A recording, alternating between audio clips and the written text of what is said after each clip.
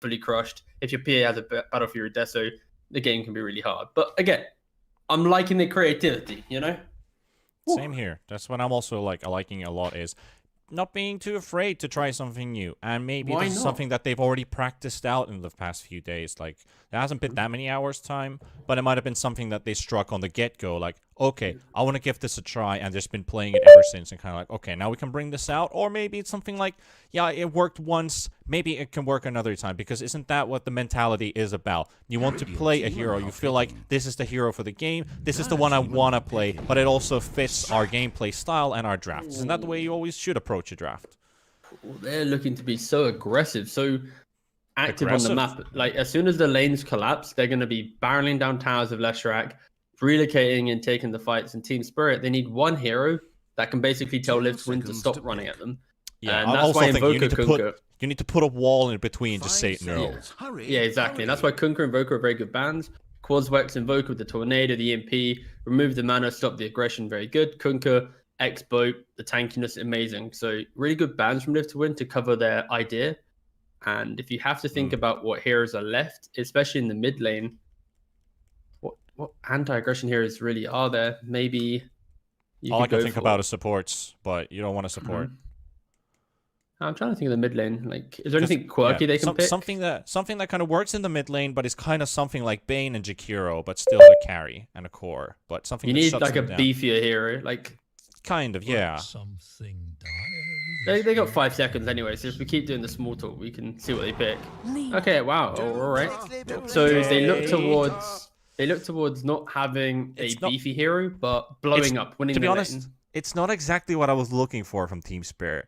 I mean, it's a Toronto-Tokyo Lina, yeah, but this is not the hero I had in mind for defensive reactiveness and turnarounds and kind of like shutting down Live2Win's push. Yeah, the flip side to that is simply the push comes from the Leshrac. So they pick up a Lina that can actually beat the Leshrac in lane, or at least match his farm, so that he doesn't have the wave to play around. If Live2Win overextend, they have that explosive potential. And the issue is, we were describing a hero that can stand in front of the fight. They don't have that. They have a lot of reinitiators. The Phoenix, Axe, Lina, they all want to play on the fringe of the fight and then enter. That's where Team Spirit will have some issues early on. But the Lina pick is simply, if she gets that early farm, she gets a bots, Yules, BKB, Aether Lens, she's suddenly now just running around the map, getting all these pickoffs. And it's a risky pick for sure, but it's one of the better picks for the idea of it can actually lane into Leshrac. And if Lina has a better start to the game than Lesh, she's the one rotating, helping out the Axe, playing with that PA and forcing the fight. So yeah, I don't mind it at all. And another layer of burst damage where if Brew fails his initiation, you have that instant Yules. Like, if you precast Yules onto Brew, he blinks in, boom, suddenly he's in the air, you LSA, blow him up. Like, Live2Win really can't fight. So yeah, I don't mind it at all. But it is going to be an issue if lanes don't go that well. Monkey has a great game, Lesh has a great game, then suddenly, where is that front line that we mentioned? But again, that's 15, 20 minutes down the line. We can bring up that point. We can either praise it or flame it. And now, I think what is also a really big question here is we look at directly the Dire team, the name, Team Spirit. This is Yellow Submarine, now signed by an organization. Do they fall under pressure because they have to show what they're made of?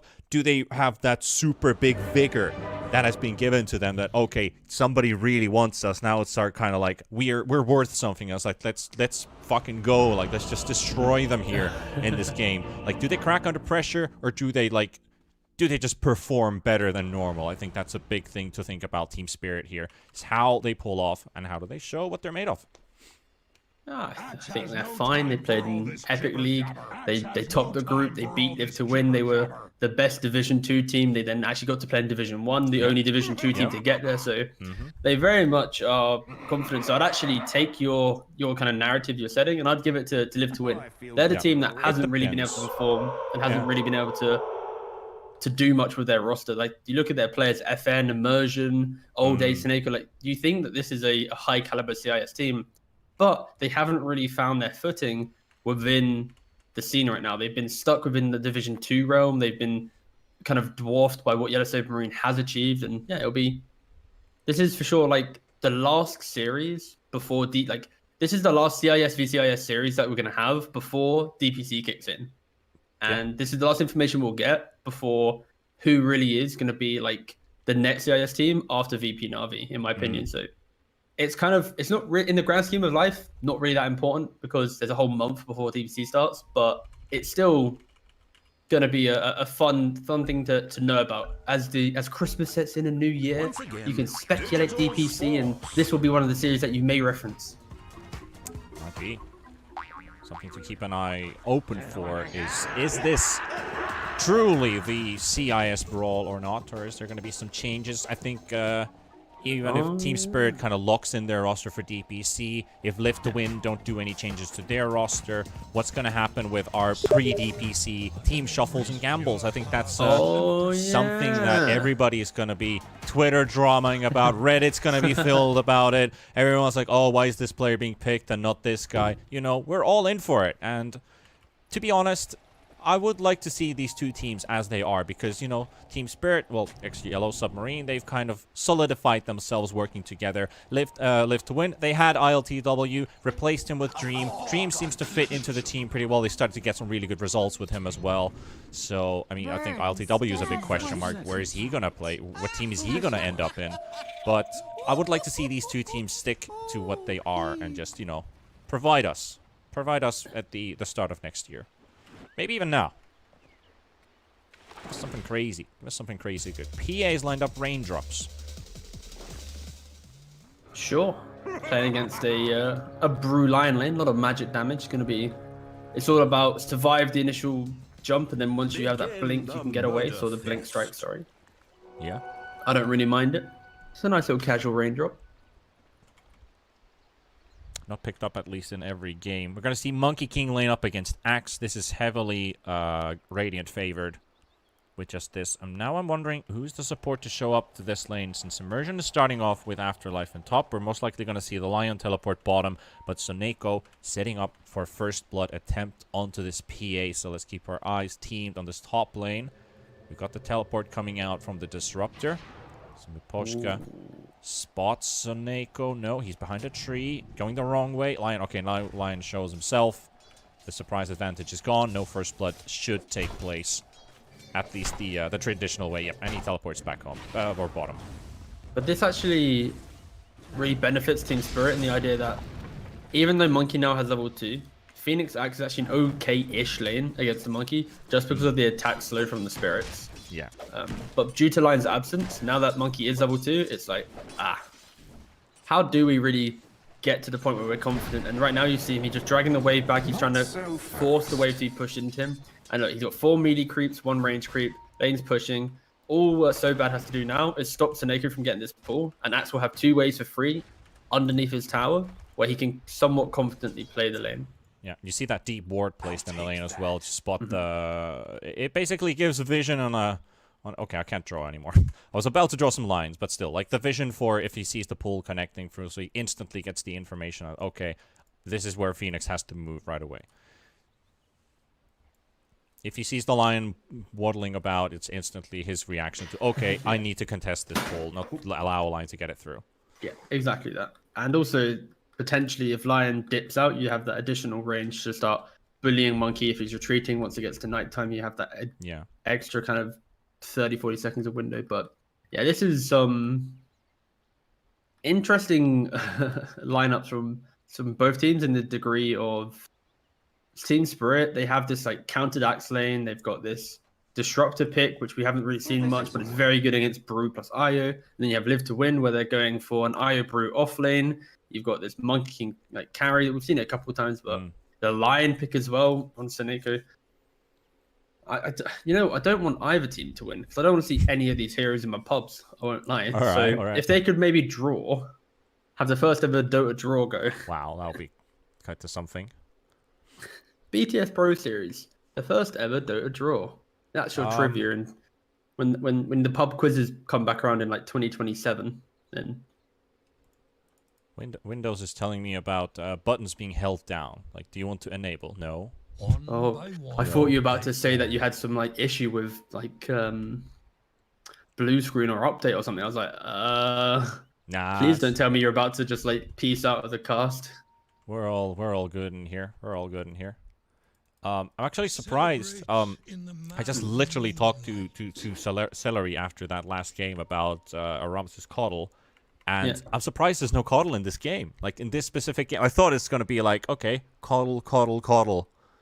Surprised that it's not actually in this one. Yeah, like, it's good, but you need to have a player that wants to play it, right? Like, yeah, but you pick up a Coddle, and it takes away some big components of the game plan, right? Like, normally, the previous patch, you're used to having supports that want to look out for a fight, can do things, and Coddle, he does do that nowadays, but if it's in that 4 role, it's a lot greedier. In the 5 role, you can't really rush the axe. You have to go for a glimmer. And on your 5s, you want a little bit more oomph, because the new age Coddle is all about, it's basically a Chen, but without the Chen property. It's like, he's got the wave clear of a Chen, because the Chen has creeps, the Coddle has wave clear. You have the TP that Chen used to have, and you also have some mana, but it's very much a enabling support, which +1. And the team just needs to be ready for that. And I think it will take a week or two before teams maybe look at the hero a lot more than they currently are, but it is a very good hero for sure. But it is, in my opinion, it's a 4, not a 5, just because of the desire to quickly rush the Ags, to have that team fight, and then to bring the hero back into wanting to really enter a fight confidently.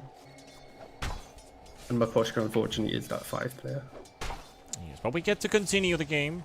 Decent. We do. Pause there. Yes, I should load up the brew changes, so I am up to date and I don't say anything wrong. All right. And you wanted to talk about those disruptor changes as well. If there's still something we missed, do enlighten us. Not really, mate. Basically the same thing. Disruptor, cast on ally Thunderstrike, allows it to be, yeah, that's pointless as hell. I'm not going to look at that. Brewmaster, that's what we care about. So, let's look at Brawler. Where is he? There we go. Now passively, so it's a passive, provides evasion and crit chance, sure. Once he activates it, 3 times chance for evasion and crit strike to occur, sure. And it's a higher cooldown because, of course, it's, a bit better. Yeah, 29 he has more seconds armor. Is quite long. Yeah, less HP, but more armor on Earth Spirit, more HP regen. On the Storm Spirit, it's got more HP regen, magic resistance, so tankier. Okay. But less HP. That used to be the very squishy one always. Yep.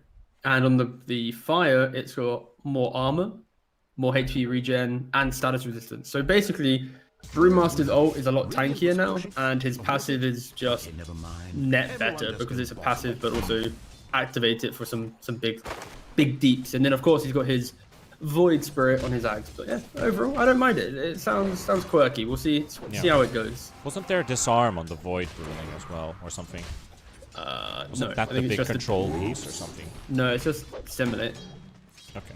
Not Disseminate, the physical armor shield from Void Spirit. The name has escaped my mind, I won't lie. Alright, that's alright. I don't even know what the name is called. I haven't actually seen it more than just once. Oh, it's the Ags shard, by the way, not the Ags itself. It's the Ag shard.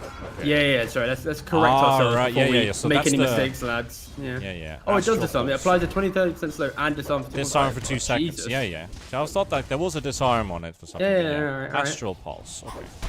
Oh, god damn. Ugh, that's disgusting. Ugh. Yeah, that disarm is pretty good. Like, the slow is pretty massive. If it's the shard, it's actually good. Yeah, I thought it was the Ags. This entire time we're talking about it, I thought it was just the Ags. But if it's a shard, that's cheap as chips. To think about, that's the shard. Like, to think about overall, you picked up Brewmaster, the enemy has a PA. This is a cheap halberd. This is literally a cheap. I'll show it to you right on screen. Halberd's 3,600, and your Ag shard is 1,400, and it's a 2-second disarm. And since Satanic is absolutely garbage now, well, not absolutely, but it's really bad because of the status resistance no longer there. That's actually big. I'll give it to Brew. He sounds like he could be a fun hero. So if he goes for the Spirit, if he goes for the shard, he's going to be able to disarm people. Axe getting killed in bot lane as expected. Like I mentioned, that chase down from Dream. Yep. But then also the 2 charge or not. I'm excited to see if Brew's a hero. I'm so skeptical, but I'm down to see it maybe work out. Alas, mid lane. Might work out a little bit different than the Zitrax carry brew that we saw earlier on. That was before in a different patch, so. And I've already forgot about it, Panda. But then you have to bring it up, and I had nightmares. Thank you, Panda. But we did talk about it before, and you actually mentioned it first. Yeah, so but I forgot, and then I remembered. You can't hide. You cannot hide. However, this mid matchup we haven't really talked about a lot. So farming and trading, doing a decent amount of damage. This is the same thing about either one leaves the lane, the other one is just going to push your tower down. We've seen Leshrac already do that earlier on today. So the enemy mid leave the lane, Lesh pushes down the tower, and then when the tower is down, then the Lesh gets to rotate. So when either one of these rotates, if they both go in the same lane for a battle, maybe then if they go in opposite lanes, or is it just one going for a rotation and the other one pushing down the tower? So those are the things we have to pay attention to, because one leads to another. There's always a reason and a consequence. But 5 minutes in, it's only 1 kill to live to win. Obviously, Monkey King being able to kill the Axe, so the fact that Axe hasn't had more deaths, it's going pretty well. You see he's got him 19 CS, that's more than I was expecting him to even have from this lane. He's having a decent time. He's got the boots and the windlass. Again, the idea of just offsetting what Monkey wants to slowly click you down. It isn't an Orb of Venom on Dream. Immersion just killed off the courier that had the Ring of Health for Yatoro. Easy. So Brew and Io have like 2 minutes of extra harassing time on this PA. Well, yeah, 2 minutes because of 110 respawn and then the lane walk back to lane. Fly back to lane. At least Peposhka uses the glyph instant glimpse. The glimpse, there we go. Oh yeah, sorry. New patch Disruptor now has a inbuilt glyph where he can glyph literally turn anything. the heroes invulnerable. It's like a global guardian angel in a sense. Anyway, Collapse is diving. Dream is low on HP. He's hiding in a tree, but they're gonna kill off Soneko's courier. Right. So bad is low on HP. What's the stream do? Looking for. Oh, he misses the stun. Oh, and there's an Icarus dive available. So bad. He could cut down the tree. He could cut down the tree. It's right next to him. No. Nah. That takes some big cojones, because if he misses it, he's going to be stuck in that tree line with Lion stunning, Monkey King right click him, and he dies. So he needed the Axe to be with him. But, you know, let's like, they're already winning a lane that is kind of somewhat hard. Axe now with 32 CS, of course, farming up the small camp. So they're going to be happy that Monkey King is so scared to really exit the lane. Yeah, because that's the thing. Like, do you suffice with that, or do you just want to go for more? Because that's like a big question sometimes. Yatoro's courier respawns now. It's a flying one, so I'm pretty sure he's going to instantly use it to send it back to lane. That's his Ring of Health waiting. There is a Disruptor courier bringing up a sentry, trying to find the ward, and then has actually rotated towards mid. Instantly glimpsed, but he's only glimpsed under the tower, so it doesn't go all the way back mid. Miposhka lives. What does Toronto Tokyo do with this? He could push. He might start slowly chipping with some right clicks. He's LSAing the trees down, but FN quickly goes top, kills off the stack, comes back to mid and is able to defend his tower. Only 300 damage. It really isn't. And Disruptor ain't here. Yatoro is gonna get punished a lot here, but they're afraid to go because there's no creep wave, and they don't know that Miposhka is not even there. They don't have vision. There's only a dire ward inside this area. Only 1 kill in 7.5 minutes. Very cautious, very patient. Yeah. Slow burner, isn't it? Slow burner indeed.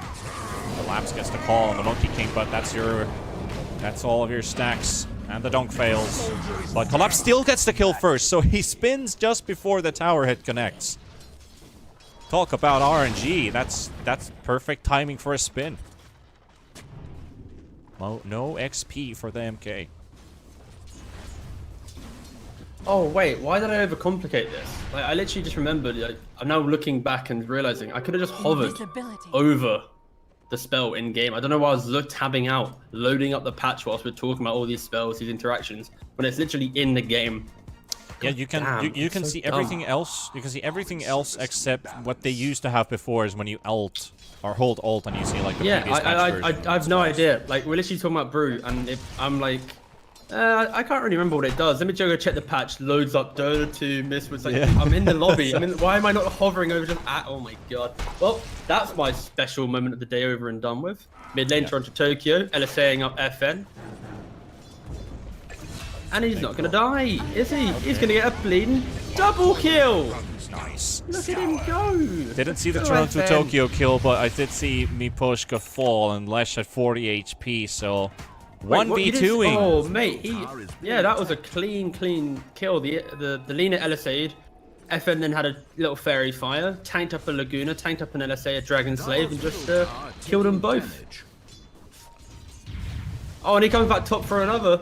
Another little stack that's been made. FN is really just farming up everything. Yes. Gets a stack. Meanwhile, Soneko was picked off in bottom. Not sure if he got any vision out because he didn't get. Did he even get to place the ward? Okay, he's still holding on to the ops ward. So Soneko was trying to get a ward down into the dire triangle. Quickly intercepted by an axe. He did say, "Good day, sir." He did. Dream. He's also going for. So we see double Battle Furies this game. Yep. PA and MK. Yeah, the monkey has to scale into this game. He does. I'm not a massive fan of the Battle Fury on MK, but yeah, like you said, he needs some scaling. He can't just go pure fighter build and hope for the best. The thing is though, like, people develop the idea of just going Ags because it's kind of like an additional farming tool. So it's interesting that Dream values just innate farming speed with Battle Fury rather than buying Ags then maybe MKB, BKB, because if PA jumps on top of a monkey with the Agnums, she is going in like a 3v1 type situation. But I guess Dream values, like I mentioned already, the idea of him just quickly farming up rather than relying on having the monkey spawn. But yeah, I don't know if I like this. I think I prefer the Ags, the tankiness, the ability to potentially outplay a PA. Triple net worth lead as well. 4,000 gold for Lift to win. Really well. But it's basically FN. Like, he is doing Pretty much, so well right now. MK is also at 4,800. So that's 1,000 gold ahead of the PA, who are both building a Battle Fury. Meanwhile, Soneko tanks. Okay, relocate coming in. Can they get this Lina kill? Laguna Blade has been used on Soneko, and they will get the Lina kill. Soneko tanks it through. He's dodging the Sunray, or at least he's trying his best, and he lives. The Yules comes out from FN. But they don't need to play this through immersion. Does he go for his friend? He does. All right, relocate to mid. Okay, they weren't that far, but still. But mid Lift to win, they just. Yeah, the good thing here is they collapsed the map, by bringing all the heroes mid. And now we see the potential value of a Lion in the idea that he can run around the map by himself. If he dies, whatever. If he gets a good stun off and sets up that relocate, he can just be really devastating in the early game. Yeah, that was brilliant that he was able to play in the dire jungle without any threat. Okay, Lina walks in. You're probably dead. Oh, he's actually surviving. Relocate, turn around with the stun, and just kill the enemy mid as a support, basically. So that's big. Yeah. Also helps FN, obviously comes up to clean up, and then he has the Yules as well to save him. But yeah, it's just the value that you get here. Can we address the Midas on Brew? Sure, mate. Why not? It's an old age classic item. You want to have levels. If you're fighting a lot, you naturally are XP starved. So he's got it before that 12-minute mark. So yeah, why not? And you're technically ahead of your opponent. So this Midas also allows this Brewmaster to scale a tiny bit faster. Yeah, I think the key identifier to why it can be potentially viable is the Team Spirit doesn't have innate push and map pressure built into their draft, where they need Axe to have farm, they need Lina to have +1/+2 item. PA, of course, needs Battle Fury Deso +1. So it gives you pretty much like an 18-19 minute window where you can do whatever you want. But once it gets to like that 20-minute, you need to have those active items. So yeah, it's important now that Brew, in the next 8 or so minutes, he gets items to fight. Maybe a Vlad to help his Monkey King, maybe a Blink, maybe even like the Aghanim's for that early disarm, the Shard, sorry, for that disarm. Could be interesting. They're pinging out. And they spot collapse. The stun comes through. We'll get this Axe controlled. And an MK ulti just in case that the team fight doesn't actually break loose. Maybe a bit of an overkill, but it's a good preparation there from Dream. Just to make sure that... Yeah, get rid of him. I mean, both at the same time get rid of him, but, you know, Team Spirit, they might have just wanted to TP and defend because Axe is a tanky and bulky hero. Though they are behind, they realize that this is maybe not the best fight, so they give away the kill, they give away their tower. They don't get to push this tier 1 in mid, so this is just purely live to win. Living to win, even. They are playing so well around the idea of what their heroes have, right? The Lion is meant to be that kind of vision getter, fight starter. They don't have that really built into their draft because, of course, Brew is a little bit more hesitant to go in because of that Static Storm threat, but Lion is the one doing it. The early tower damage is coming out from FN, especially because FN got that amazing double kill mid, amazing big outplay. It's propelled him just to be so confident. A quick heal is now going bots. They've already taken 3 towers on the map, and Team Spirit, they need to look to make some type of aggressive play here. Yeah, well, they're going in. At least the Yules does come out. The Glimpse also an immersion. And there's the egg. And they will instantly disengage. Yeah, it's kind of a bit underwhelming there, really. They were hoping to get a better glimpse, maybe. Yeah, exactly. They had to get a big glimpse onto Lena as she ran up into high ground, bring her back. Suddenly she's in static storm plus egg. But yeah, it's very rough for Team Spirit. They just can't make any moves on the map. They don't have exactly. If only Collapse actually had his blink dagger, and it might just get punished. Miposhka's gonna have to tank this, but Collapse really wants this farm. Is Greed is good, or is Greed bad? Gets at least, and he misses on the big creep on the ancient camp, so that's a lot of money, and he's gonna have to pass on. Boots of Travel's now picked up on FN, and this map control, it's fully in the hands of Live to Win. 15-minute bounty rune is gonna be going all 4, unless yeah, Yatoro's not going, Collapse is not going. But FN and Immersion are coming towards this bot lane. They they found him. Yule's into the air. The stun preparation from FN and PA. Well, it looked like they might actually miss this PA, but Yatoro literally just walked into these two. And they see Collapse. So hard to play this map. Like, look at the vision right now on the minimap before the fight breaks out. Radiant only have one ward, but the glimpse. Yeah. Miposhka trying to buy some time. Gets the glimpse on the IO. They don't need to use Laguna Blade for this one. It's a tiny bit of a trade, or at least a little bit of revenge. But now, the blink is ready on Axe. Do they smoke up? Miposhka has one. Damn, the greed on Dream. So not only did he go for the Battle Fury first, but he's then going for the Ags. So in a game where okay, so I think this is the reason. Hold up. Soneko got the Hex. The call was cancelled by Collapse because he thought he's not going to get it. So, Lion Hex. One of the most scariest things in the entire game of Dota is a blink Lion Hex. At least it doesn't have a blink. You might have one soon. Yeah, this is where vision advantage and instant lockdown is very good. Like, Lion as a hero is pretty bad, but in the idea of this game where they already have such a big lead, that instant lockdown will be very good.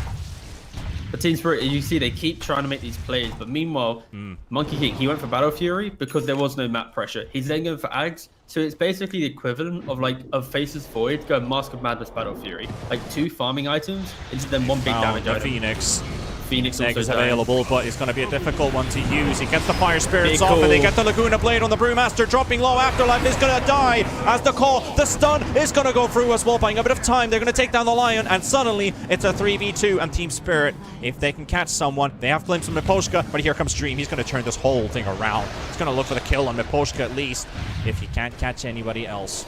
Still keeps it in their favors, and Disruptor will meet an inevitable end. And that was a small breath of fresh air for Team Spirit in the fact that, okay, we do have a combo to play. We can hit a big call with an egg and maybe turn it around. But that was one of those kind of best case scenarios for Team Spirit, because the Brewmaster, he didn't even get split off. He didn't even do anything in the fight. He just kind of walked in, died, and the egg went off. And it was great for Team Spirit. They gave themselves a little bit of breathing room. They are 8 to 9k gold down. And I just look at the itemization coming from Live to Win. This is going to be a BKB within the next 3 to 4 minutes from Brewmaster. Monkey's 1,000 gold away from his second farming item. And he's on 10k net worth now. He's easily going to be, 15k plus very, very shortly. Like, there's nothing stopping him other than himself getting picked off. Yeah. As we hit the 18-minute mark here, still a triple net worth lead on all cores for Live to Win. That XP graph ain't massive, but the gold is bigger in this case. Usually you see the XP graph being much higher than the gold graph, but now it's the opposite way. Disruptor's still level 7. Not much Miposhka can really do about it. These fights are over too fast for him to live. And Soneko, what is he building? He's got a fluffy hat, he's got Glimmer Cape Tranquils, he's got something on the courier. That's just some sentries and stuff, right? Nothing on the courier, never mind, it's empty. He's got the Glimmer, right? I think he's now a happy little... And Collapse, he gets the call, relocate, instantly coming in as well to this bot lane. The LSA stun is too early, and FN and Immersion get the chance to at least blow up Miposhka. Dream is also here, he will cancel the Sunray from the Phoenix. The egg is available, he's trying to get to a safer position, and the split comes through. This is a call for Team Spirit, let's back away. The Axe is so far from the rest, and so is the PA. They might just have to give away this Phoenix. There's nothing they can do to save the bird. The bird is not a word now. At least that's one down, and the others get to go away. Split used. Static Storm used. LSA, the Laguna Blade on cooldown. But still an MK ult. Still the egg. What? Why does PA have this stupid Aghanim shot? What the hell? Releases sharp blades round her in 550 AoE, dealing 12% of victims max health on impact, and applying break. You're breaking So not the Monkey only, King. but not only does she have like a death throw, a big crit, an abyssal, but now she can break you for 1400. What? Yep. Oh my god.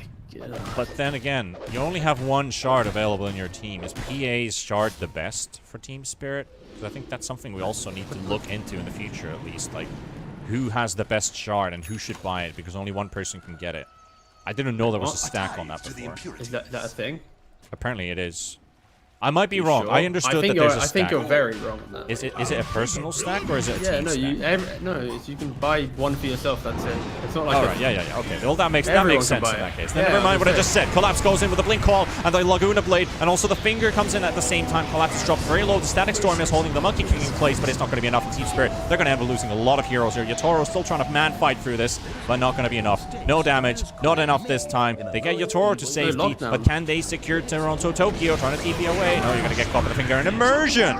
It is the IO with a triple kill out of this fight, out of all possible heroes. Icarus dive to safety, relocate coming in. Can we get an ultra kill on this IO for once? Can we get one? Can we please get one? It's about to time out. Yules is there. He's gonna get this Phoenix in the trees. He's spotted. Come on. I don't think it's gonna happen anymore. The relocate is gonna take him away after clear this one out. Yeah. Meanwhile, Dream picks up the Aegis. And that's a big one for Liv to win, and this might just set the course for the rest of the game. Well, yeah, but that's just showed how Team Spirit, when they're fighting out in an open area or even near Roshan, they just don't have that stun to be able to actually fight. Like, they're relying heavily on Liv to win, to clump up and to then hit a big Axe Core or an LSA. And even when Pushka needs to hit a Static Storm, it's so difficult. Like, Brune is about to complete the BKB. Like, that was a fight where the Leshrac didn't even have the Bloodstone. The Brewmaster didn't have his BKB. The Monkey King didn't have his BKB. Like, they're all so close to their surviving items, and they're losing the fight. It's 14k down. It only shows how well Live to Win have played around. I think easily the MVP is a joint effort between Immersion and FN. These two together running around the map have just destroyed this game. Team Spirit have nothing to stop them from taking every tower. And then whatever lane they go to, there's either a Brewmaster helping them, a line helping them, or Dreams just kind of bounced around the map, farmed, but also present for the big fight. So yeah, just FN and Immersion have controlled this game so beautifully. Bottom tower under fire. But right now for Team Spirit, they're just buying their time. They're hoping that they can play on the fact that PA will eventually be the PA that we all love to see, critting heroes. She needs Battle Fury, she needs a BKB to survive the Lesh. Then maybe she could go for this Aghanim Shard into just straight Rapier and look just to break down their opponents and just blow them up. Agreed. Could be a play, but it's going to be a big comeback needed from Team Spirit when you are 15k down. Yeah. All right, so this has been maybe 1.5 years or maybe 2 years of talking about patch changes and things that we might still expect to see. If you open your shop as a caster, you will not see how many observers, sentries, or smokes are in stock for a specific team. Can we please get that so we get more insight on, do they have smokes available? Do they have wars available? Because we're just near saying, and I guess, I don't know, because we literally don't know. That is something I've been praying for a long time. Get your pen and paper, mate, and jot down when you see them bought, and then try and do the math. But look at Live to Win. Yeah. They know that Team Spirit can't fight them. Like, the positioning, they're not allowing for the big Axel to come into play. The slow sieging with Dream, who has got the Aegis. He's actually going for an SMY for the status resistance to deal with the Axel and the minimal stuns they have, not the BKB. Like this as well. All those MK illusions right there. Laguna Blade comes through. They're trying to blow through that Aegis, and it goes. They're actually going to take it out, but the stun from 2 on from FN. The post can collapse low HP. The Leshrac still at half HP. The stun comes through from the egg, and they're going to get through FN. The BKB is also on the Brewmaster, and so is Yatoro. They have a limited amount of time to try and find these kills. Soneko, look at Immersion Dream. They're just waiting. They're just holding their ground calmly, backing to the low ground, but not panicking away. Keeping their ground, waiting for Team Spirit, smoking up even. So bad. He pops one. but they have no high ground vision. So Team Spirit, they're going to have to suffice with just the FN kill and the Aegis. They lose the that range actually racks. was pretty good from Team Spirit. The fact that they were able to kill the Leshrac, it was a product of Live to Win running in very deep and leaving the racks. We also didn't see Monkey King get to use his ultimate. Like, that's the type of fight where after they use Static Storm, like the big Laguna, Monkey King, all he has to do is throw down his ultimate and then take the racks. But the desire for aggression offsets that, and Spirit actually do hold, even though they nearly lost both racks. It counts. But Live to Win, they're just going to go again, right? Like, there is no egg, there is no Static Storm. Round 2, boys. Smoking up on the high ground, finishing off the melee racks, and they're targeting Miposhka. 10 seconds for an ultimate on the Disruptor. They need to keep him alive. The BKB from Toronto Tokyo, and they just went in, and now they're running out again. The MK ulti comes through from Dream, and it's a really well-placed one as well because the Lena's in trouble. So Neko doesn't quite die from this. And how do they get into this? So bad. Baiting. They have the Disruptor ulti. For Live to Win, they don't have any. They, like, Miposhka's... Oh! He nearly died. The Monkey King actually, one of the monkey spawns got removed as it was about to kill him. Oh my god. It's not even the not even the witch doctor monkey just throwing gotch. It just, coconut. Team Spirit, they really are struggling with just even fighting up against that constant pressure Live to Win are providing. Like, it is an admirable effort that they're providing, but they need this PA to have two more items to be realistic. Like Deso Basher, maybe, even a Rapier. I honestly, I'm at the point where just a Rapier, blow up the over-aggression, and off they go. Rapier? Oh boy, alright. I want to see it. Like, you're down 17k. You just lost a rack through just Live to Win sitting outside your base and eventually taking it, so. Well, yeah, damage is what they need. So if Deso doesn't do the trick, if Lena doesn't go full right-click build, she's going for Ags, which means we're going to get the pure Laguna Blade, so nothing too special there. Plus, it goes through BKB, so it can actually be a big factor. Collapse has found Soneko. Dream gets the stun on Toronto Tokyo. Dream is thinking about going in, and they will. They get a massive heal from Immersion, and Toronto Tokyo's down. Soneko will be taken down by Yatoro. The PA has a BKB available. Brewmaster is still trying to give the chase. Afterlife's right on his heels. The egg explodes, but it doesn't seem to catch anyone. The Phoenix is here. Oh, and they're just... I'm sorry about my camera, but everybody's going everywhere. And Miposhka, he lives again. Wow. Radiant scan on top of Yatoro. Relocate. Oh, the relocate. Oh, the big brain play. And the other way. Go the other way. Go the other way. Go on, FN. You got this. He's trying to locate him. He's trying to find him. Blur comes out. The damage, they spot him. They see him. The BKB, the TP out, and Yatoro should be able to escape. All right. FM was using his edict there just to try and find out, because of course if you're invis, if you're out of vision, they will target on him. You'll see it happening. A for effort. A for effort, indeed. That's what I had in mind as well. Like, so close to catching him. But I was surprised that they actually went right and sorry, they went left, but PA was right. I will say though, coming into the series, I thought Team Spirit would be kind of in the position Live to Win are right now. I thought that Team Spirit played some really good Dota in Epic League, and that Live to Win were a bit shaky. They had a little bit of question mark to how they played out the laning phase, especially in the playoffs of the GSL. You're under a ward. There's no BKB, right? You're literally under a ward with no BKB right now. You're going to get Yules in the air. FN looking for the stun connection, and this is going to be a dead PA. There's nothing they can do to save him, and he's going to die. Then it's very low. There we go. Dream finally gets the kill. Miposhka on the run. Toronto Tokyo is going to get hexed up. There's the Blink Lion, and Collapse comes in to call in on the Lion, trying to get the stun connection. Gets it. There is also the LSA is going to take down on the Lion. Here comes the Dream Ultimate 2. Collapse is going to fall as well, and Toronto Tokyo onto the high ground with the BKB gets himself away from this engagement. It's a 2-for-1, but 2 cores from Team Spirit dead. They're just giving no space on the map. Live to Win, like they're ping-ponging around there. They go top, they pressure the PA, she BKBs, instantly utilize that ward in the bot side of the map, then punish the PA, again get the kill this time. And now, like, how do you stop them from pushing here? You have to look for a big Lena blow-up, maybe access to buyback, but with Monkey King plus Leshrac, these buildings will fall if they can get into the high ground. But without a creep wave, Team Spirit get to live another day. They do. They fend off Live to Win for now. Next Roshan. 2 minutes, 20 seconds. Almost 2:30 in total. since that timer's already started. There's a Shiva's recipe on the courier, and there's an ultimate orb. Alright, so MK is 1 piece away from Scotty. Point booster away. Can have some very dangerous stacks of HP, stacks of stats, so to say, on this Monkey King. 260 damage with a Battle Fury. You've got these Ags illusions, or copies even, dropping about here and there. What is the... Okay. Ag Shard, Tree Dance cooldown from 0.3, cast point to 0.1. Yeah, you can keep jumping a lot with that shard. It's very nice, but I don't think it's not very necessary in this game. Dude, okay, it's amazing. Ooh, spicy. Fan on knives.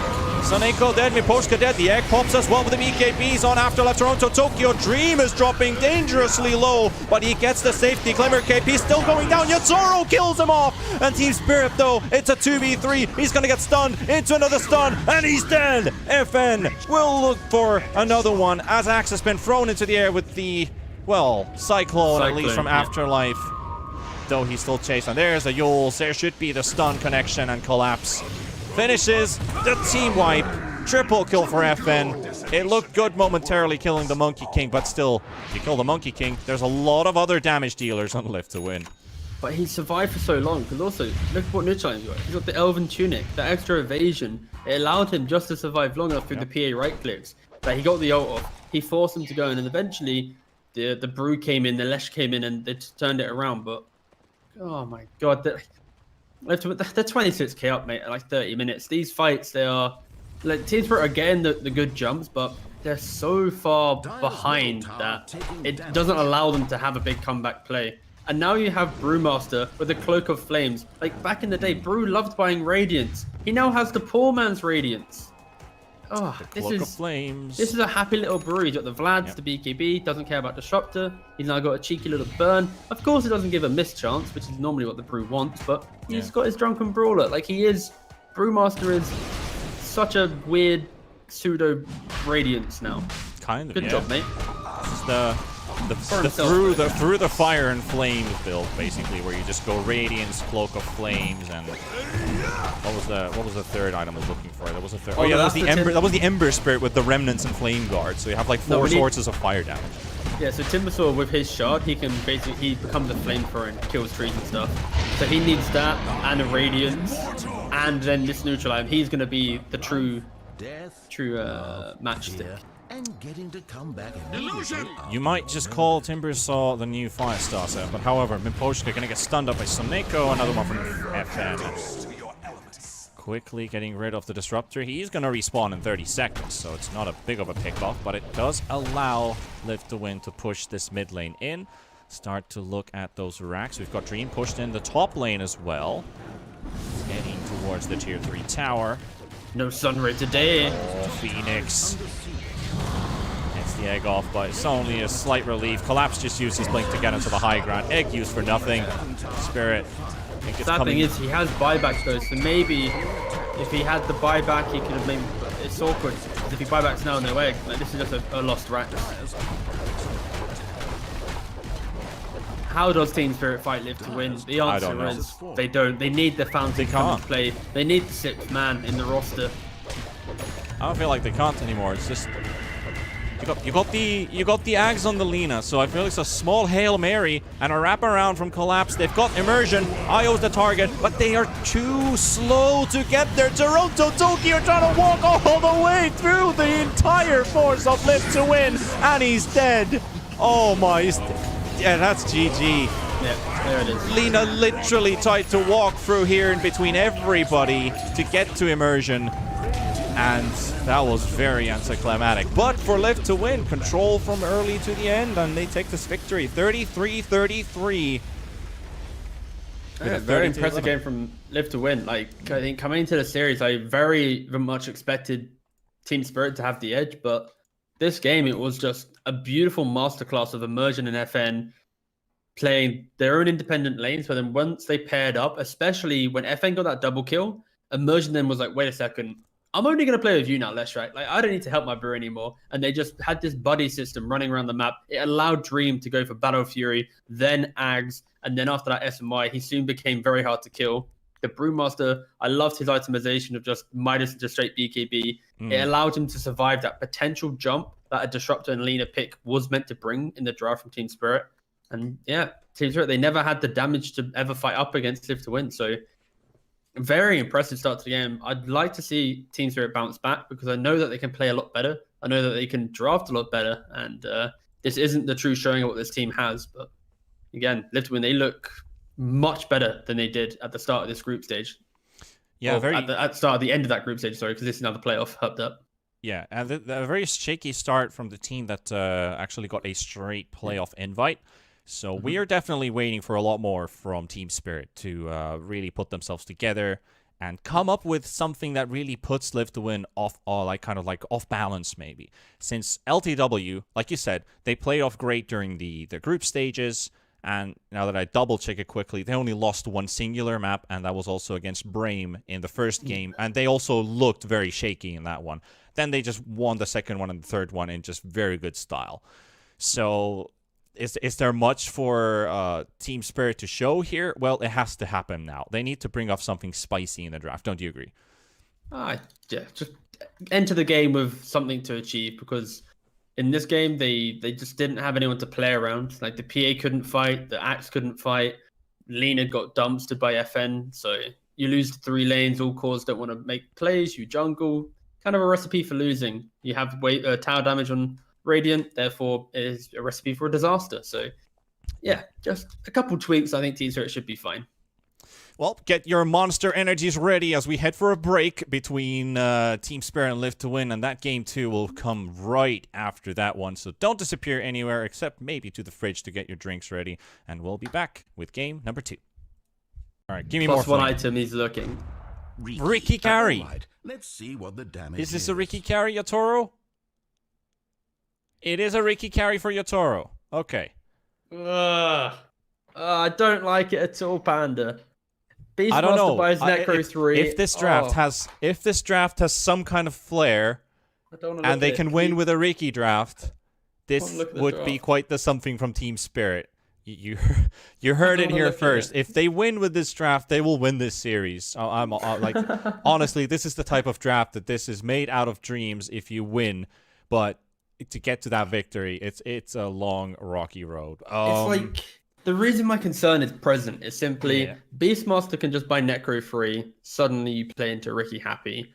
SD and Quap hard counter DP, you play pretty happy. And Team Spirit have the same issue as game 1. Where is their early damage? Where is their ability to play around a hero? Sure, you have the DP to do that, but when it's just a single DP, Chrono's pretty darn easy. Oracle might come in, but alas, the early Beastmaster, after that Necro 3, if he even wants to buy that, he could just go for the Solar Crest build that braces and enable the Void. He then tanks up his Void so that the early damage from him will always offset whatever Ricky can buy. Ricky most likely needs to go for some Manta Diffusal build to survive the potential. I don't know. I really just don't like this DP and Ricky pick. I've been on a panel for quite a lot of games, throughout this year. This fine 2020. You have. And I've never been in a position where I've looked at the final 2 picks of a draft and gone, ugh. And this is the first time I will happily hands up say I hate Team Spirit's draft, the final 2 picks. But if they win with it, they are gods. Because Ricky if he has items advantage, he can play into that Void. That smoke screen pre-BKB, very good. The issue is the Beastmaster. The DP, she can set the pace of the game. If the Oracle ults are clutch, suddenly it doesn't matter if the Quap lane counter's in play. It doesn't matter if all these things are happening because that Sage coming in. If Live to Win can't find the fights, but again, you have Beastmaster for vision, you have SD Poison for vision, you should be able to find it. And yeah. But Team Spirit, they might be able to. If they win the lanes and they can collapse on the map, play around every DP exorcism really well, maybe give Ricky an Aegis. There we go. I know. If you give Ricky the Aegis, it should be good. But it's an uphill battle, in my opinion. Yep. The Gaben probability says 55 to 45 in favor of Radiant, but we know that it always doesn't literally tell you what's going to happen. Where's he pulling that from? The Gaben probability? What is that? I don't know. I mean, Hard to say. Honestly, I can't I don't know, say mate. if I can agree on this. Because Gavin's been smoking pre-Christmas. the thing with Ricky, like, your damage source is Diffusal Blade. Building a Diffusal Blade is rough. The thing is, Ricky cannot jungle farm because your enemies are facing towards you. This is the main reason why Ricky is good at farming in lane, why he is good at dealing damage, is because he's hitting people from the back, literally how this hero works. You can't jungle farm too efficiently because you're missing like half of your damage, maybe even like 2/3 of your damage. Also, you're a Ricky. I think you're overcomplicating it. It just It's a literally says Ricky. in the name, Every single person watching the stream, Panda, will understand what you mean when you say a Ricky can't jungle. yeah. Some people just don't figure it out. Like, oh, why he can't jungle? He's a carry. Every carry hero can jungle. No, Ricky can't. That's just one exception. He just can't jungle. Anyway, as mentioned, if this is Team Spirit's game to win, they probably will win the entire series because this is so bonkers that literally understand the amount of power words we've used here with T-Pan and Tigo, That's true. and understand that this draft shouldn't win, but if it does, it's a big power spike for Team Spirit. Okay, let's be all serious. I've been pretty darn negative towards the idea of what Team Spirit presented, but let's at least, like I've already mentioned already, the of course, ideas we of Team always Spirit. look at positives. We always Ricky, do. like I said, so Ricky's got that Void matchup where if he gets that early lead, he can play into him, DP, etc. The big team fight, if they make the jump, that's the key thing, right? We mentioned it in the Spider Pig series earlier today. Whatever team makes the jump should be able to win the fight, and that kind of comes into play here, where both teams have that one save. SD has Disruption, Oracle has ult, and no teams are contesting for bounty runes, so I can continue monologuing. Axe has the Blink Initiation for Axe Call, Live to Win have the Roar, and then the Chrono. It's basically, if you can get rid of that one save and then jump a core, it's going to be pretty good for the team. It's just getting to that point where you can confidently make those plays. Live to Win technically has the earlier timing built into the Beastmaster first item and allows for pressure. Void level 6 allows for pressure. Ricky does need some more time, but if Team Spirit can get to that point, and maybe I could see them over the game to some degree, but it's they have to play goddamn clean Dota. A lot is on the shoulders of Axe here. Collapse definitely wants to have a better lane than he did in the previous game. I mean, he did alright, but he could have done a lot better. Then again, he was countered by the Monkey King, making his life a whole lot harder. This Axe can make some miraculous plays early on. He can line up with this Phoenix. He can also do some work with the Death Prophet if they get like an early Blink Dagger and start fighting him early. This way, Ricky can join in fights, and Ricky can line up to get more money from all these kills that they participated in the early on. They're trying to get immersion out of the lane, but at least they forced his salve. Hold on, I'm now quickly checking the patch logs to see if Ricky's got anything broken. That's actually something we haven't touched at all. Smoke screen can be used during tricks of the trade. Radius increased. Miss rate reduced. Okay. Until level 4 where it's then higher. Okay. Cast range reduced on Scepter. And the Pfizer Dart putting the Actually, I'm going to show on screen right now about the this shard. Yeah, please look at the shard. Pfizer Dart the target enemy, putting them to sleep for 3 seconds. At the end of the duration, the target wakes up and takes. So this is the play. When Ricky has to join a big team fight, he has to sleep the Shadow Demon and then jump the Void. We've worked it out, guys. Yataru's playing for the dagger plays. Yeah, I guess that could be one because it's a 4-second crowd control, and I'm not sure if it's a basic dispellable or hard dispellable, or is it even dispellable at all. At least the Shadow Demon can keep you in a bubble and safe, but still, you take any damage, it breaks. So what they could do is isolate a core from the fight for 4 seconds. Exactly. Like, take the Void away completely, for example. It's very Kappa, but I'm down to watch some Kappa things. The thing with that dart is that time walking during the 2 seconds gives you all the health back that you just took, basically. So if you use the dart after a heavy nuke, you can't use it. You don't get any HP back. They're so clowny. They were talking about Ricky, who's the carry, using 1400 gold to put a man to sleep. That's all he. That's. It sounds so good, but then underwhelming. I don't know. 3 minutes into the game, no one has died. Very slow start. Yep. Does use his bubble here on Miposhka. Once Oracle hits level 3, this is a big nuke. Maybe try and kill someone here. Not necessarily Afterlife. Maybe they can get Immersion if he's out of position. Yeah. So that's what the SD also has to be careful of. Not to misposition himself. You can only use Disruption once. For Team Spirit, though, another big advantage that they have is this Axe Phoenix lane is really, really strong, especially now that they're against a Void Snapfire. It's always been really good, too. Yep. The only time it's weak is when they're against like a Monkey King or one of these heroes that can really chase them down. So this will be where Team Spirit need to play well on, punish the Void, and then suddenly you get this kind of topwards pressure on the map appearing, barreling into mid. Maybe they play, but they need to really crush their lane to be able to get that type of momentum going. Seneko trying to TP out. Woo! On the edge. Punch in the face. That's a little slap to the chin there. Collapse really needed that too. Triple CS lead for Team Spirit. First blood in the first 4 minutes. Action rune taken by Toronto Tokyo. So at least the early minutes for Team Spirit looking decent. Quap has an XP advantage. Just a tiny one. It's a quarter of a level on the Death Prophet. But if a Quap does get that early rotation at level 6, rotate some of the TP, blink in ulti, get a quick kill, and then make your way back mid. Maybe you don't lose your tower to level 1 Exorcism, and you can make those plays into other lanes. I feel like that should be the play for FN, but he does what he does.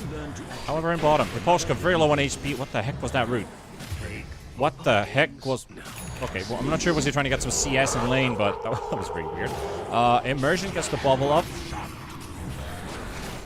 Toro stacks up poison, uses all of his 1 charges remaining. It is a big He's going back thing. in. Oh. He's going back in. He wants to kill this SD. He gets it. Immersion. Whew, he really just didn't check if there was a wand on play. All right. Team Spirit getting some kills. Add another to the tally. So Nako rotating for bounty runes, but they're already taken away by the Phoenix. Yeah. But this is where, if I think the top lane is the key lane for us to really look at. It's the trade-off that Axe, he's skipping behind tower every time, farming up jungle and lane. So he will be top net worth, the big guy, the really tanky, quick blink dagger, quick kind of tempo setter. Yep. But Void, he also gets all the farm he wants. He has the Morbid Mask going, Mask of Madness. He can play under his tower. As long as Axe can maybe keep his catapult life here, he could also even pressure this tower. Oh, call in on the Void. Not enough spins though, but he's used it. 10-second cooldown. Soneko coming in as well, but collapse. He was trying to cast the dunk. For the dunk. He tried to dunk, yeah. But most importantly, he's up 49 CS. He's very far. And Toronto Tokyo rotates to top. FN is running along the river. He used his illusion rune, which changed aggro back to the catapult to kill it. Doesn't change anything because it's a DPO vault, but just funny that he killed the catapult accidentally. Yes. But yeah, this is what Team Spirit need to do. They're playing off the Axe, having a really good lane. They're playing off the fact DP can take towers. The question for Live to Win is they need to wait for Beastmaster to have his Necrobook, and then that's when they start setting their own pace of the game. Poshka TP's mid. He dispels the DD off of the Queen of Pain, but they're instantly hunting for a free kill, which is going to be the Oracle. The disruption comes through from Immersion. Toronto Tokyo hitting the backline onto Soneko. Soneko will die. Will die to the tower. And Miposhka is fine. FN is forced to teleport away, and Immersion also runs out. This is some very, very weird engagements from Live to Win. They're just really reaching for the kill there. Honestly, even though no matter what we say, we can feel things. We're trying to be as correct as we are, but at the moment, I'm actually happy Team Spirit is pulling off a good early game. No, for sure, they have to. Like, I mean, they have to, but I'm happy they are because this gives them the fighting chance. It's not a stomp. Yeah. No, yeah, like they have the Axe Phoenix lane went as well as it's meant to go. This DP done pretty well mid. She actually didn't really get too punished by what is a classic kind of counter, but she has the regen. Yeah. So it's yeah, not too bad. And the question is for Spirit, they need to try and make sure they keep using Exorcism well. They took top tower. Then next time they come to mid, this will be when potentially Snapfire has some levels. Like, this is the key thing. The reason why the game looks so good for Spirit, Soneko's level 2. The SD is level 3. They're setting up on this 6, Riki. much better. That sentry ward. So close. He saw the cast animation of Immersion, but he was faster with the tricks of the trade. Meanwhile, on top, they're diving on Dream. Ball doesn't go through. Chrono's available. Teleports are also available, so I have to care for this Axe is going to back out. 900 gold from having a Blink Dagger. Meanwhile, Quap in trouble and FN's down, and Yatoro gets this one. What the heck happened there? Was that like a max duration route, apparently, that connected? Meanwhile, Cole comes through on Soneko. Another kill for Team Spirit. 5-1 now. Yeah, really good stuff. eSports now trying to capitalize on this aggression, taking the bot tower, but yeah, Team Spirit, they're grouping up early, getting your tower into the game. Like this Ricky, he has to be present. We mentioned how obviously he can't hit jungle where he's a Ricky, so he starts joining in the fights, gets a nice little pick off him. TPing in, looking for a chrono play. This is what the Dream Faces Void is looking for. Exactly. FN is here. They have the nuke, they have the damage. The root comes through. Ooh. They get the silence though. Oh, they don't have a point in it. Well, the key thing is they don't have enough damage. Like Void plus Quap isn't going to be an instant kill. Sure, maybe on one hero, but it's not going to be fight winning enough to repel the aggression. Like they just need levels and supports. Like this is where Spirit have done a really good job. Where Miposhka nearly level 6, Phoenix nearly 5 and a bit, SD barely 4, Soneko 3.5. Like they're really struggling, and this is the disparity right now. Spirit can play with the map as 4 or 5. Live to Win are barely playing the map with like 2 or 3 heroes, and if Spirit keep riding this aggression, then sure they can propel themselves into a point where they can keep chaining pickoffs and play around DP. But once minute 10 hits and levels come into play, good change. I was gonna TP, trying to go for it. Oh, he does that. Oh my god, that was so close. That was close. That pushes the Axe 200 gold backwards towards the Blink. Yeah. I was expecting him to die there anyway, but I was like, all right, well, not much he can do. Beastmaster with level 1 Necro. The question is, does he want to commit for the level 3 for the true sight, or is he just going to keep it as a casual Necro one that we have seen quite a lot of Beastmasters in previous patch do? That's true. A lot of people just decide to keep it as a level 1 and start doing other items in between, like going for auras, or if they really need help some initiation, they just get Blink Dagger. Which has kind of fallen off a little bit on Beastmasters. He is opting to buy the Necro 3s. He's just lined it up in his quick buy. Yeah, he wasn't using his quick buy. He was really teasing us there. It's like, will I buy it? Will I not? I don't know. All right, Snapfire's got the tome. Sit's coming out. Void has Chrono. Is there a smoke on the cards? Like, the next time DP pushes a lane, if the big Chrono comes in, the snap ult, you can completely dismantle this early kind of lead Team Spirit has had. They don't have Fortify, so mid tower should fall. There it is. Yep, and that means Axe's Blink money. Axe's just got it. He's not buying it though. Now there we go. All right, he's bought it, and we're probably gonna see our next big team fight show up because we have the Chrono combo, we have the setups for it, we have the Blink as well from Team Spirit. 11 minutes into this game. So they just might be the aggressors, and Live to Win have to respond to it. This is kind of like, in my opinion, this is kind of like the make or break moment for Team Spirit's draft, where if they crush this next fight, they really put themselves in a position of constantly owning the map. But if they lose it with EXO being used, it's an issue. Oh, SD going deep.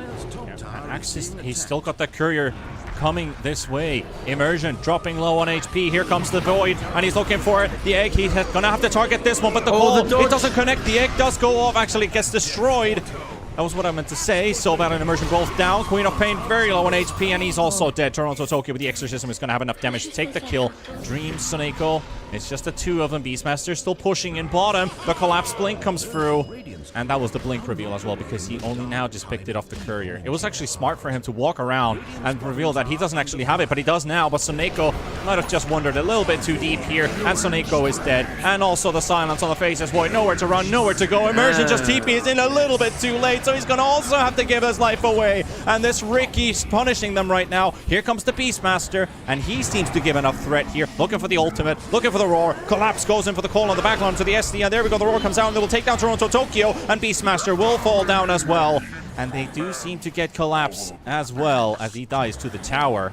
That tier 2 tower is a really bulky machine. That hurts, but that's a long fight. Who comes out stronger? It does look like Team Spirit pull off the stronger edge, but Miposhka is still being chased, so we can't see the fight recap because these Necro books are still hitting him. They're going all the way. Nah. This is still such a big net win for Team Spirit, and the idea of like Live to Win. This Beastmaster, he held his TP for so long. Like, he didn't even want to join the fight. Like, maybe if he joined a lot earlier when that Chrono comes in. Like, the reason why Beastmaster is so good in that draft, he's enabling that early damage, the inner beast enables the void to do a bit more. You have the necro, the raw. It's so strong, but he just wasn't in the fight. Just kept pushing bottom. So Team Spirit, they really capitalize on numbers advantage, and their heroes do counter Live to Win in the very early portion of the game, and they are utilizing that to great effect. And for Live to Win, I think they're too happy with the type of draft that they have, the fact that they do outscale Team Spirit eventually, and they're just being too confident trying to play the entire map. And because of that, it amplifies Team Spirit's early advantage of Ricky smokescreen against Void, the early push, and this Axe is making some very good calls. But Live to Win, they have to play as 5 in these early engagements. Like, the fact that they used Chrono, only got 1 kill, and then they luckily didn't lose the tier 2. This could have been a devastating fight where they not only waste Chrono, they lose the tier 2, and the game gets really hard. Ricky now has Diffusal Blade as well, and instantly hunting. Axe is going to maybe blink as well. Ow. Oh! Close That call. was close. That literally was a close call. Sadly, this the call doesn't connect for Team Spirit. For Live to Win, they're happy that faces Void doesn't fall here. I just realized, by the way, Panda, how many people watching the draft are like, damn, I'm going to bet on Live to Win. I'm not gonna talk about that. I'm just gonna say that we were maybe very one-sided, but on the other hand, that's the magic of everything, because we're not the ones playing. There we go. Dream smoked up from behind. They're almost close to each other. The Chrono's there, but the DP doesn't end up in it, and she has also got the Yules, but they move into the Chrono. The Yules doesn't even go off. Oh, Ricky on the back line. They don't want to use it. Yatoro has to run. FN chasing, Cookie going through. Where's the detection? There it is. Walks into a sentry. Now Dream is waving his hand, but it's FN will throw the 5-5.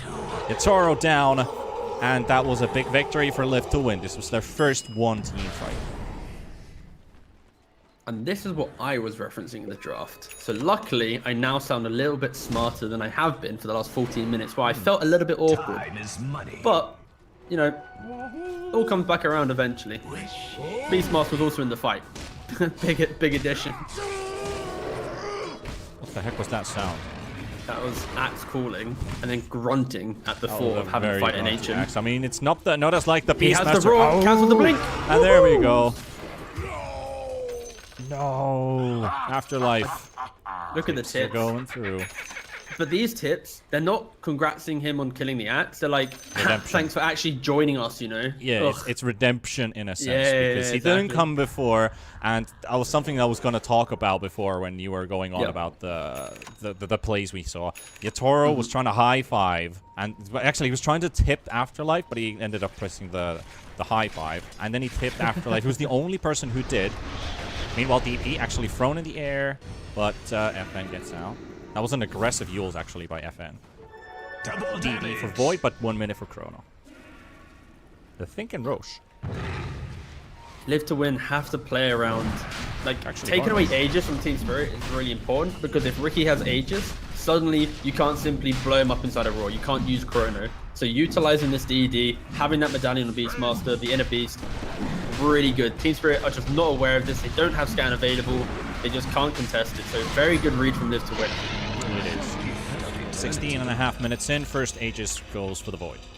But also it gives the flip side where both teams, they're trying to enter the fight with a big explosive pickoff, right? Ideally, you want to kill Void on Live to Win. And on Team Spirit, you probably want to kill the Oracle.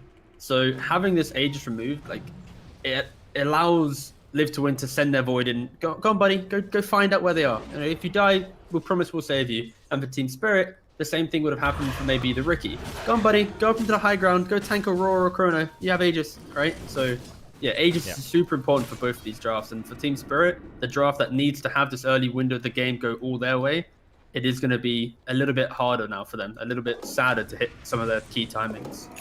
But they are smoked up. They are looking to instantly try and find a pickoff where they hope Live to Win after getting Aegis, but maybe get a little bit too relaxed. Afterlife is swarming with neutral items. Doesn't have room for any of these, so Neko has to intervene with some of that. Spots himself a ward at least. 17 minutes in, Axe shard check. Not yet. Well, no one's got any quick buy, but in 2 minutes time we might see it. Oh, hold up. Exo in top. And a smoke coming in towards the top lane while everybody else is leaving. dire They're onto have Tokyo. You sure you want to do fortified this? their Cliff's been cause. used. They're coming in between. They find Yotoro. Ricky They got the just roar dead. onto this Ricky. And here's the call from Collapse. But can they save this Ricky? they're The upset. ulti from Miposhka comes in through. And Evan is dropping very low. When he's got 100 remaining. And he's going to go down. Yotoro gets the kill first. And Soneko's on the run as well. They're going to take him what a down. The chrono. Chrono coming in as well from Dream. And trying to take down the Axe. But the Axe is being protected by all those heals. And he was also lost half of his HP. So bad with the stun. But the Yules comes out. So the Void doesn't ever get stunned by the Phoenix. Meanwhile, Yotoro going on immersion this time. And Steam Spirit, they're going to find another kill. 3 heroes down. And Dream holding onto that Aegis for now. But live to win. End up losing 3 members of their team. And they managed to intervene Team Spirit just in time. That's so weird because they were just Live to Win was all together, right? They grouped up. How did they get so disconnected at the start of that fight? Like when Ricky gets roared, Live to Win should just be collapsing that hero. So I honestly lost track of how Live to Win got so split up, and then they hit the big chrono. Dream goes back That's into Aegis, yeah. Aegis gone. Mortimer's kisses fly Awkward, through. isn't it? That's very awkward. It is. They're Is setting he gonna up, find? Nope, no one. It's Are nighttime. they still staying? Do they have vision advantage? They see them. They see the Void. They see the Snap. They see the Beast. They see everybody right now. The Necro units are being tanked. The silence on the faces. Void comes through as well. It's a very long one because it's the DP one. And he's rooted up. The cookie from Soneko. And Collapse comes in back as well. He's joining the party with his team. Meanwhile, the rest of Live to Win, they're on the low ground. But they get the chance on Toronto Tokyo on the ulti from FN. And Afterlife gets the kill. The call coming in from Collapse. Collapsing onto the backline. Onto Afterlife. Onto Immersion. And Immersion is going to go down by the looks of it after that bubble is going to end. And he will. Afterlife, however, has already cleared out 2 heroes. And they're going to get Yotoro. They're going to make a triple kill out of it. I keep saying it's a big, and then they always die after. Like it's a big chrono. I'm not lying. He hit 3 people, but it wasn't good. It's a big call. He hit like 2-3 people, but he didn't kill them.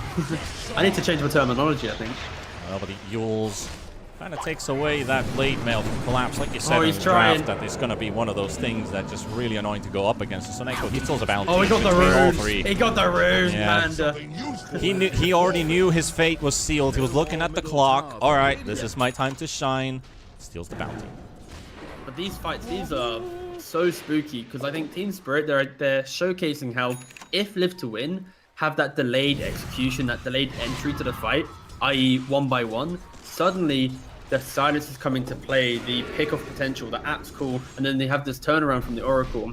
But once that fight prolongs a little bit longer, DP doesn't have Exo, Phoenix doesn't have Egg, Oracle doesn't have Ultimate, suddenly Live to Win. They have that skirmishing ability, Snapfire, SD always present, Beastmaster Quap, they can get in and out of the fight, be super annoying. So yeah, I think Spirit, they are very well punishing Live to Win's poor entry to some of these fights, but it's the tail end of the longer ones that Live to Win are able to really come out on top.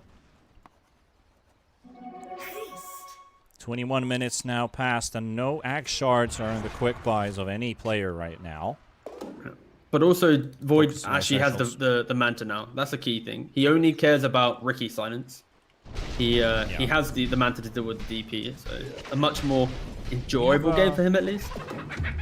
Are we seeing an Aether Lens for the Snapfire? I'm just liking the idea of a longer range cookie to get Void kind of out of the silence. Force Staff is a lot better, but I wouldn't really mind seeing an Aether Lens. No, I think realistically he doesn't need that. I Okay. think All right. just Yeah, I might cookie give it alone is good overkill. enough. You don't really get Yeah. any benefits on any other spell, so yeah. Exactly. not too good. It's all tickety boo. But now we're past the 20-minute mark. Let's check if anyone wants to buy a shard. No one No, does. I literally just did that. Like, Yeah, I was just checking. Yeah, no one. It's No worries. realistically, it's not that good. None of these heroes have like, oh my god, what the hell, shard. yeah. You know? The DP armor is useful again because of the chrono, but I think that's something we talked about yesterday. Being able to frontline, being able to Oh, do FN damage, though, and Chief. FN, this is a big one. He's dead, isn't he? 50 seconds, and They meanwhile get the they're room. initiating on the Phoenix. Roar has been used, 1 for 1, and Spirit are collapsing. They're looking Afterlife. They're looking for someone. Can they get there? Collapse, blink available, gets the call, and he cancels the teleport. He thought he didn't get it, but he actually did. He was walking away thinking that I didn't get this one. Oracle is almost dying here. Holy crap. He had to hit himself, didn't he? Like, he had to use his old ult because Christ, that was close. At least he's got ultis and salves. Bloody Yeah, hell. the shovel. Yeah, it's so good when he gets the shovel and he gets these salves. It is just free HP at that point. Yeah. So you obviously can't cancel the salves during the ultimate. And yeah, I think Live to Win overall will be pretty happy with that engagement, simply because they were able to kill. Oh wait, is Immersion now dead? Oh, if he stayed for that ward, he'd have died.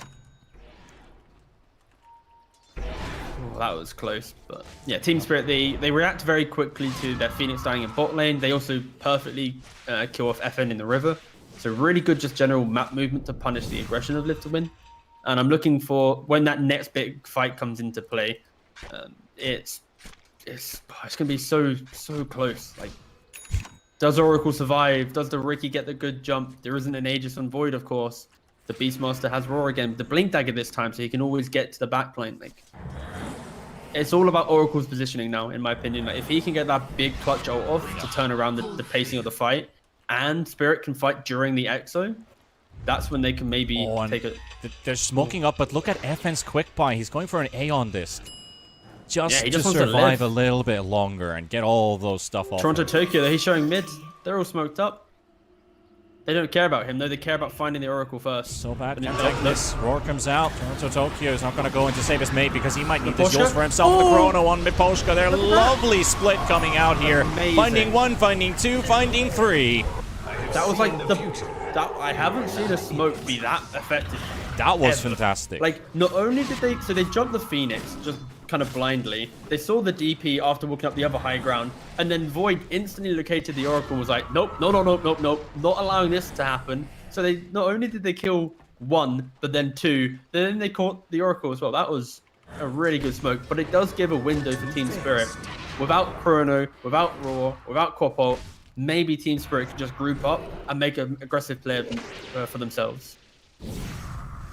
Like that kill didn't net like a tier 1, or Roshan wasn't alive, right? And Roshan's respawning in 20 seconds. That's a quick Roshan. This is a play where Live to Win. Realistically, this type of smoke should be where they break down Spirit and get themselves that second Aegis for free. So they have to be careful now that Spirit aren't able to quickly identify Roshan is spawning very soon. Indeed. And also, BKB on the Axe now, so Collapse has a tiny bit of extra roaming space now to not get instantly controlled as he goes for the blink call, so he doesn't get Yules in the air. He actually gets the damage of his blade mail. Toro is scouting very deep. There's a sentry They're down. where Aegis is up. The Roshan is up. The Ricky's crew just scouted out. There's also this 1 HP sentry still here that I was pinging. Well, not pinging, but I was pointing out earlier, because the Ricky illusions, they only he do bought like... the blessing. They only bought do like... the blessing. Wait, who The has it? Beastmaster, sorry. Beastmaster Oh, blessing. you can the control shard, them. Okay, you mean. I thought it was just dive And bomb. you Oh, said damn. we're not gonna see flying hawks. I thought he could. Okay, I forgot he could control them. All right, that's how Yes. I tell. That is I literally thought it what was he's going to literally do just a now. dive bomb. So the hawks that's are hype. dive bombers. That can Dude, be that's so controlled, hype. makes sense.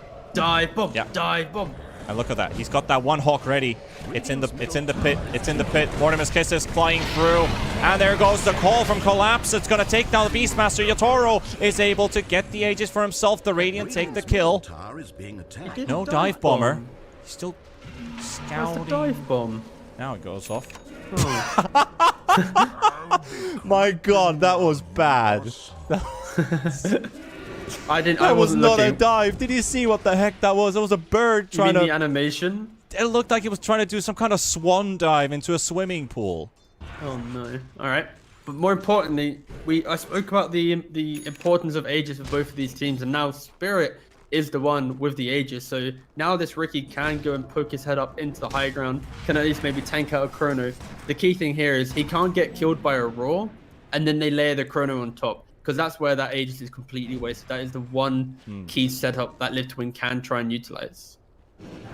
As long as, you know, Miposhka isn't in position to cancel that with his ultimate, but still. Yeah, these are some Game's going big really well for games. Spirit.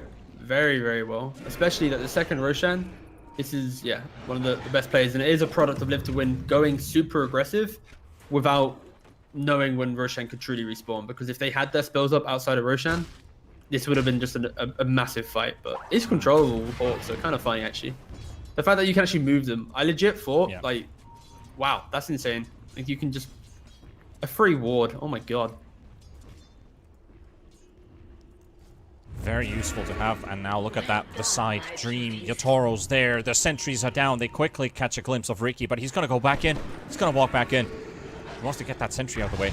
He's gonna go for Saneko, trying to pull some attention, get some attraction, some attention going on here. Still no actual breaking loose. They're very stacked. Dream could find a beautiful Chrono here. Still waiting, and his friend's already dying. Seneca was So afraid so to hungry go. to kill that ward. Like, he was like, I want to kill the wards. And it's like, Yeah, wow. and at the same time, Dream is probably calling like, keep baiting, keep baiting. And he had an opportunity, but they were still very, very badly positioned. Like, around this ward spot right here, you could see people being here and here and here and in front. more It's like, importantly- okay, but Sorry, Panda, hold up. Look at Collapse, though. He TP'd to tier 2, allowing this TP tier 1 oh, tower and to he have a quick goes for TP. FN. Does he have it? The root comes out. The Sunray. They need that What an silence to go amazing through, play. and he's dead. So Collapse, like, he TP'd to the tier 2, knowing that most likely his tier 1 would get pressured, allowing for the quick TP to be present for that tower. Yeah, that was so good. And then the instantly drawing the line to bottom, but maybe this is where Lift to Win can now punish that TP to top if Toronto Tokyo is for some reason to show in bot lane. But with the vision still up, they should be able to get out. Oh, they Chrono found the comes Poshka. through. Oh, okay. It's got the Oracle. The Yules at least goes out. They're going to get the Oracle kill with a Chrono, but it's not really the prime target. Look They at hope to Yatara, get it's like, something guys. more. And Team Spirit is like, let's go. They put the wards Yeah. down on the ground. They see where they're coming from. And they get to disengage, but there's no Chrono for 2 minutes and 20 seconds. Dude, this game is just like ping-ponging around the map, just trying to find the pick-off. It's like, all right, guys, we killed the Quap. All right, run out. Okay, we killed the Oracle. Run down here, you know? So the difference here is simply for Team Spirit, when they get a pick-off, they're using at-school. When Live to Win's getting a pick-off, they're using Raw or they're using Chrono. So it just gives even more confidence for this rookie to do work. And Seneca might be dead again. He's dead. He's under a ward. Oh, he's trying to kill. So he's Very his own ward, ambitious. actually. Yeah, he is very ambitious. Collapses here. getting The the rod courier, comes yeah. out. The call should be there. He's not even using his blade now. He's not even using his blade now. He doesn't respect the right click damage. Snap is dead. Still a Chronosphere on cooldown. And a roar comes through. Okay. Instantly purged away by Collapso and Yatoro.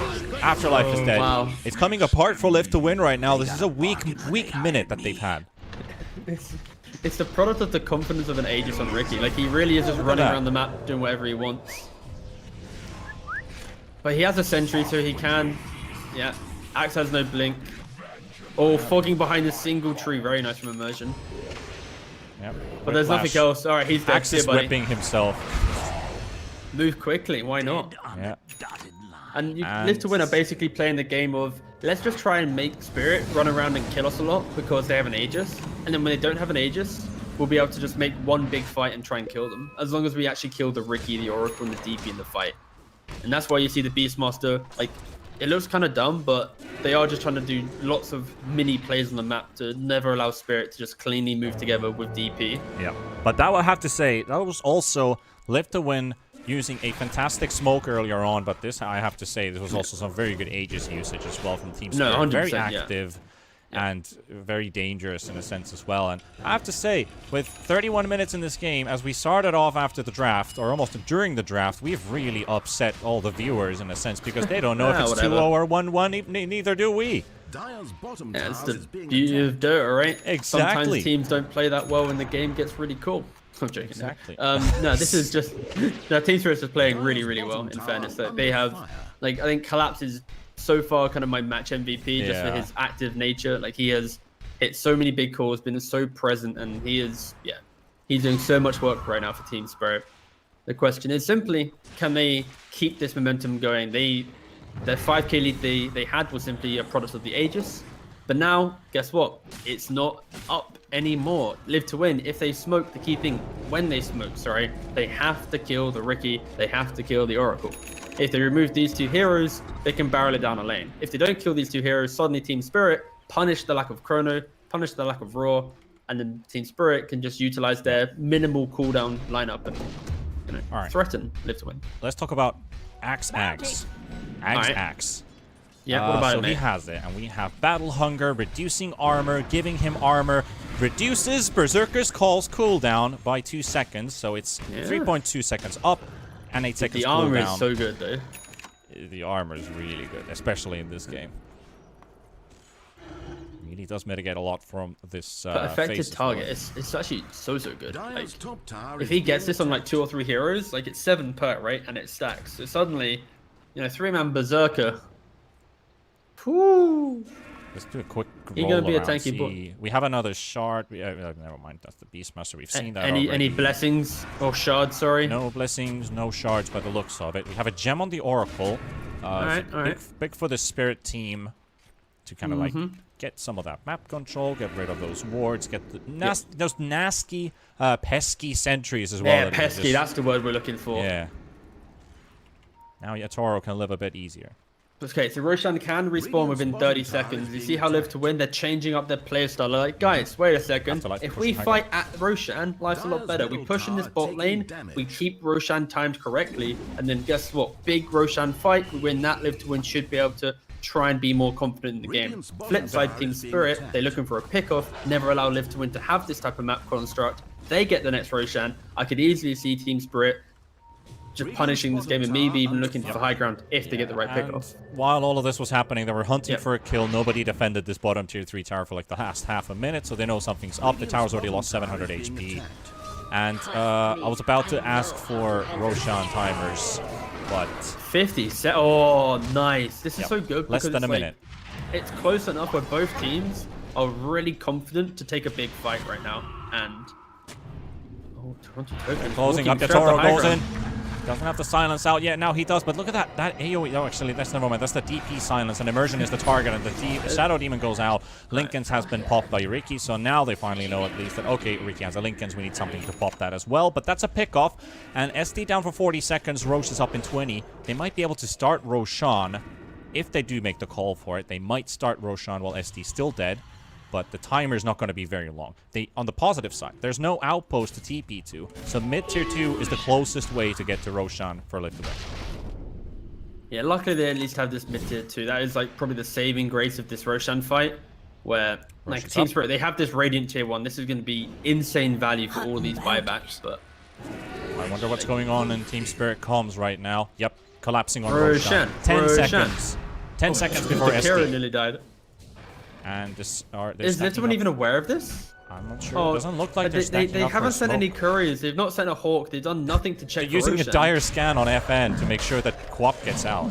Oh, this is actually horrendous. The most That's critical a refresher. point in the game. They're too late. They're just too late. That's a double exorcism. That's a cheese and an Aegis. Toronto Tokyo double ulti available. Okay, and they're gonna maybe still look for the fight. They know they used exorcism for Roshan, so they might fight without the exorcism being up. But then there's the refresher that is still there. They're trying to set up Yatoro. They're coming in from the side as well. It's Afterlife looking for the opener. He's got a Hawk, giving some vision. He's also in there. He's in the zone. This is a full commitment. They're going to go for this right now. And look at Team Spirit, how they are sitting very close to each other in this small little box formation. FN is here. Dream is here, looking for the opening. Still can't get in. The enticement, the anticipation. They're really good, though. They're gonna happen. But they retreat to the high ground, though. This is really good, though. They retreat to the high ground, and it allows them to, They have the double ward set up, so you don't need to play in the river. Just pressure the mid-tier 1, tier 2 tower. I was getting in the zone. Yeah, well, you just got a bit carried away then, mate. At least, it has set up something to wait for the next time, because 60 seconds for Exorcism to be back up again. And Team Spirit, they have a 9,000 gold lead, Aegis, Cheese, and of course, already mentioned twice, that double ulti. What do Live to Win have? Well, what do they have? Chrono MK.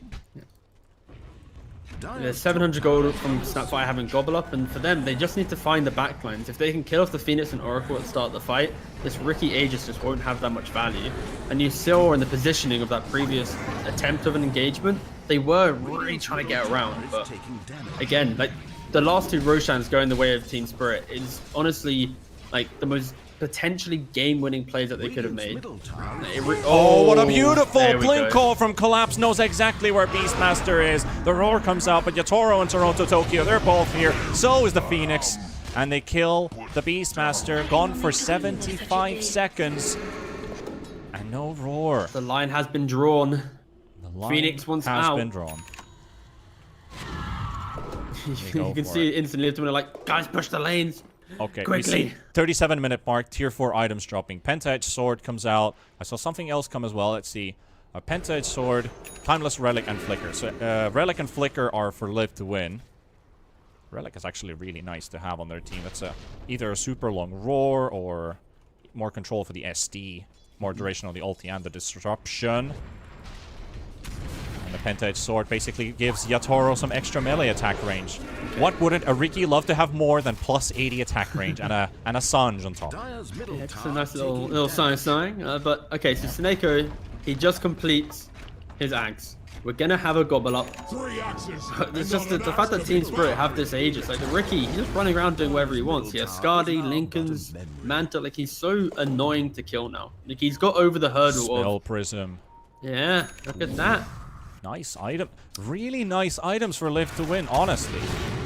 Yeah, but Void But needs. is it going to help them, though? Because Yatoro's just going in, and he's found Dream. It's going to be the primary target. The Soul Catcher comes through. They're going to heal this Riki up, preventing from dying. This is where Live to win, even though they're 11k down, Team Spirit can never truly threaten high ground. Because DP, sure, she can walk up and try and ult, but like there's so much high ground defense with Live to win, like the SD spells, the Roar. What the heck was that? Holy crap, that's Hold a A. long jump. And Beastmaster's just given up all hope, basically. What did he? What the heck can he even do there? What did he? What? Why is he there? He literally got blink struck from here. From here Oh, to he here. is level 24. Like the He level 20 is. talent That is was very an good. insane. And here comes Dream. He needs to be the saving grace. BKB is available. He's going to get Disrupt save for now. Toronto Tokyo. Exorcism is running. Has another ultimate available. And Dream is going to jump back to safety. Team Spirit. Can they do it? Against all odds. Against everyone's doubts right now. Taking a lane of racks for themselves. Dream. Mersion. Holding on to the Mortimer's Kisses. Dream. He knows he cannot panic with Chrono. Otherwise, that is going to be the end of the game. As soon as he uses it, Oracle is just going to save the target. That's going to be the main focus. So Riki technically has almost 3 lives. And he's found FN. Outside of the base. Pops his BKB. Gets to safety. That's a 10-second BKB. Yatoro's still going to relentlessly keep on going, maybe. No. He's going to let him go. That's a 10-second BKB on cooldown. I don't know what's happened to Live to win. They were so dominant in game 1, and in this game they're just like, especially the Beastmaster Old A. He's just being a little bit out of position. Like for example, the top fight he never TP'd to. It suddenly gave them the big advantage, and then like he keeps getting picked off now because Collapse is playing so well, and then he dies again in this bottom area of the map, and it just gives away another rack. Like Team Spirit, that third Roshan was such a game-changing point of the fight where like it wasn't scouted out. Like we never saw Beastmaster send a Hawk to check. Like the fact Live to win never utilized their vision advantage. But Yatoro, you don't have any friends around right now. You've got to get out. Gobble Up comes out, but the man to dodge! Is it going to be enough though? He has to jump to safety. FN is silenced up. The Chrono comes out. It's going to hit on the Phoenix, but there's an A on disc, and this Phoenix ain't going to die. Not so soon. Finally does. Toronto Tokyo, 3,800 HP, going to survive. And Immersion is going to take a lot of damage, and Collapse isn't going to be getting anywhere. He's not going to get this SD. They can't get the Dream kill either. He's going to go back away by the Dispersion. Disruption even. Immersion is out. Dream is also trying to get to safety. Seneko is here. And on the back lines, it's the Beastmaster trying to get something to happen. Buybacks are coming through. Collapse is getting kills. Dream is dead inside the base. Collapse just went for a quick snipe all by himself. And Beastmaster is dying, and he is dead. The gem on the ground doesn't really matter. Team Spirit, meanwhile, Collapse space. He has at least some kind of space has been created because he did get the kill on the Faceless Void all by himself. Everybody else went to hunt for the Beastmaster, but the push. And do they have the cheese on Toronto Tokyo. The shard is on the Phoenix. Double egg. Let's see if that is the case. FN. He's probably just holding it for now. Going in. The Spartan's going to use the buyback coming in from the Faceless Void, and the Phoenix still makes silent stuff, but he's going to be there. He's got to get the Sunray. He gets his ulti up as well. He's healing the DP. The DP ain't going down. He's not dying at all. The Oracle ulti comes in as well, and Dream's already half HP. He's popped his BKB, but he's not doing any damage right now because Team Spirit are holding their ground. The Exo is running right now. The Glyph has been used. The Tier 3 tower is falling. Chrono, 40 seconds. Roar is off cooldown, but there's no buyback on this Beastmaster. He's 300 gold short. Still pushing this mid lane. The melee racks, the range racks down. And down to one singular lane. As There's still a tier 2 tower, which they will get out of the way. They're also smoked up in the back line with Miposhka. Sobad will pop his. Collapse is also still smoked up for a few more seconds, but Live to Win ain't gonna leave their base. How do they fight this? Chrono's gonna be up, though. They need to be the aggressors. They need to be the ones setting the pace of the game. But I don't want to say it again, but since that third Roshan, where they just failed to check it, they just can't play Dota. This Ricky, he's overcome the hurdle of what Live to Win has. Every time he has Aegis, he doesn't care about Beastmaster having the Necro-Free. He doesn't care about the Void having Chrono. Like, he just runs around, does his thing, and because he's had now 10 minutes or 2 Aegises of time where he's just been able to do his own thing, he is so farmed. And Live to Win, they just haven't executed their draft rate. When have we seen them, other than the first 20 minutes of the game, when have we seen them hit a big Chrono laid with the Snapfire or the big Quappo? It's always been, like, if you look at highlight Well, we saw one gobble up, but it looked like Yatoro Manta dodged the initial stun. Yeah, He got cookied right after. Yeah, exactly. But it's the idea that... And he's going in. Look here. Yeah, they're just...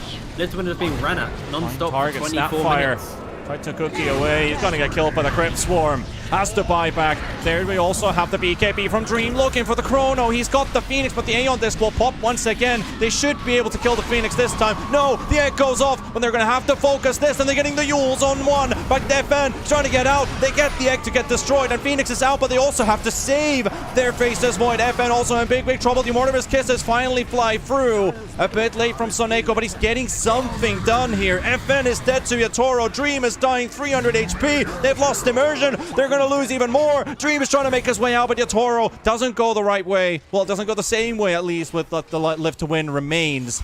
It's a 2 for 2, but how many buybacks were used? Soneko bought back. It's a 2 for 3 with a buyback on the Snapfire, and that's the last one.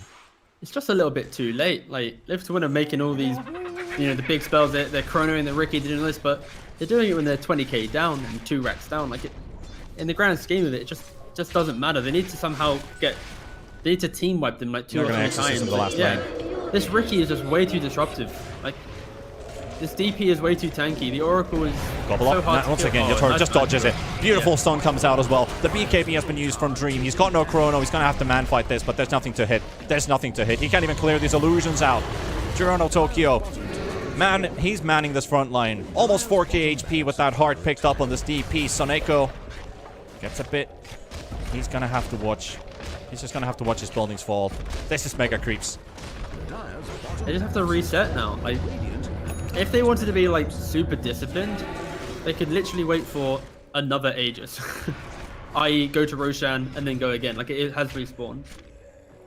Thank you, my beauties. 46 minutes. Team Spirit 25k ahead. Mega creep secured. Live to Win. They're on the edge. On the edge of this game too. Remember that probability graph at the start of the game? What are we saying? What's it now? I'm not looking at it now, but it was 55-45 if I remember. They factored in Live to Win never contesting Roshan after the first one. Do I want to press F8? I don't think I'm It's going, because 100%, Collapse is already don't worry. going in. Soneko is falling low. He's at 5 HP, and he's down. No good. Half AP indeed. Immersion. The next one to fall. Collapse double kill. Dunk in the face. Collapse Live is to win. absolute god on Axe, by the way. When he gets a lane that he He's can a god play, on like, Mars, but apparently he's a god on Axe as well. There's a dive bomber. He wants to kill the dive bomber first. And there's the roar coming out. There's also the Chrono. The egg comes in the back line. Axe might fall, but Oracle's there to save the day. FN will fall as well. And Dream gets stunned up by Yatoro. Over the Phoenix stun. And GG, well played. Ladies and gents, we are going through a game 3 in this CIS brawl. Yeah, I will say, especially like, at the start of this game when I was talking about the draft, I really didn't like the idea of what Team Spirit had, especially the DP, the Ricky going into SD, Quap, and Beastmaster. It just didn't sit right. But then the way that they played Team Spirit, they punished the sloppiness of Live to Win, and I think, I still am a believer that Live to Win's draft is objectively better. But my God, Team Spirit, the pacing that they had. The Collapse Axe just running around the map, just making it so hard to play around. Yeah. And their ability, I think this is the key thing. As a team, their ability to identify and secure Roshan for the second and third was the most game-winning thing they could have done. if they in any moment looked for aggressive plays and weren't able to capitalize on quickly taking their Aegis, this game would have been so hard. But they gave their Riki 10 minutes of having a free life, an ability to tank up a chrono if needed, and Live to Win was so scared in that time. Like, if you compare just the simple way in which the map was played, Live to Win never checked Roshan realistically with couriers. They barely checked it with Hawks. They never cared about this objective, which is the most game-winning objective in this type of game, where one team is jumping you with an axe and the other team is jumping you with a void. So Team Spirit 100% deserved to win this game, not only because of their early map pressure, but because of the fact that they identified Roshan was their big win condition. They controlled it and they punished the sloppiness of Live to Win, not caring about it realistically in this game. So yeah, amazing game from Team Spirit. And I'm happy that they proved me wrong and that they were able to really showcase this draft, not simply in how the draft was executed, but how they played out the map to enable their draft in which some weaknesses were present. If we look at the upside of this, now that we kind of set some kind of drama for this and the result was completely different, that means we actually have a real series in our hands, because Team Spirit was very, I'm not sure if flabbergasted is the right word, but game 1 was a bit off. Game 2, a whole lot better. So game 3 can only give us good things, because Live to Win has improved during series. Team Spirit has improved during series. I hope game 3 is a real battle and a brawl for that last spot. One thing I do want to say, Riki spell Prism at the end of the game, so he gets even lower cooldowns on his jumps and his silences. So we'll see what's in store for game 3, but do remember to consume your monster energies, because we have one final game of the day, and it's after the break.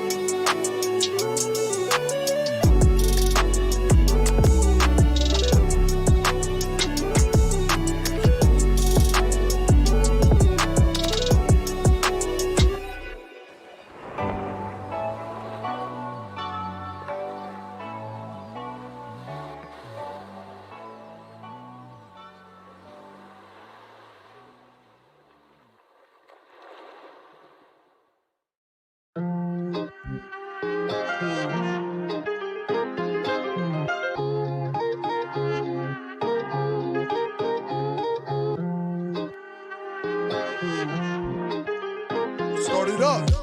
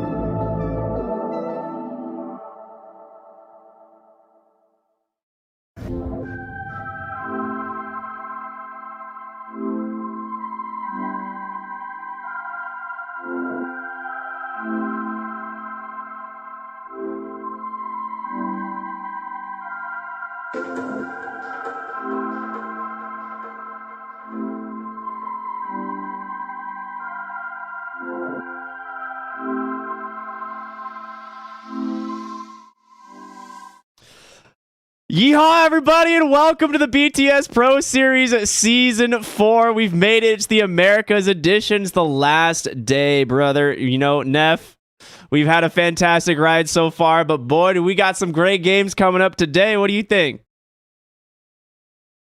Oh, you're muted. You're muted. You're muted. Neff, you're still muted. What's going on?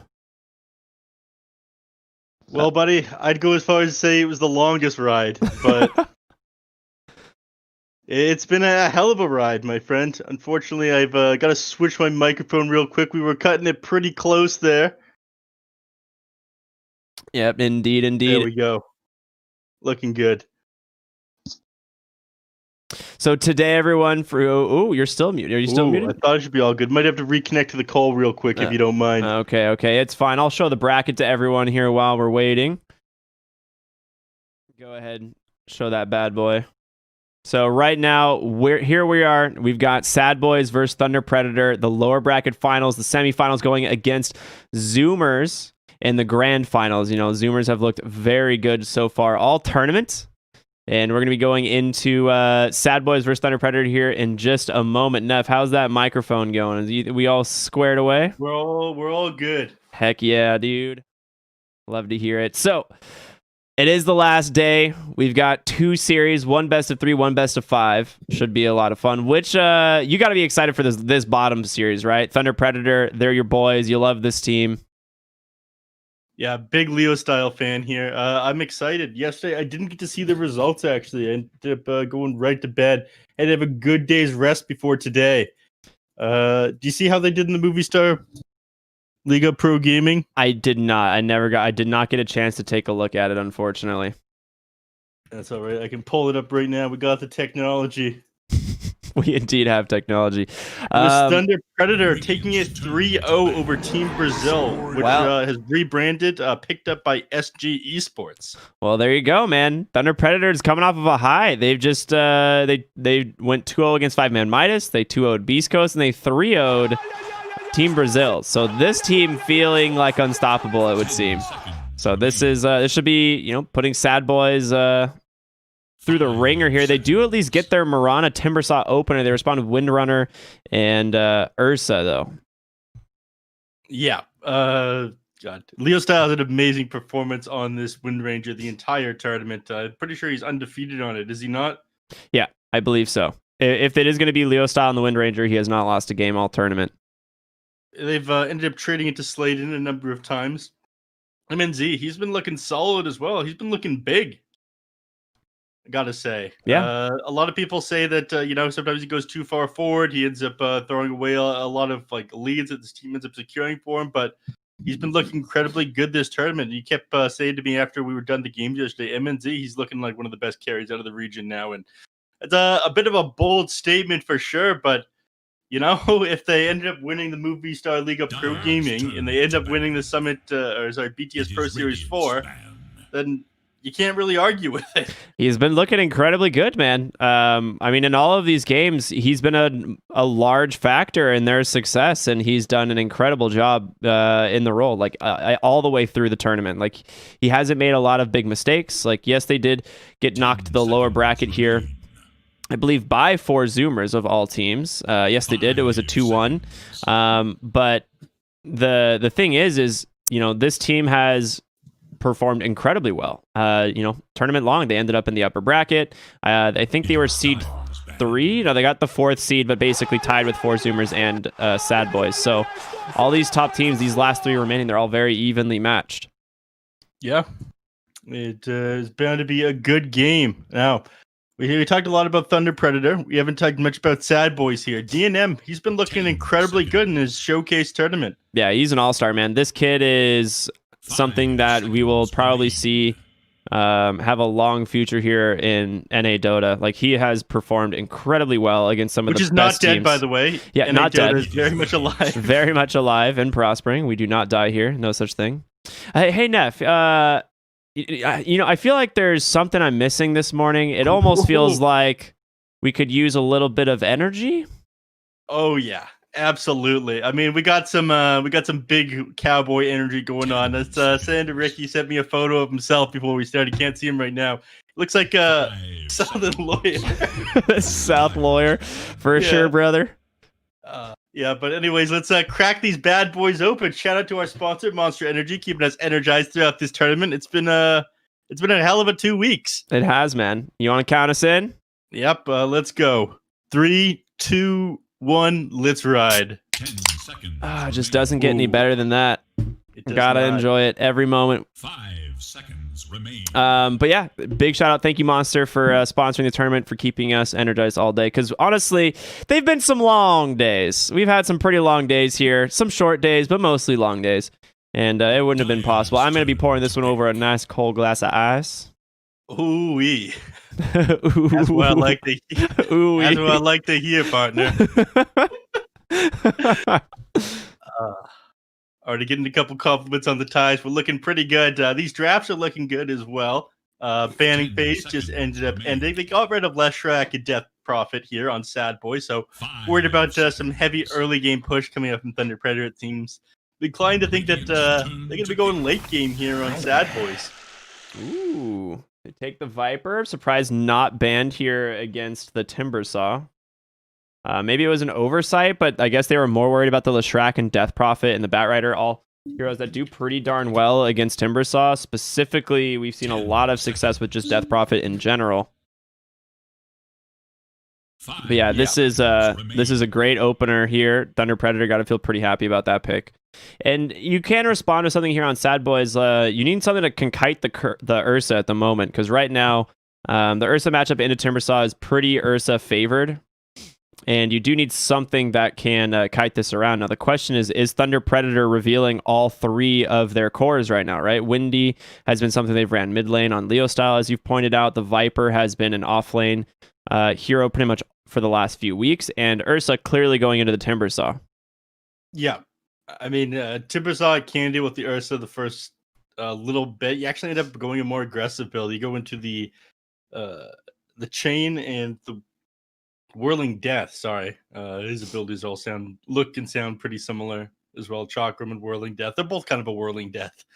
Yeah. So Whirling Death and Timber Chain is the build against Ursa, and you pick up something else that has some pretty heavy damage. You don't let him build up the Fury Swipe stacks on you. Even with tons of point and some reactive armor, he'll end up building those things up, and you can't re-enter the lane.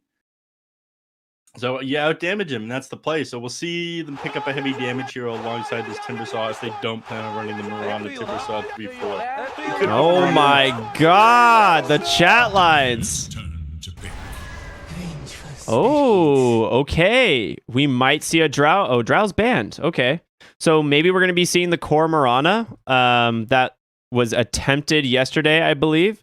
Did not have a lot of success, if I do remember. It kind of fell flat, but with a Vengeful Spirit, it might be a lot stronger.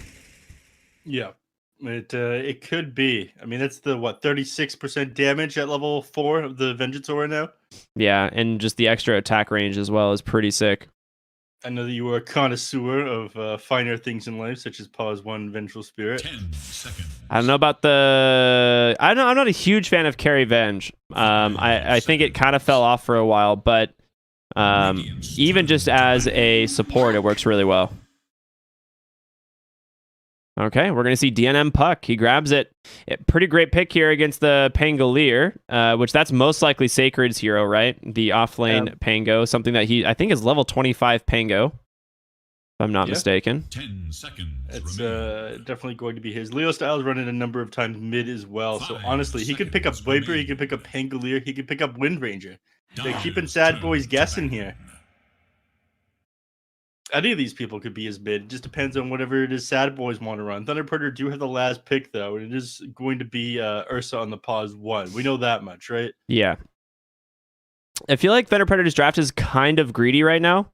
You do lack a lot of hard disable outside of, Shackle. All you have is slows. And when you're going up against this Sad Boys lineup, Timbersaw works pretty well against no control. So as long as he can get outside of that Nether Toxin, he feels pretty safe. Be interesting. For those who are wondering, where Neff and I are, we are casting directly from the Mistwoods update. This is the actual Mistwood Forest. 10 So seconds. it's pretty cool. Nice and swampy. Someone showed us shared a photo of us yesterday. We are actually in the swamp. From the waist down.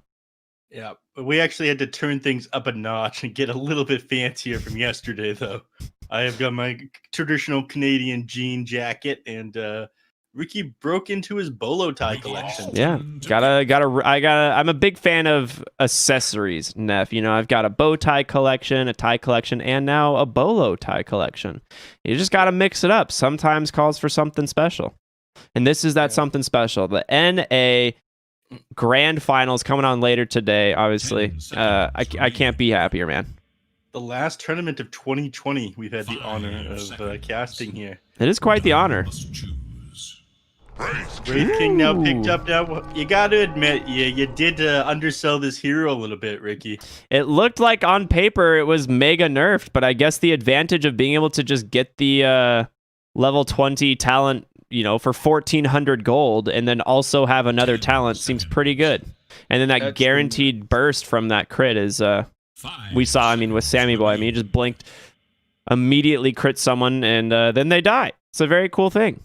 Yeah, what is it? It starts at 150%, then it scales at a 40% per level. Yeah, something like that. And I have not learned all the numbers yet. I've got them memorized. I'm the Rain Man of Dota 2. I love it. That's a good thing, right? Yeah, I'm sure it's a good thing. You got Thunder Predator. They got one pick left.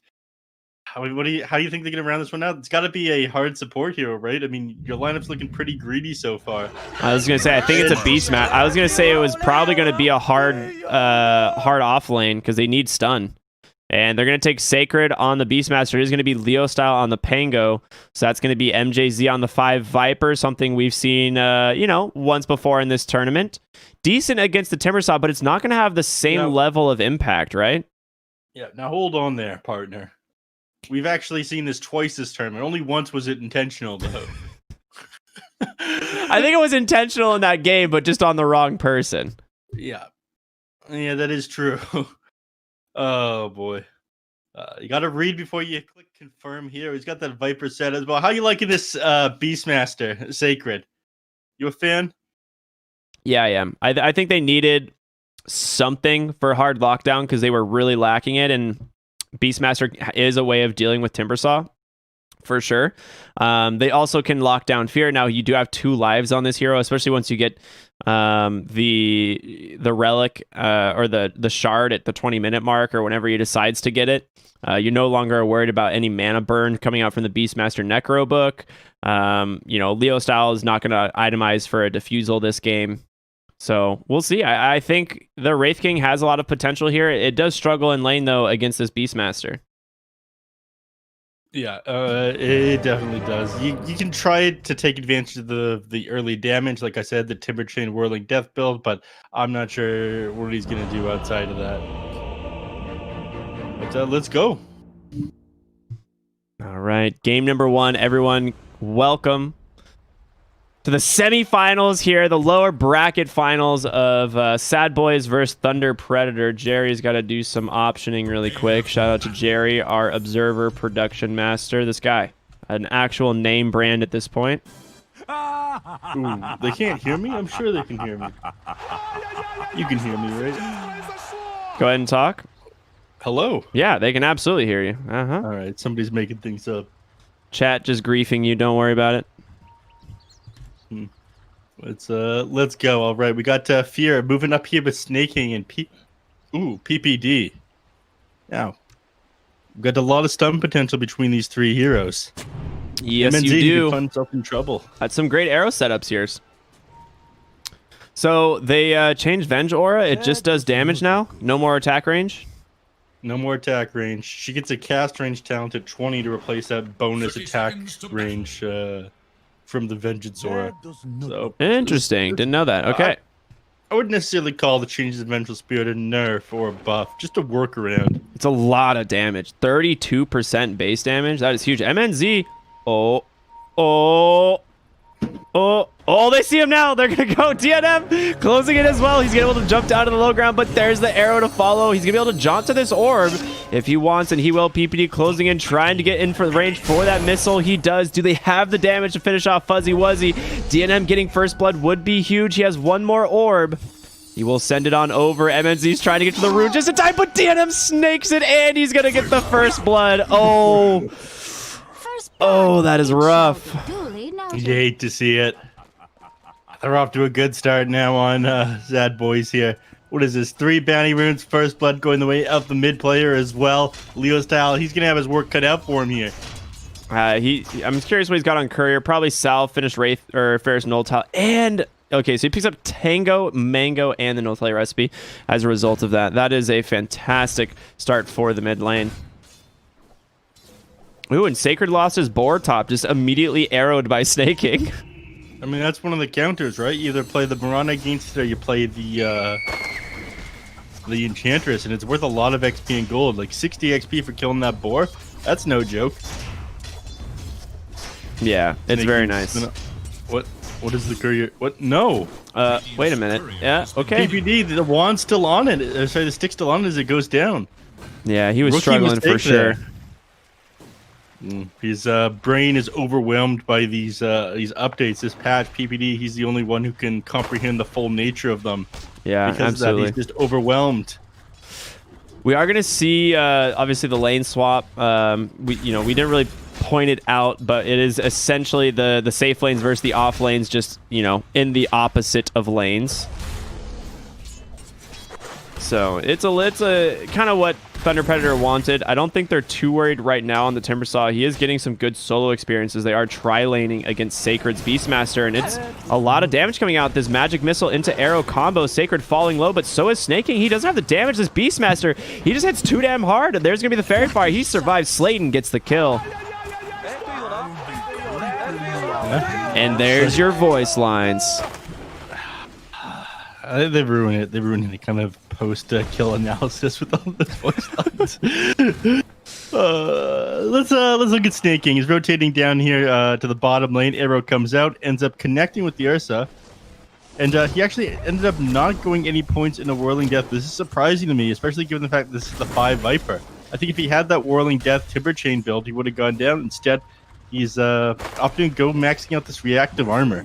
I think he's going to just 0-point Whirling Death and max the Timber Chain. A lot of times against the Ursa, I see people max out the Timber Chain, especially against Viper too, because all you need to do is create space. And you still do a lot of damage with the Timber Chain. The cooldown ends up being very short. MJZ's got to be careful. If he hits an arrow here, he might die. Arrow not going to connect. A good throw, though. Yeah, and there's the all chat lines, as you would expect. Yep. I mean, Thunder Predator, like we said, coming off of an absolute high, winning a tournament yesterday. 2-0ing their lower bracket opponent here on the BTS Pro Series Season 4. So they're feeling really good. This team has all the momentum in the world going their way right now. And Sad Boys, they're coming off a defeat in the upper bracket finals. Yeah. Sad Boys definitely up there working out for them. I do prefer Sad Boys' draft. Don't get me wrong. I think your draft of Thunder Predator is incredibly greedy. Yeah, I'm with you on this one. I'm also not sure how I feel. I'm not sure how I feel about Sad Boys rotating the Mirana down there to the bottom lane, though. Putting him against the Beastmaster to kill those boars, I think, was a great move. Yeah, he did get a lot of space, though. I mean, we can see Fear is level 4. He's got these 2 points in that Mortal Strike, which allows him to pretty much guaranteed kill any creep, last hit, stuff like that. Sacred struggling a little bit, about to hit level 4, finally. But DNM's going to be able to bottle a regen rune. Slayton unable to make it to the rune in time, it seems. No, it's a good. He'll just last hit him. Well, everyone gives him a little bit of space, gives him time to get CS in. I mean, he was sitting pretty low up until now. Snaking bottom lane does have 1 leap, but the 4 charges from that Viper Strike, just too much, stayed around too long. I'm surprised he had 2 leap charges and managed to eat 4 strikes. Move. You also got to be careful, son. You don't have the damage to kill this Ursa. It is Juke North. No mana for a TP quite yet, and honestly, you can't really afford to use it unless this Courier's got a bunch of regen. It's just got mangoes on it. He's going to go down here on the Timber. Yeah, nothing he can do about it. He realized just how bad a situation was. I think he could have No, he just got the mana for it. Didn't even have the option of Timber Chaining away. MJZ's doing work on this pause size Viper, I gotta say. Yeah, he's crushing it so far already. The 5-minute bounty runes are coming. Slayton already beelining for the other one. No reason to contest that. He does get a good high ground ward here that does block the camp as well.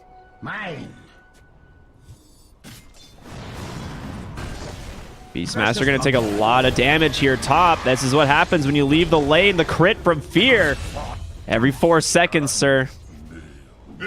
Well done. So that was a good heads-up play there from PPD, right? Oh, the Wraithfire Blast. The arrow, it connects. It's a double kill for Fear. Yeah, it is not good to give this guy an early advantage either. He's going for Radiance this game. Yeah, that's what we've seen. I'm not sure how I feel about that. I think you just go very heavy damage. If you ended up going Blink Desolator, I think it would do a bit more because you got that initial crit no matter what, right? Well, oh, they managed to find Sacred anyway. The triple stuns the crits. This man just TP'd back up here, died back to back. And now you have to make that walk of shame back to lane, and you have a catapult here. This should be a tower, right, Nev? It should. I was thinking that you might end up getting the bonus damage onto the catapult, and that'd feel pretty good, but it's only to allied heroes that this Vengeance Aura is applied, so it's definitely worse than the old Vengeance Aura. Yeah. So I think the old one ended up going to 36% as well. So they did nerf it quite a bit then. Yeah, from where it used to be. At least I'm pretty sure that's what it was at, but it definitely used to apply to creeps. So a great rotation here from Leo style coming from the mid lane just to make sure that this tower does not go down. Obviously fighting into Pango at this point is very hard. All right, one of the strongest heroes this early into the game, but DNM's having a great time mid as a result of this rotation. He's level 7, he's basically free farming, he's top net worth. And he'll do a little bit of chip damage onto the tower, but for him it's not really his big objective. No. Puck is not a tower pusher, is what we're getting at. That is what's being said. Yeah, Puck. He can clear waves, he can kill creeps, but when it comes to trying to actually beat down the tower, he's not doing too hot. He's gonna rotate bottom though, look for a kill here on MNZ or MJZ potentially. I think MJZ is the hero he's going to catch. That's the urn. I mean, they have a lot of damage. As long as he can get out of the Nether Toxin, he's got him for sure. Coil comes out. They have plenty of stun for the Ursa. He has enraged, but he doesn't get it off. Oh, he snapped the coil without enraging. That had to have been a ping issue. Right? Yeah, I imagine. Oh no, that would have reduced the damage in the stun duration. He could have easily gotten out of it. Yeah, that's the idea, right? It purposely snaps coil on Ursa. It's one of the reasons Ursa isn't that bad into Puck. Yeah. That is pretty unfortunate. Maybe he got silenced just as the coil snap. I saw the waning rift come in, but I thought it was after the coil snap, but it could have been before. I'm not 100% on that one. Either way, he should have activated that a little bit sooner. Yeah. Maybe not waited until the absolute last second before snapping. I think as soon as the Dream Coil comes out on you, you pop that enrage and you try to shock your way out of the coil. Oh my god, PPD does so much damage in the mid lane right now. As a DDs in the 1 point Avenger, just hits for 150 almost. Yeah, Leo style faking him out, dropping the old chat lines, just forced him back, scaring the boy. Moose zoning out Sacred here. They are rotating in the Viper MNZ here as well on the Ursa, so Moo, you're not necessarily safe, but he does have Fear behind him on the Wraith King. Like I said, they just want to get this tier 1 tower, open up the map a little bit. Leo style, deeping in. There's going to be the roar. Fear, he's going to get the tower with the skeletons, but Timbersaw is going to go down in the process. Nice Timber Chain away, but just too much magic damage. Now, Fear on the Wraith King, taking a ton of harassment. In comes Snake King. Can he take down Sacred? These skeletons doing some work on 3-man coil, holding him in place. Leo style, he cannot afford to die again. He goes down, and the Viper Ursa on the run, already committed the enrage. DNM sitting very healthy as well. 4 heroes dead from Thunder Predator. The swap back from PPD gets his level 6 in the middle of the fight. It's a complete team wipe. Yeah, and all they pop is that Wraith King ultimate and killing Moo at the start of that one. I mean, that was a beautiful roar there by Sacred, but it wasn't enough. It interrupted the Timber Chain, but this guy, once he's already got those reactive armor stacks, he's too hard to bring down. You initiated on the 2 worst targets basically there on Thunder Predator. They were the targets you had available, yeah, but I don't think that's how you start your fights. Yeah, this is one of the things that makes Wraith King good against heroes like Beastmaster or Enigma and Faceless Void is the fact that you have a second life to work with, right? It's one of the things that makes Wraith King, you know, viable in certain metas. And when you roar, you know, your Timbersaw, you secure that kill, then you commit heavily to kill the Wraith King. You still have to kill him twice. Yeah. And, you know, there wasn't much left at that point. You know, Rolling Thunder already down. The Viper Strike was committed. Ursa enraged for it as well. So mid lane tier 1 taking a lot of harassment on the side of Sad Boys here. Moo might just have to back off. Does have 4 points in the reactive arm, but he's just still not tanky enough. Oh, just found the fairy trinket. Wonder who's gonna hold it. It's got to be Puck, right? The fairy trinket. This might. I would say maybe Timbersaw, honestly. Timbersaw or Puck are both amazing. Yeah, but Puck is the most lore-friendly hero, lore-compatible hero with it, right? It is true. For some reason, Puck wants the armor, though, and he's holding onto the broom handle. Bottom lane, they find Ursa. No ability to enrage quite yet. The TP in the silence. They get him. Unbelievable, man. The damage and the timing on these rotations is just so well done. Yeah, this D&M is doing tons on this Puck, and that could be a reason why he's holding on that broom panel. He's gonna go like semi-right click build. He's gotten this Falcon Blade for the 1.6 mana regen, a little bit of extra bulk, the 10 damage, and he's gonna continue to hold on to the broom handle. Curious whether or not he's gonna go the 30 damage down with the 150 cast range though, because the cast range definitely works a little bit better. They're going hard on Timbersaw bottom, but the focus fire just gave him max reactive armor stacks. He just turns this bad boy around and melts Leo style. Slayton, this is not the hero to focus fire. It's starting to look like a disaster for Thunder Predator. I mean, yesterday they were looking hot, managed to take the series and take the best of 5 finals for the Movie Star League of Pro Gaming 3-0. But today, it's a different story. We're 12 minutes in, basically. 5K net worth up on Sad Boys, and it's 13-5. And Fear's about to have a Sacred Relic. Yeah, I think this lineup was just too greedy. It can't fight early enough. Yeah, that was what I was realizing as well.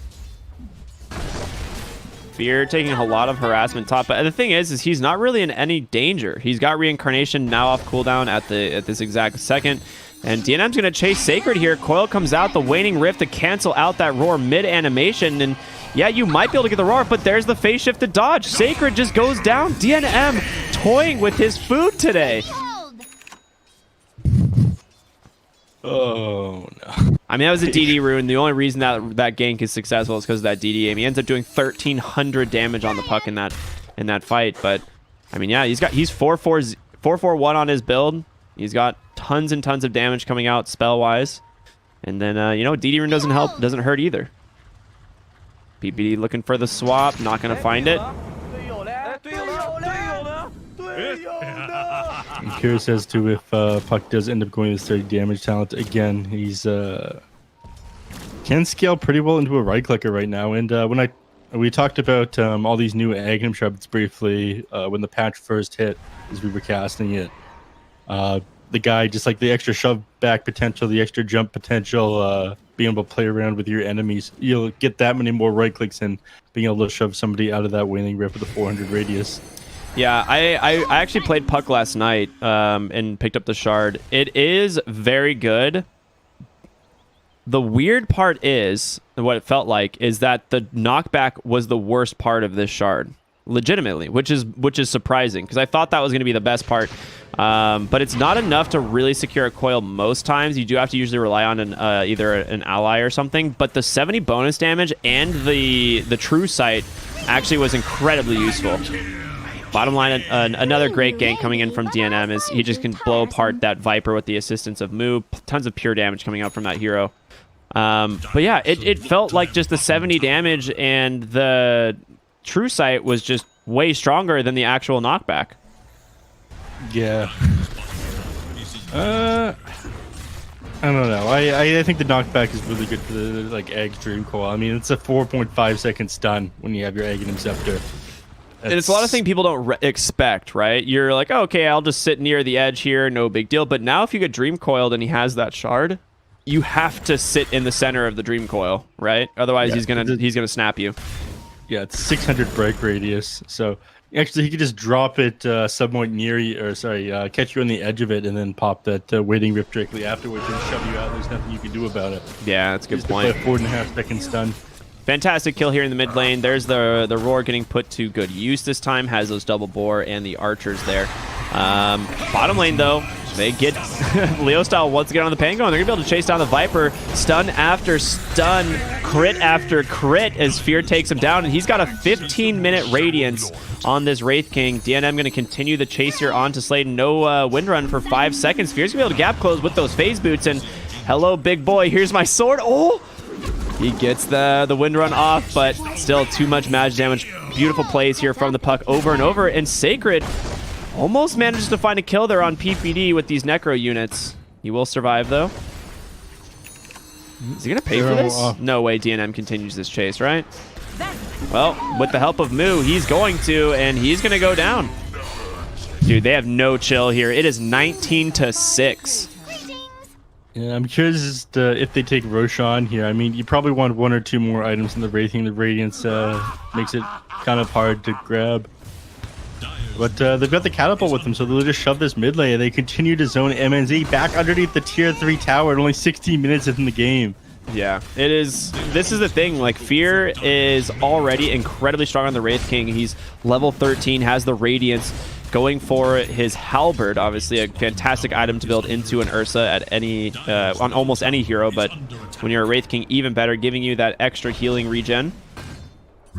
And then you have obviously the extra evasion being provided from both Radiance and the halberd. So it makes the game very difficult for the Ursa until he has like a BKB, which I mean he's getting, soon, but I don't know if it's going to be in time. Soon isn't enough. Yeah, you gotta need it now. Yeah. This is another issue. You know, they've just stalled for time because they've opted to go this Battle Fury build on the Ursa and then get the Black King bar afterwards. And I do think that going the Black King bar second item is the way to go, but I'm afraid it's just going to be too late. I mean, look at them. They're ripping these heroes apart. Sladen ends up dropping. MJZ, he's down. And MNZ, all they can do is fire up these creep camps up here as they take their tier 2. Yeah, I mean, this has just been perfect execution. The Yule set up there, double leap forward from the fog just to make sure to catch that Windrunner. And Viper, you know, he tried to throw some assistance with another Toxin, but Fear targets correctly, throws that Wraithfire Blast onto the Viper knowing the Windrunner is dead. And he's just like, cool, we'll take a free kill. 2 for 0. We get your tier 2, no big deal. Snaking, he's found Pango bottom. He has a Yule's. He's honestly just going to wait for the Rolling Thunder to end here as long as he doesn't die. Yeah, there's the first leap. The TPs are coming in. Their coil just comes out. You can't get out of here now, Leo style. Again, they'll just follow it up with the Yules into Arrow, and that's just a dead Pango. Yeah, him doing his best to find some farm and shove out the lanes to slow down the push here from Sad Boys, but they're not slowing down at all. Top lane Sacred. He's dropping low. He might just drop to the Timbersaw by himself. Oh, the Ursa. If he goes down, he pops his Enrage, but Fear has just no intentions of slowing down. On the backside, Viper just going to throw his body to distract them. Be like, hey, kill me instead, please. Sladen behind the tower. They do see him now. Puck gets the Waning Rift. Does have Windrun available, but currently silenced. Timbersaw does not really care about evasion. And he'll just find the kill there with that last Timber Chain. It is 24-6, a 10,000 gold lead. Sad Boys are just running away with this game. Yeah, I mean, they've got a way stronger ability to fight into them, and so they've just been doing that non-stop. I mean, I talked about the versatility of all the heroes on Thunder Predator, but none of them are that good at taking team fights.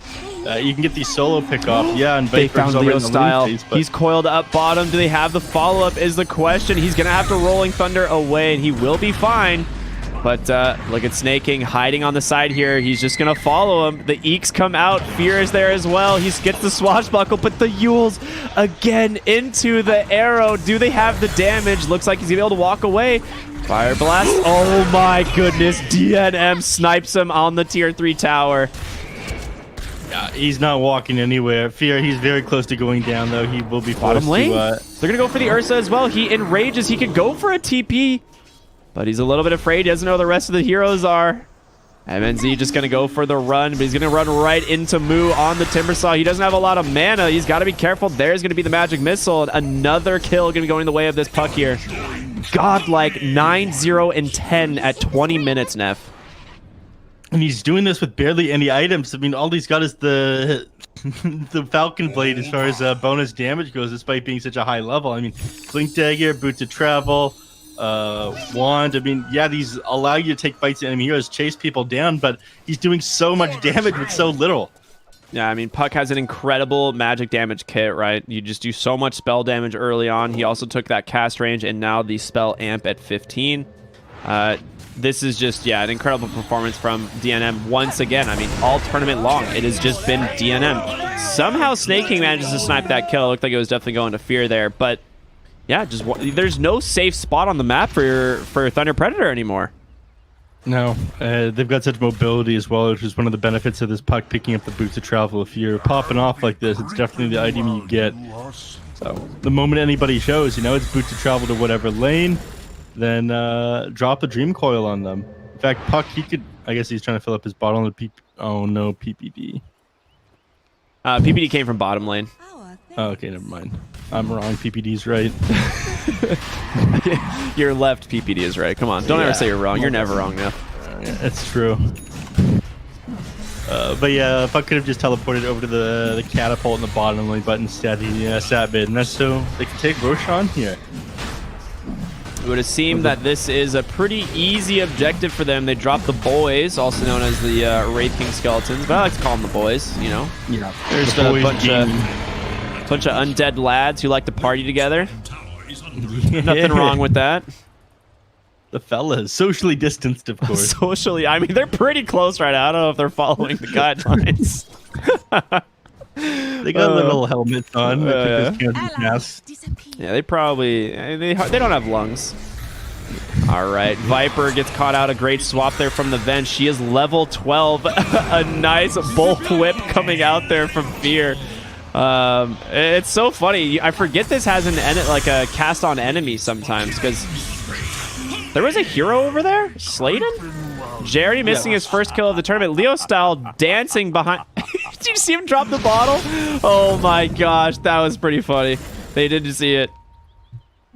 Swifter than ever. I mean, all right. Stop queuing. Yeah, they're gonna find Leo style again. The Yules into arrow. I mean, he tries to cut the mid wave. He gets it and it keeps their high ground survive. Like, you know, protects their tier 3, so it's a necessity. But you are gonna die for these plays. They have so much catch. Yeah, they keep on putting Leo style and Sladen out on the other side of the map to try to keep the lane shoved in and stall out this game as long as they can, so this Urza can get another item with his Battle Fury. But again, I'm not sure it's worth the cost. We were talking yesterday about how they couldn't get a kill onto Thunder Predator. Now it seems like Thunder Predator can't find a kill. It's been a pretty long time since they grabbed one. I think those got 15 minutes into the game, so 8 minutes now since they found a kill, and the one before that was at like 10. Yeah, they've been just stomping them here on Sad Boys. We have a 98% win probability, and we've had that for the last like 5 minutes now. Yeah. Oh my gosh. Yeah, you're right. It has been.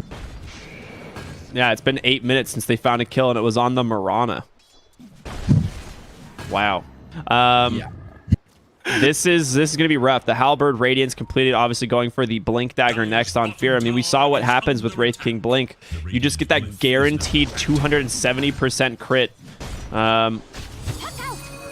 Bottom lane, they find Ursa. DNM, he's not going to take the jaunt as he manages to see Sladen on the backside, and Coil comes out onto Ursa. He has BKB, Timbersaw, Spirit Vesseled up. He has Yules. He needs to be very careful here. You cannot go down on this Timbersaw, but they don't have detection. He's able to remove that dust. And now Ursa just going to go for the TP for the swap. PPD was here. Oh no, MNZ trying to take down that Timber, but there's just too much burst damage, and Fear just going to burn down Sladen with this Radiance. 2 more kills. That's your 10-second BKB Ursa. He tried his darndest. There's just nothing you can do, and Moo is not done. The Yules into a nice arrow once again, and Puck, he finds Sacred. He's got a DD rune. Waning Rift, obviously, to prevent him from getting a roar off, and then the boys come out. That Necro Book does some serious work. The roar comes out onto the Marana. He's gonna get him. Sacred finally finding a kill for his team. DNM now on the run, doesn't have a lot of mana, but neither does Moo. Can he get the puck? He dies to the Necro Book. Oh, DNM. 1,063 gold going to Sacred for that kill alone, but overall gets almost 1,400 gold and 5,600 experience on the Beastmaster. That is absolutely nuts. I mean, you killed both Marana and the puck, but 5,600 just for those two heroes. Dude, he's level 18. Yeah, that's all because he was just the Necronomicon unit was just slightly closer to the puck than the Beastmaster, right? So it ended up killing that before it killed him, and he got the XP for it. Yeah, exactly. The Necro is between them, correct, yeah. Ursa bottom lane, they're trying to force something out. Sladen's here as well. He's got to run the swap back. You're right into a Wraith Fire Blast, waiting for that wind run to end. He'll get this crit eventually. No, he will not. Moo takes it. Thunder Predator, they're just falling apart here.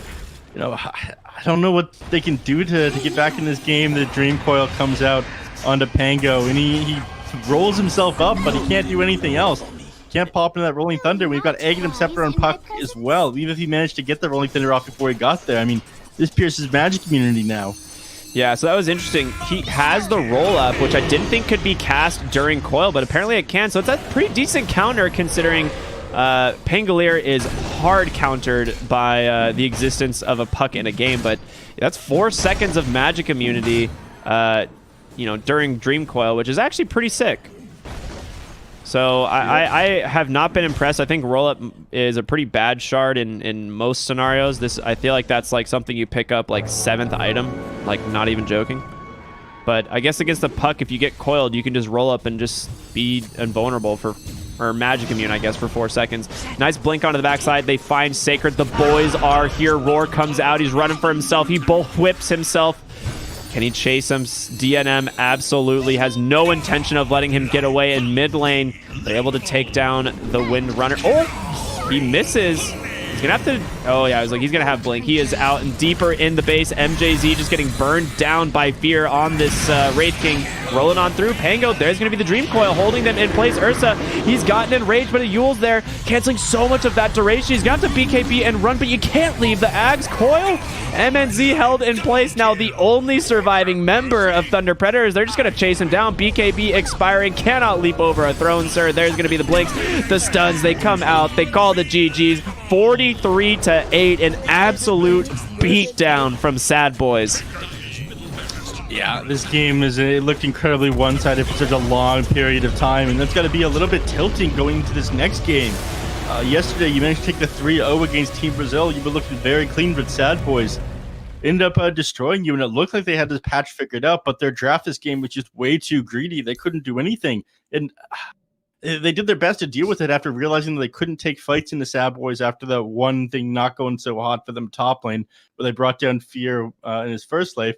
They brought down Moo, but they didn't get the heroes that did damage. I mean, PPD is somebody you need to bring down because he's providing his damage order to everybody.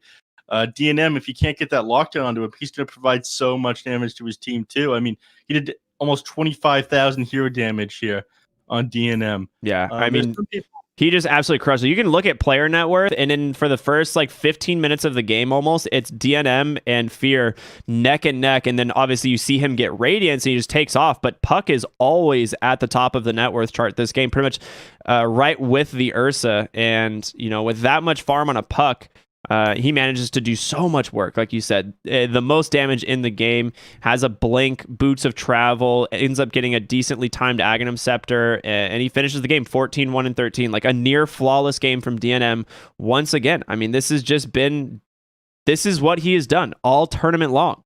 This guy is an all-star. Absolutely. But that concludes game number 1 for us, doesn't it, Ricky? It does indeed. Now, this is the lower bracket finals, so it is an elimination series. We're going to be going into game number 2 here in just a moment. Thunder Predator, their tournament lives on the line. So we'll be back after just a short break, everyone. Stay tuned.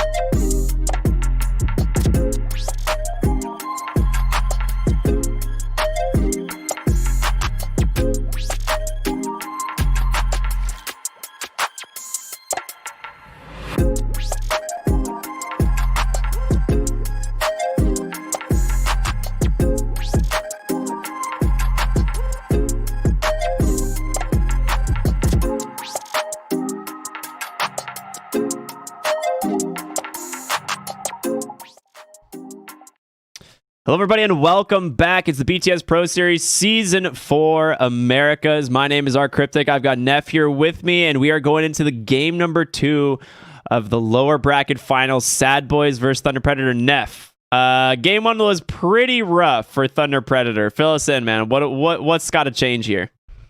They got to change up what the supports are. Your supports got to look like supports. Your cores got to look like cores. I mean, hell, that was greedy last game, if I don't say so.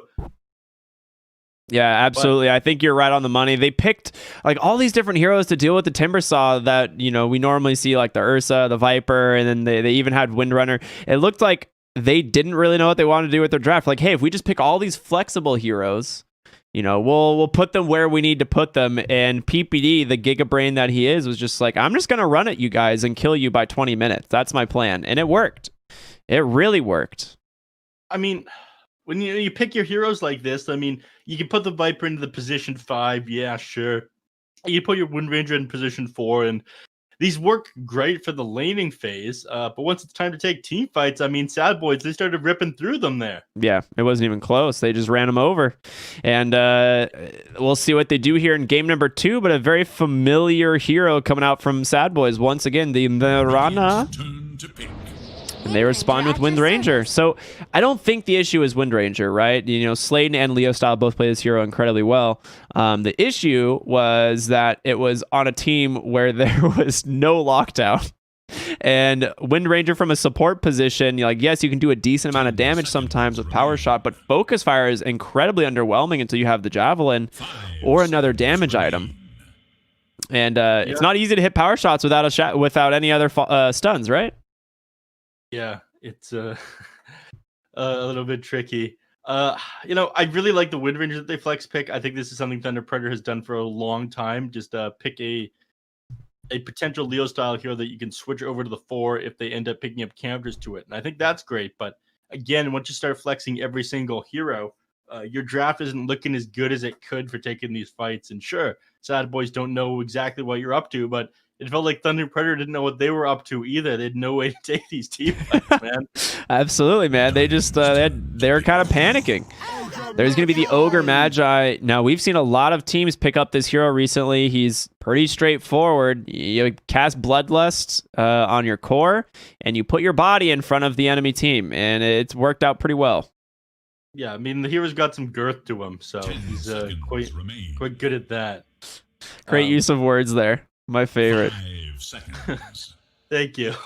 But I like him. You know, he pairs up very well with a number of heroes right now. Bloodlust is excellent. I mean, we saw last pick it. We were hoping for a potential, was it Carry Ogre Magi? He's got that 25 talent with the 1.5 second bash now, 20% chance, right? Yeah. It's one of those things where, like, hedging your entire hero's build on getting to 25 is usually the worst thing you can do in Dota. But you see it in pubs all the time, and it's the reason pubs you're not the most enjoyable experience. You're like, this guy is just building for 25, and he just goes Midas on Ogre and AFKs for, 25 to 30 minutes, and then he comes out of the jungle if you're still alive. But yeah, it's probably a support. I hope to see it one day. I really do. I think Arkosh was the only team that ran Ogre in the offlane, and it wasn't actually that bad. Gremlo had a good time on it, but it did fall off. Too. Gremlo normally has a bad time. Yeah. I'm pretty maybe Gremlo got food that morning. You never know. Maybe they did feed him before the games. Yeah, that's entirely possible. All right, let's move over. They got Beastmaster again here on Thunder Predator. Sacred, he ended up getting the kill on Marana and Puck. Got like 5,000 XP in a single team fight, right? Yeah, that was. I mean, I wouldn't really call it a team fight. I'd call it a botched gank. But yeah, they thought they could kill the Beastmaster. He immediately roars the Marana, kills him, and then Puck ran out of mana and killed himself on a Necro book. And yeah, getting 5,600 XP immediately is pretty nice. He went for he gained like 2.5, almost 3 levels, maybe more. I'd have to look at the exact numbers, but that's a lot of XP. It was a lot of XP. I'm curious. I think this is something that goes well for them. I miss Frank the Tank. I'm going to be honest. Eventually, I'll stop bringing him up, and it'll just be like Sacred the Thunder Predator player, not ex Thunder Predator player Frank.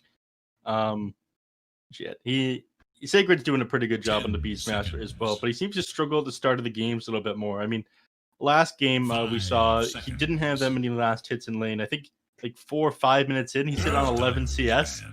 Yeah, that was rough. Yeah, that was pretty rough. This game, I hope, will be a little bit better. We got rid of some early game carry heroes here on Sad Boys, the Monkey King and the Juggernaut. So they might be looking at playing a little bit faster again themselves here. I mean, it's the Agnum Shard that gives you that 1.5 times crit during your leap duration on Mirana, right? Yeah, the Shard makes carry Mirana definitely more viable. It's also just generally good. If you can ever afford it, you're gonna get it, right? It's just one of those things where you get an extra leap charge and you do more damage. That's never bad. And for 1,400 gold, that's pretty good. There's a few shards like this in the game that you look at them and you're like, okay, this is pretty much core no matter what game you're playing. Like, you're gonna get this eventually if you get the spare money, but it's not something you feel like you're gonna want to rush. Oh, Leo style Ember, we're in for a treat. This one's a goodie. Now, before we go into Leo style and his Ember Spirit, Ricky, there were some people in chat last game asking us to do an introduction into DNM. Oh, people don't know who DNM is. Okay, let's do it. You wanna start it off? Sure. I'll go ahead and start. I mean, got a 17-year-old kid. Gotten a lot better over the years. I think he ended up hitting top 20 on the leaderboards. Really started accelerating with his MMR climb. I think God, in this past year now. A couple of people mentioned him to me after Jungle Jam. His name started spreading around a little bit more. I guess PPD took notice of him. They played together in the last open qualifiers for the Summit 13. Didn't end up going so hot. They got eliminated by No Pango. And this time, they got a direct invite, given the fact that they end up having Moo and Snake King on their team, who ended up winning the entire thing in Summit 13. Yep. That's what I got on him. I know he plays with a couple of people. He did RD2L for a pretty long time. He's friends with, is it Empyrean? Do I have that right? Yes. Yeah, he's good friends with Empyrean. I've talked to Empyrean about him a few times. God, that's all I have on the guy, other than the fact that he's a position 1 player originally, and for this team has transitioned over to mid lane. What do you got, Ricky? Well, I mean, you pretty much hit it up very nicely there. He is, he traditionally was a safe lane player. He actually ended up hitting top 10 on the leaderboards. So he held the 9 position on the leaderboard. I think was his max rank. It might have been lower, but I think he hit 9. He was able to maintain it for quite a while, and that was when people started taking a lot of notice. That was when PPD invited him over for the open qualifier stack, and obviously he was impressed. Right, DNM looked great in the open quals. When he was playing, it was never really his issue, but his transition to the mid lane in this tournament has been incredible. I mean, he has been a significant reason as to why Sad Boys have won as many games as they have, and is probably one of the biggest reasons as to why they are going into this game with a 1-game advantage in the lower bracket finals against Thunder Predator. Yeah, he has performed incredibly well. I mean, this is fresh blood in the NA region, and he is crushing it. I mean, I think that a big part of who's going to succeed the most when a patch comes out comes down a little bit to dedication of the game and age. As awful as this sounds, I think, well, it's hard to say because I don't know exactly what life at home is like, but Fear, he's got like a wife and a kid now, right? He's getting a little bit older. I'm not sure he's got the time to pour like 12 plus hours a day into Dota 2. Yeah, exactly. I mean, that's the thing is like life's a thing, when you get older, you're unable to commit as much to Dota as you'd like, but Sad Boys are here to show that they've got the wisdom, they've got the experience. They're not kids anymore. There's a reason people have nicknamed them the 4 boomers of NA. But Sad Boys, I mean, they're crushing it this tournament. I am so excited to see them, continue their run here, and we're gonna get a DNM Storm Spirit. Woo! I'm excited, man. All right, this is gonna be good. I mean, the guy's done an incredible job on all the Spirit heroes. Storm, he's played a bit interesting. There's Electric Rave now, which I'm not crazy about, but it did wonders against Sammy Boy yesterday. Yeah, it was really good. 5 seconds. all that magical damage going right through the armor on him. I don't think he'll go Electric Rave this game, but it allows you to, if you rush that Orchid, you can blow up Ember Spirit, you force him to get a Yules, it does wonders against a Wind Ranger. It's pretty good against Phoenix, so you can jump the back line as well. Storm Spirit makes a lot of sense. You're also a little bit lacking on these instant disables. The one thing that you do have going for you is the Roar. But I'm not sure they have enough damage to bring down the Storm Spirit inside a single Roar with how their lineup looks right now. They need a big damage carry coming out last here. And for some reason, Sad Boys, they ban out Shadow Fiend. Yeah, I was just going to say, you see the Shadow Fiend ban there? So I think what they might do is dodge the Ember Spirit, because it is a very favorable lane matchup for Storm, right? You pretty much crush the Ember Spirit in the mid lane. It is very difficult to play.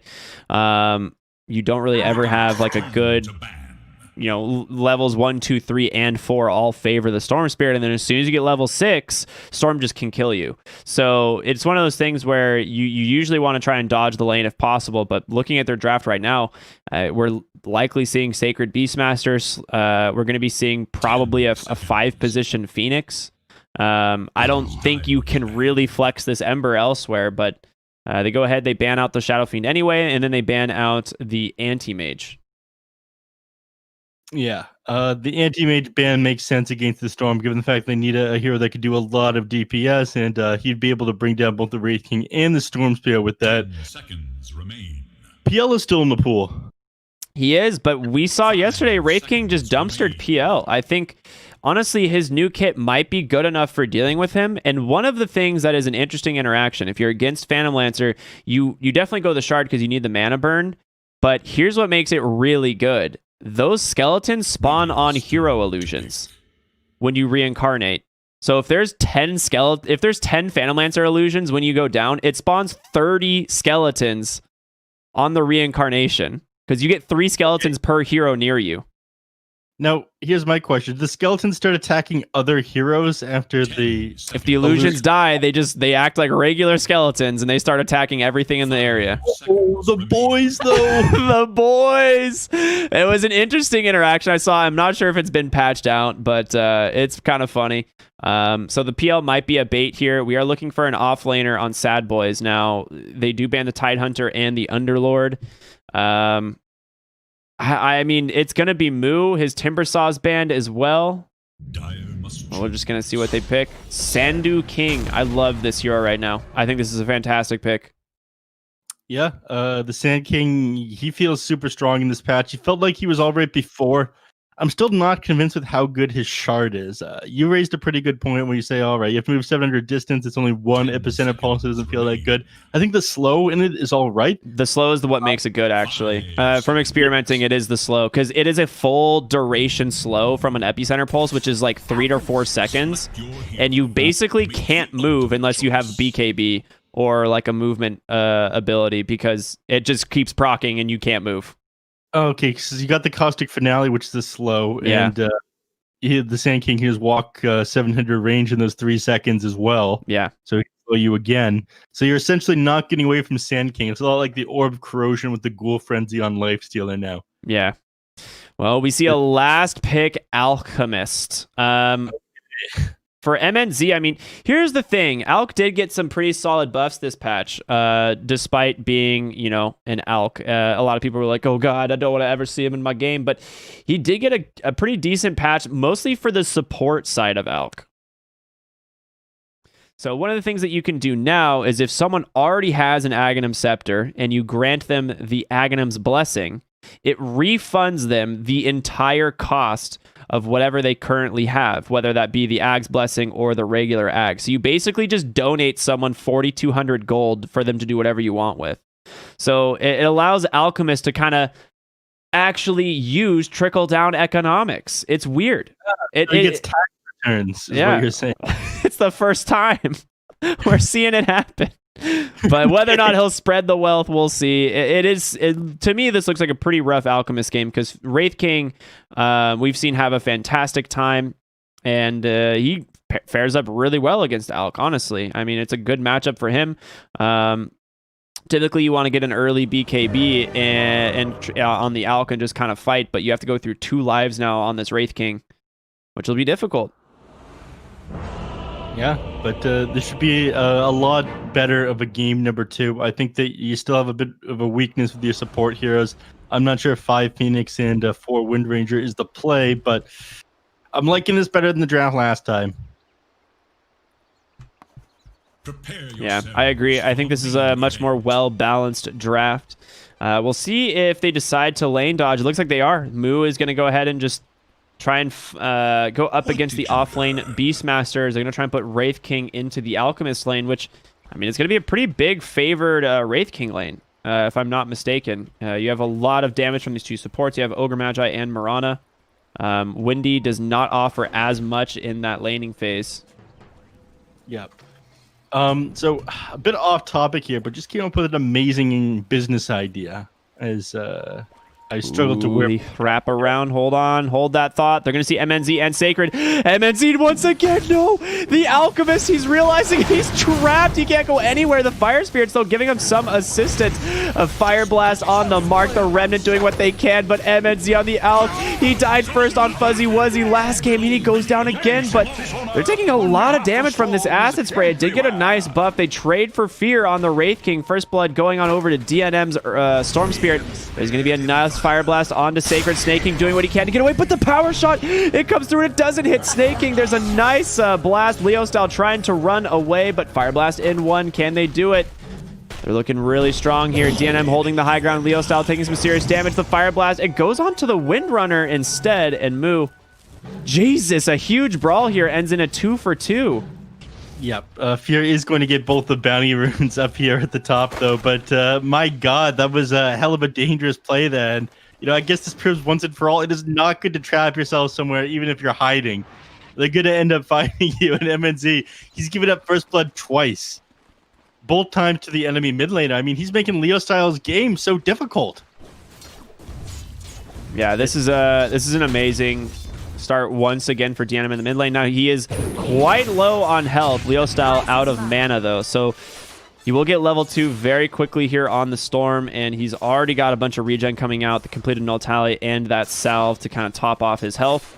He needs to back off because Leo style, he can't. Yeah, I was like, he could Sleight of Fist cancel, but he has now moved off the lane. Moo, he's I mean, it's a pretty good matchup here for the Sand King up against the Alchemist. He's forced to play pretty far forward inside the lane. You can just burrow straight Caustic Finale, a couple of creeps, and you just potential blow up and MNZ on this Alchemist, right? Yeah, do you remember when Caustic Finale worked on denies as well? It worked on allied creeps and on denied creeps, and so you just literally couldn't play the lane. But it does a lot more damage now, but the balance obviously was that you have to, the creep can't be denied, and it doesn't work on allied creeps, so, you know, a little bit more balance. A period of time where Sand King was run mid against melee heroes for that reason. Yep. One hero that I'm kind of curious to see is the new Bloodseeker. I don't think people realize how strong his new Thirst is. We may be seeing that hero come back to the mid lane in certain melee matchups just because of how good of sustain he has. I think, I'm not sure. I mean, the reason he was so strong before is because he had such a huge pure damage nuke, and you've lost 60 pure damage, which is pretty significant. That is true. Oh, Alk, he's taking a lot of damage bottom lane, and there's going to be the Burrow Strike. He can go onto that range creep potentially. No, he's not opting to. Moo also getting harassed down pretty substantially from Phoenix. He has a dive. He's forced to TP. Yeah, Acid Spray and Fire Spirits is a ton of DPS in both magic and physical, so you can't really itemize, you know, for it too well. Snaking has come to the bottom lane, though. They do see him thanks to the Fire Spirits, but MJZ has to be careful, as well as MNZ on the Alk. Like, the Sand King Mirana is a fantastic duo, right? Just like the amazing setup with the Burrow Strike onto the arrow. I mean, Burrow Strike is such a lengthy, high damage stun. Feels very good. Ooh. Ooh. Yeah, I mean, Snaking just baiting out the dive, you know, constantly leaping forward onto him, right-clicking, waiting for him to try and back on out. And now your Alk is left in the lane alone against Sand King Mirana. She does have this earned 0 other items, which has been kind of the build recently.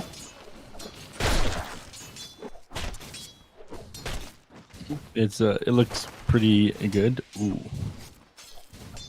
audio issues. I've had a couple today. This is curious. Not the day to have them.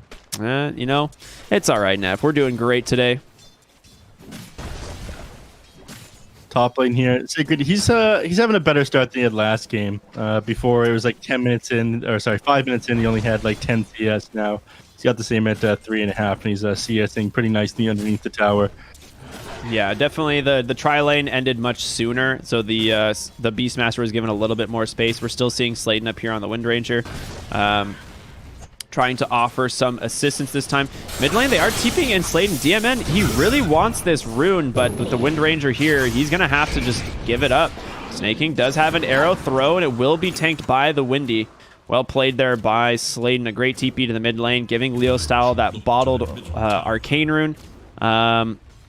You know, it honestly cannot be understated how important the 4-minute power rune is, because it wins the mid lane.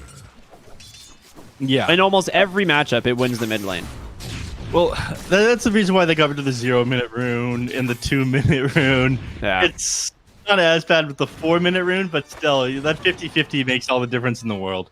Yeah, that's why we see in these high, level games, a support always rotates for the 4-minute rune. We haven't seen a game once this tournament where a support chose not to rotate for the 4-minute rune and just give it up. Right? There's always a rotation.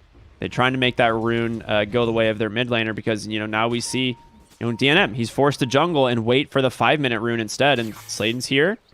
Trying to snipe it, but it's not going to happen. He actually eats a lot of damage from that Remnant. Vortex is going to come in as well. PPD will be able to hit him with that Fire Blast, set up a third Remnant, and they get that kill. All right, well played by DNM, hiding that Spirit on the other side of the tree. Yeah, there's a small skerfuffle elsewhere over at the Dire Triangle rune, where Leo Style ended up dropping very low and didn't get the rune for himself. Phoenix had to end up, or sorry, it was Snaking who took it, and Phoenix had to dive out of the way and not die. Yeah, you saw that one coming. Triple Remnants immediately. He's getting a TP in from his Wind Ranger to refill that bottle. We'll likely see Mirana TP mid after this as well, just to refill the Storm's bottle. Or just to contest the 6-minute runes. We'll see. Yep. Oh, it's going to be... wait. Yeah, it's going to be PPD. They refill the bottle, and they're going to try and contest the 6-minute runes. Sladen already sitting at the top. They're going to go and hedge their bets on bottom. And it goes to DNM. Good players get good RNG. That's just how it works, sir. How it works. Leo Style's not going to be happy about that one, but what can you do? It's been interesting to seeing the TP mid-meta come back. It was very popular in, 2014-15? Yeah. I remember back when I was playing my solo ranked, it was a common strategy. It's just everyone buy a bottle, everybody TP the lanes and fill things up for their mid laner. I'm glad bottle crowing doesn't exist anymore, though. That was miserable. Yeah, even when it was the whole, you get 2 charges. Oh, so good! Was that just a blind arrow? That wasn't a blind arrow. That was him knowing where Leo Style needed to walk back into and coming out of the trees the moment he tries to disengage from Storm. Oh my gosh, Sladen's gonna go down too. Snaking double kill? And he's got the urn to heal himself back up. All right. The man just don't miss. Phoenix going down bottom. Moose trying to chase him down, but he's got a burrow strike in 5. MJZ still has dive, so he's feeling pretty comfortable about this. This is why they call him the king, though, Ricky. Yeah, I mean, he definitely earned his nickname, for sure. Or his just regular name, I'm not sure. His first name is just King. His first name is Snay, his last name King. Yeah, my bad. The Burrow Strike interrupts the Phoenix dive, and PPD hits him with that good old Fire Blast, gets himself a kill. Fairy's Trinket for Elk. That's probably going on the Ember, if I had to guess. Yep. Man, whenever I hear the Sand King ultimate proc, I'm sure it's going to be interrupted by a mistake, or I'm like, oh no, it's a disaster. I have to remember that it's not how Epicenter works anymore. Last game we saw DNM make some sick rotations on the puck. He comes top on the Storm. Might be a little bit out of position here. As Sacred, he does have mana for the Roar now. Will just commit it on the Ogre. And, are they even going to kill? Yeah, they're going to kill PPD here. They got the damage, I believe. Fire Blast. Do they break the Flame Guard? They cannot. Level 4. He ends up getting the kill on Sacred. A nice pick off from them. Bottom lane. He's going to get the epi onto MNZ's Alec. You can't run away, sir. He pops him. Moo level 8 on this Sand King. That was a lot of damage he just brought out there. I'm surprised that he managed to burn through the 50 HP regen a second on the Chemical Rage. Alchemist just heavily punished. I mean, it's 110 damage per pulse, 6 total pulses, and they increased the AoE on it too, so that the center, well, it does more damage, right? It's like, it used to be 225, or what was it before? And then they increased it to 500. Slowly it got bigger towards the more pulses. I think they increased it with the initial pulses, so you end up doing more from a little bit closer now. It did need to be buffed, though, because a lot of people, they weren't even getting Epicenter once they hit level 6. It was like one of those things where if it was a lane, you could just like Burrow Strike kill the core, you would do it. But a lot of times, like you said, yeah, they would just skip it, go the extra points into Burrow Strike and Sandstorm. Yeah, or even Caustic Finale, because you want a couple of points in those, and they help you farm faster. Like, it was great for team fights if you could get it off. Now it's just a solid ability because it can't be interrupted. Sacred top lane, he might be in trouble. PPD is here. They're gonna have the arrow available as well. Fear can get in range for the fire blast. It connects. Sladen, this man, get down, Mr. President. Is he able to take the arrow? And now Sacred does have rage, but Moo is here. There's gonna be the Burrow Strike into the Sandstorm. Way too much damage this time. Fear's still got this reincarnation. Another fire blast coming out onto the Phoenix. He does have the dive, able to get himself out of danger, but Sladen, he's been left out to dry. Power shots through the trees, and he'll be able to build I don't himself. know. Moo's looking for him. They're pinging him out. He's out.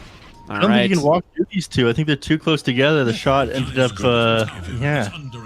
Interesting. Yeah, you had to go north. Here and then walk out like that, but he couldn't. Minus 90 gold, but he managed to live. Top tower will be taken by Sad Boys, though, and they're looking pretty good again. Thunder Predator definitely doing a little bit better than they were last game. Oh, absolutely. It's not nearly as much of a, shutdown, but you do have this Alchemist, and you have a 2k gold lead on the side of Sad Boys. Fear level 8 now on the Wraith King, 8.5 rather, and he's almost to his relic, about halfway. Good lane, they're looking for the Ember. The Vortex does not have the duration to set up that Burrow Strike, so Ember will just disengage. They smoke up immediately. They're going to find MJZ. I don't think that was the ideal target. PPD sitting behind, obviously, under the cover of the smoke. There's going to be the Burrow Strike into the Sandstorm. They can time it perfectly. Okay, they don't time it. It's all right. They're just going to back on out. He was pump faking the Fire Blast, waiting for the dive, right? So you can immediately cancel it, but the cast point on Fire Blast is pretty slow. Yeah. But you're outside the certain range threshold, you are not casting it anymore. Or you lose vision. Hawk and Boar both come out here. Arrow. And Sladen's down.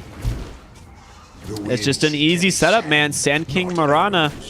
We know about this combination early on and how much damage it can do. And Fear's going to TP bottom. He's got the 3 points in the Vamp Spear, which gives him those, what we like to refer to as the boys. And he's going to use those to try and push this bottom lane tower. Oh, they bait out the Ember Spirit. Potentially Snaking able to dodge out that Sleight of Fist. Now, they do have a Burrow Strike being wrapped around on Moo. There's going to be the Moonlight Shadow. Leo style, he's got to be careful. He can't go onto the high ground. Moo pinging him out. He knows, but it looks like they're going to turn over for Sacred instead. The arrow off the mark. DNM gets an Arcane Rune. They're just going to keep walking. He still has the Burrow, but there's no follow-up this time. There's going to be a roar onto Sand King. This guy incredibly tanky. Has that early Hood of Defiance and the Magic Wand. They're just zoning out them as they take bottom tower. Again, Fear using the boys. Yeah, and MNZ, his farm's coming online too slow. This Battle Fury is way too slow for about an Alchemist. I mean, he's only sitting on 7.3k now, which should be way higher than that, and it's at your team's expense too. You have, they found him. They're going to be able to force his Alchemic Rage.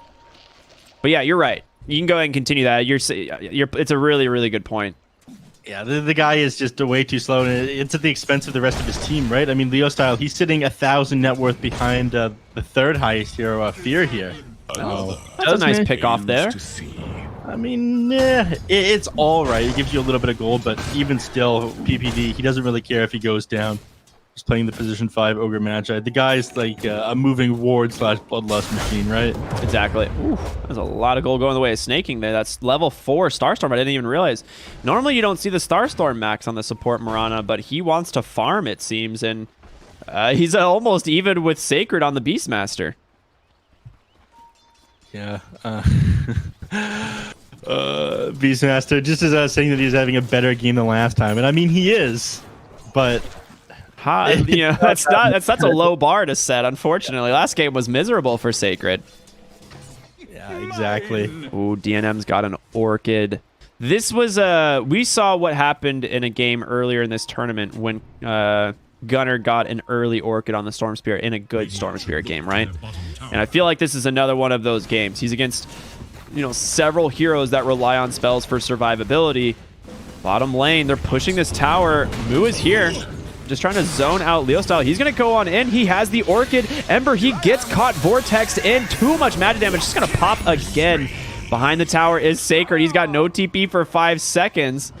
Looks like he's gonna drop a Hawk. He's gonna be safe. He can TP out now whenever he feels like it, or just cut the next wave. Yeah, this was something I was concerned about at the start. If they managed to get an early Orchid on the Storm Spirit, the game would be basically over for Thunder Predator, and that's exactly what the Storm got. I mean, Leo style, he's going for Blade Mail, so he wants to be able to fight into them and make space for his team, but we might be in another one of those too late situations where the Battle Fury came out too late on the Ursa, and so they're going to end up losing. The Blade Mail and getting end up too late on Leo style here. Yeah, I mean, he's getting really farmed on this Alchemist, right? You have the Yasha almost to that Black King bar, but they still have so much damage to deal with the Alchemist at the end of the day, right? You're not going to chew through 2 lives on the Wraith King on this hero, and that 10-second BKB can be kited out by the Storm Spirit and friends. Now, bottom lane, they just go for the blind stun onto the ward, or onto the rune, rather, just thinking someone might be going for it, but another 3 bounty runes going the way of Sad Boys. And when you're an Alchemist, it makes you pretty sad. You need these runes. They've got barely any of them. This is a dire game. I mean, this is a very sad Alchemist. I mean, he's got 11k net worth, but his goal is definitely coming out way too slow. And as I kept talking about, like, it's at the expense of everybody else on your team. Leo style, he's been brought down twice, and Beastmaster, he's not able to find any farm. Yes, they're dancing him around the map decently here, but they can't find anything for themselves. The wealth, I don't think, is going to end up trickling down this game. Dude, it's hardly trickling at all, even for the people at the top on Thunder Predator, brother. Like, MNZ is struggling to find his own money. And he's got the money printing machine. Like, money printing machine goes burr, but it feels like it got jammed this game. This pause obviously was brought to you by Monster Energy, our sponsor for the tournament. Now, Neff, what flavor are you drinking today? Is it just the Classico? Classico. I actually had one before we started, as my morning began somewhat early. I'm drinking myself the Zero Sunrise. Big fan of this flavor.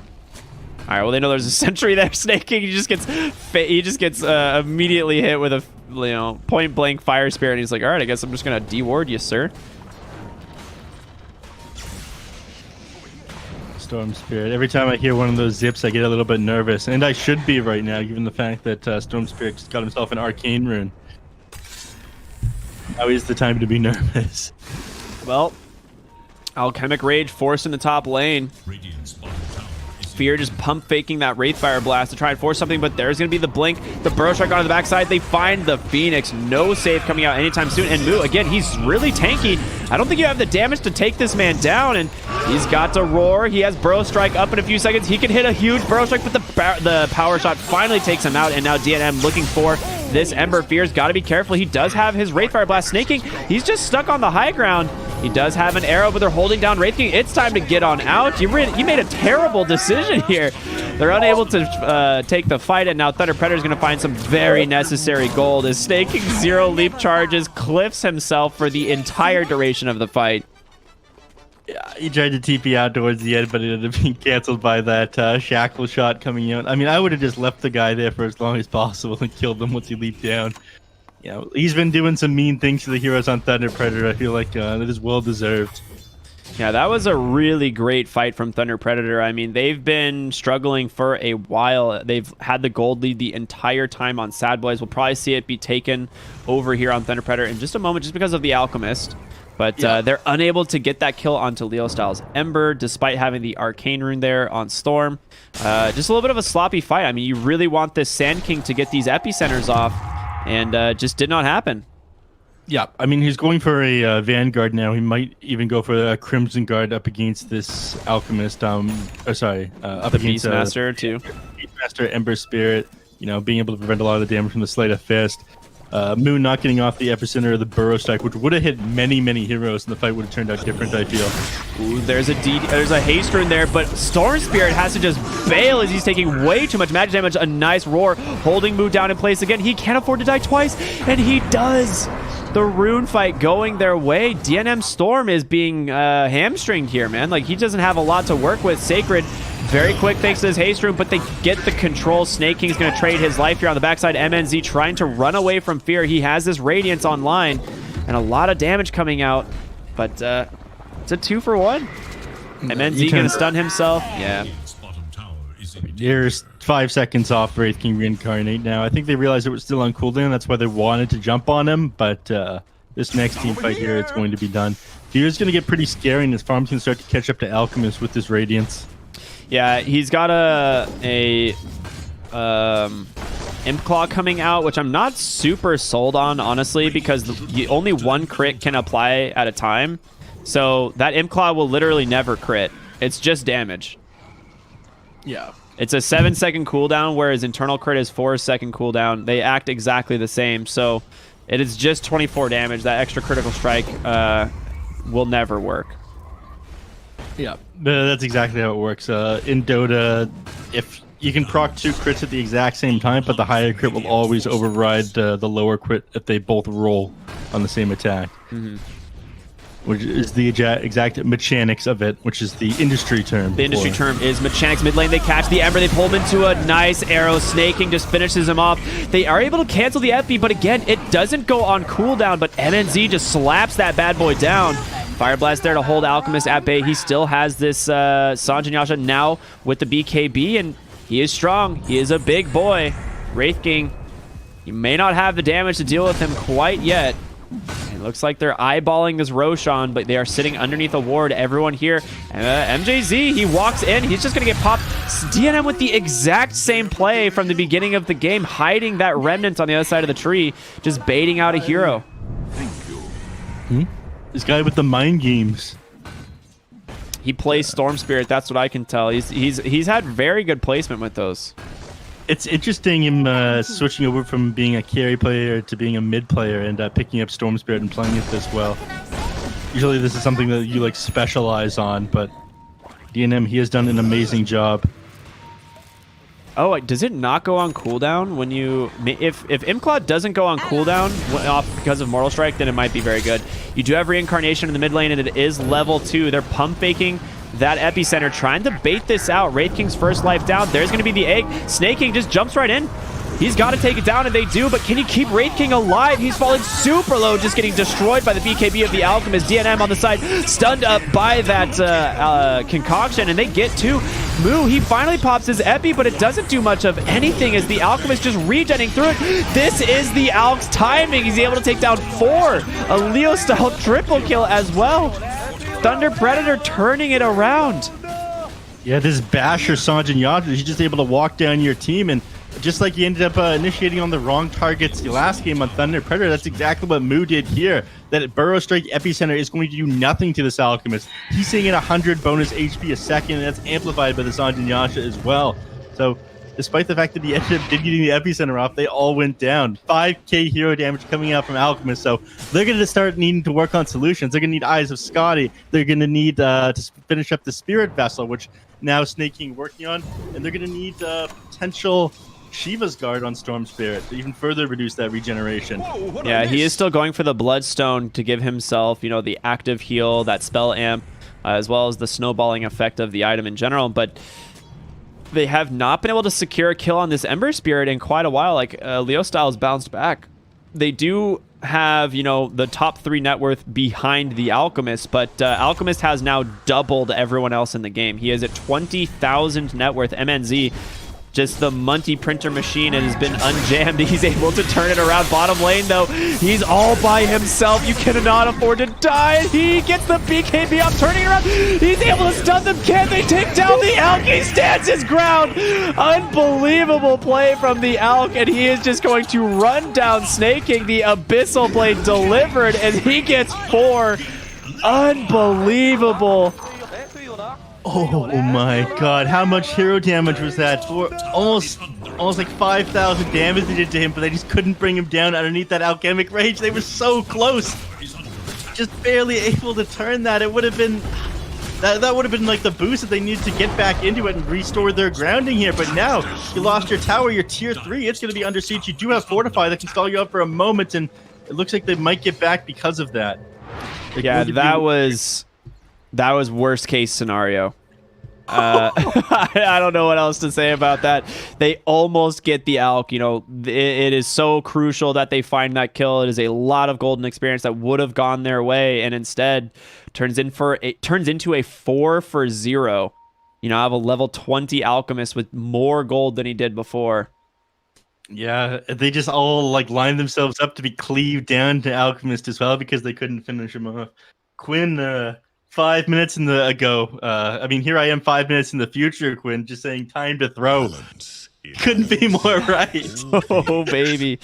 I mean, I thought they would have had the damage for him. I'm not sure if they just didn't commit some spells that they could have done, but I mean, he's able to pop the BKB with that Alchemic Rage. The Sun Ray, you know, was essential to keeping him alive as well. You know, that max HP heal per second. You know, they just didn't have it. This is the problem with not getting the Spirit Vessel out earlier. I mean, yes, you can, you know, pop the Alchemic Rage and the BKB to purge it, but if you had that Spirit Vessel bonus damage earlier on, it might have worked. Yeah. That's exactly what we were talking about, right? Like, you need your Shiva's Guard, you need your Scotty, you need a Spirit Vessel. The Alchemist HP regen is too much, especially with the Sunray behind him. Oh my god, I'm not sure where they're going to go from here on Sad Boys. This is a serious problem. And Wraith King, you know, he was just finishing up his Blink Dagger after that fight that they lost, so that ended up getting stalled up. Now he's working the Assault Cross, so a bit more damage is going to come out from him after he gets this, but there's no difference in the damage output between now and where they were sitting like 8 minutes ago. I mean, they're about to have an Assault Cuirass on the Alchemist, right? Like, that's the thing. It's not like it's just coming out. Oh, he gets the Blink off on Slade, and you'll only get yourself some Necro creeps. Not a good feeling there. MNZ's top lane. MNZ's by himself again. Storm Spirit could set up something for his team, but he definitely cannot do it alone. And it looks like the boys, they're going to walk into the Roche pit here. They do have vision, seeing all of them. And I guess they just know, you know, they don't have the damage to kill this Alchemist anymore. He is too dang strong. 2,800 health, almost 2,900 health, actually. He's going to get the D-wards here on the Roche pit. Thanks to that Necro 3, and they're going to walk on into the pit. Yeah, this is 168 HP regen a second he's got once he pops that Alchemic Rage. So once he's got this Assault Cross online, he's going to have too much armor for him to burn through. Yeah, it looks like they are trying to dodge it out here now on Sad Boys. They are a little bit afraid to fight into them, and honestly, I don't blame them. They've lost now several fights in a row. It was looking good for a while, and then these last 2 engagements have just been all Thunder Predator, and now you have an 11,000 gold lead where previously you were able to hold it against an Alchemist, which is the dream. Yeah. I'm glad that Leo Styles has got a little bit of room to breathe here because of that. The game wasn't looking too good for him, and once the Orchid came online on Storm, you know, I thought his game was just done, but managed to find a couple of kills now, and opt to start heading towards high ground. They do have Fortify available, so they can fight underneath the tower flag, which will do wonders for Thunder Predator here. Or sorry, wonders for Sad Boys. Yeah, well, they got to be careful, though. I mean, the tower, it's falling very quickly. Moo, not quite back, but there's the Abyssal Blade. Kind of baited for a moment, but this is an Aegis Alchemist, so he's not really the target you can kill. They do get the buyback on the Ogre. They take some decent damage onto Sacred, but he still has the Roar.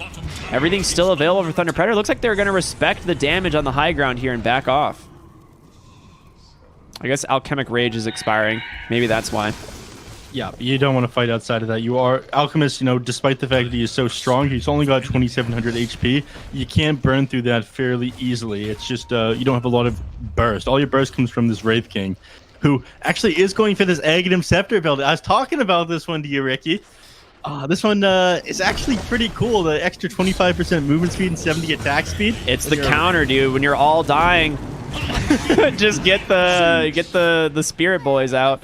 A nice gank there does find DNM, and you know he's had a near flawless tournament, but he is struggling so hard right now, and you know, just not very characteristic of his play this tournament. Alchemist top lane, no cares in the world, just gonna beat down this barracks. Sandstorm does not do enough damage. He's gonna get himself the first barracks of the game. MNZ, he is unstoppable on this Alchemist. He ends up popping that unstable concoction on himself, but it doesn't matter. They're still just way too afraid to commit onto him, so end up giving up. Gets found mid.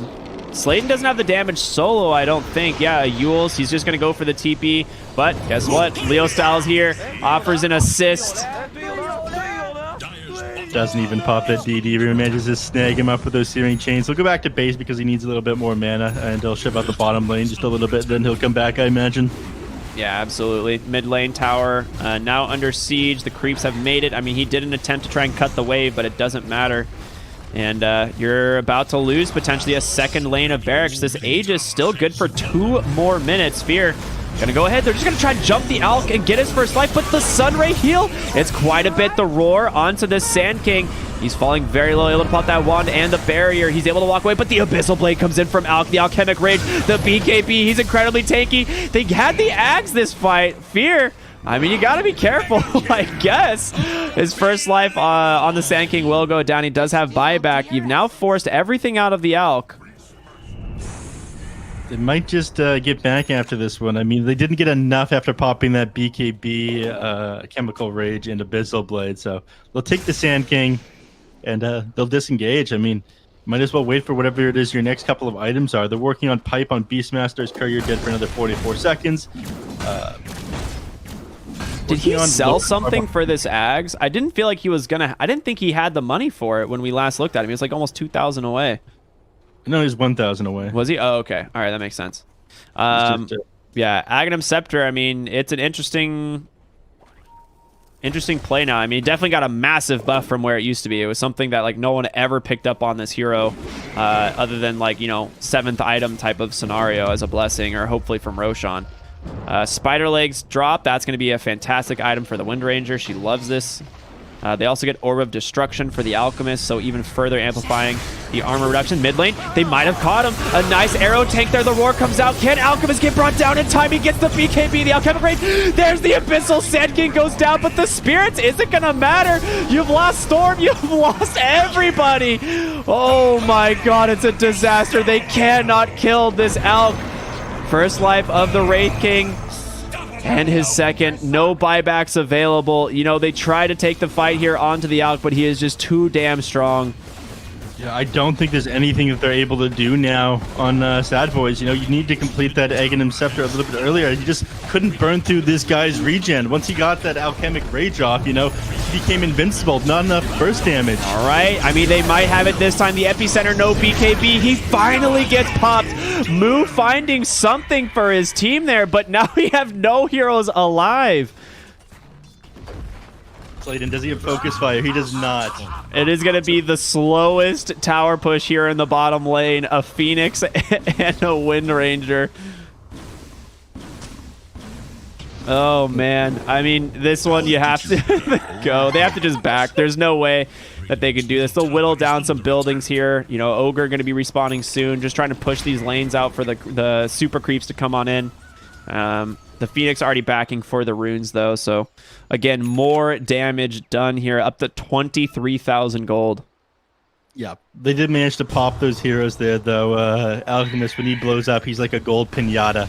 So, It closes the net worth lead just a little bit, but there was such a costly defense there and only one set of racks left. You do have potential to defend from Mega Creeps here with Wraith King. I mean, you're never really going to be out of the game, but it's just going to get harder and harder. That Rax is indefinitely exposed because you've lost your tier 2 as well. Cutting those creep waves is not going to do nearly as much or be nearly as effective as it otherwise would. So Fear actually picked up the +6 skeleton spawn, so you can hold up to 14 charges now.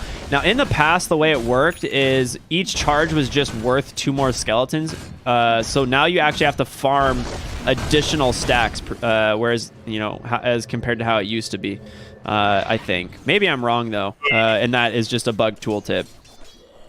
Interesting. Well, we'll have to see. It's a lot of skeletons. The boys are out for blood.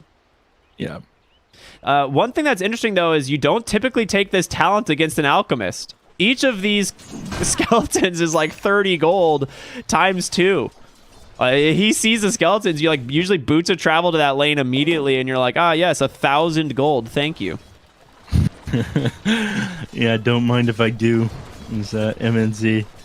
Speaking of MNZ, has he started handing out Aghanim Scepters yet? Not yet. I mean, he's been dead for a pretty long time. He wants items. He's going full carry items before then. Oh, yeah, 27 gold, 27 gold, 27 gold, 20. Oh, my lord. It was so much money. He actually might get caught here. The epicenter into the burrow. If they can initiate the stun, can they finally take down the alchemist? This time the roar. No, he stands his ground again. He turns around with the satanic. They just cannot take down this alch once again. The GG just gets called. They throw everything at him. And MJZ every goddamn time perfectly positioned with the Sunray, making sure this alch does not go down. The heroes on Thunder Predator, they're just too strong. I mean, all the damage came out from Alchemist there, right? And if you can't kill him in that initial burst, he's going to heal up. I mean, they threw absolutely everything at him. I think just the Sanjay by itself gave him enough stats resistance to survive that roar and get off the BKB. Maybe if the Orchid came out slightly sooner, like at the exact same time as the roar, the Soul Burn burst would have finished him off, but he managed to BKB through that one. That is all they needed to do, but it ended up being too hard for them on Sad Boys. And I gotta say, it could have been a different game if you end up getting to waste that BKB and you have that HP regen reduction. You have a little bit more burst, but Fear by himself with his Radiance build, it matches up pretty poorly to the Alchemist. Yeah, I think like you were talking earlier, like the Armlet Deso build, you know, is better at fighting earlier than this Radiance. And the Radiance, you know, it gave him a lot of farming speed and potential, but you just cannot keep up with this Alchemist. And a couple good fights there at MNZ. Holy crap. I mean, I can't, like, we were tense. I can't imagine what he was like. He must have just been clenched so tight during that engagement bottom lane. But they turn it around, man. They're doing incredible. Thunder Predator, they are down, but they are now not out as they tie the series 1-1. Thank you for putting your hat back on there, Neff. The viewers definitely appreciate that. Yeah, about that. Very important to the show. Yeah. Incredible performance by Thunder Predator. It honestly cannot be understated. They are ready to go to game number 3, and this is exactly what we wanted to see on the final days of the Americas bracket. So stay tuned, everyone. It's been a heck of a series so far, but we got one game. The winner will advance to the grand finals to play 4 Zoomers. We'll see you after just a short break.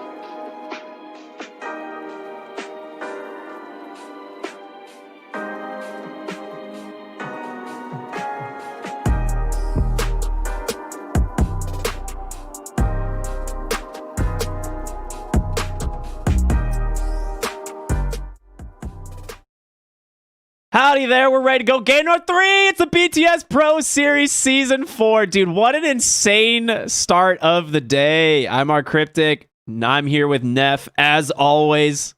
Dude, fill us in. How insane is this? This is one hell of a rodeo. I'm going to tell you that much, Ricky. That last game, Oh, I love it. Back and forth. It was looking like it was going to be a quick 2-0 for Sad Boys there, but Thunder Predator, they kept their hands on the reins, and my God, did they Keep it rolling, man. Keep them rolling. Oh, my God. Incredible performance, game 2 from Thunder Predator, man. I honestly don't even know how they managed to turn that one around. It was just so close, so many fights, won by a fraction of health on this Alchemist, and just going the way of Thunder Predator. It just, I don't know. It was crazy. Yeah. Sad Boys, it looks like they're pulling out all the stops this time. They get rid of the Phoenix and the Earth Spirit. I mean, they're probably pretty worried about that. Phoenix is a pretty sick job they ended up doing.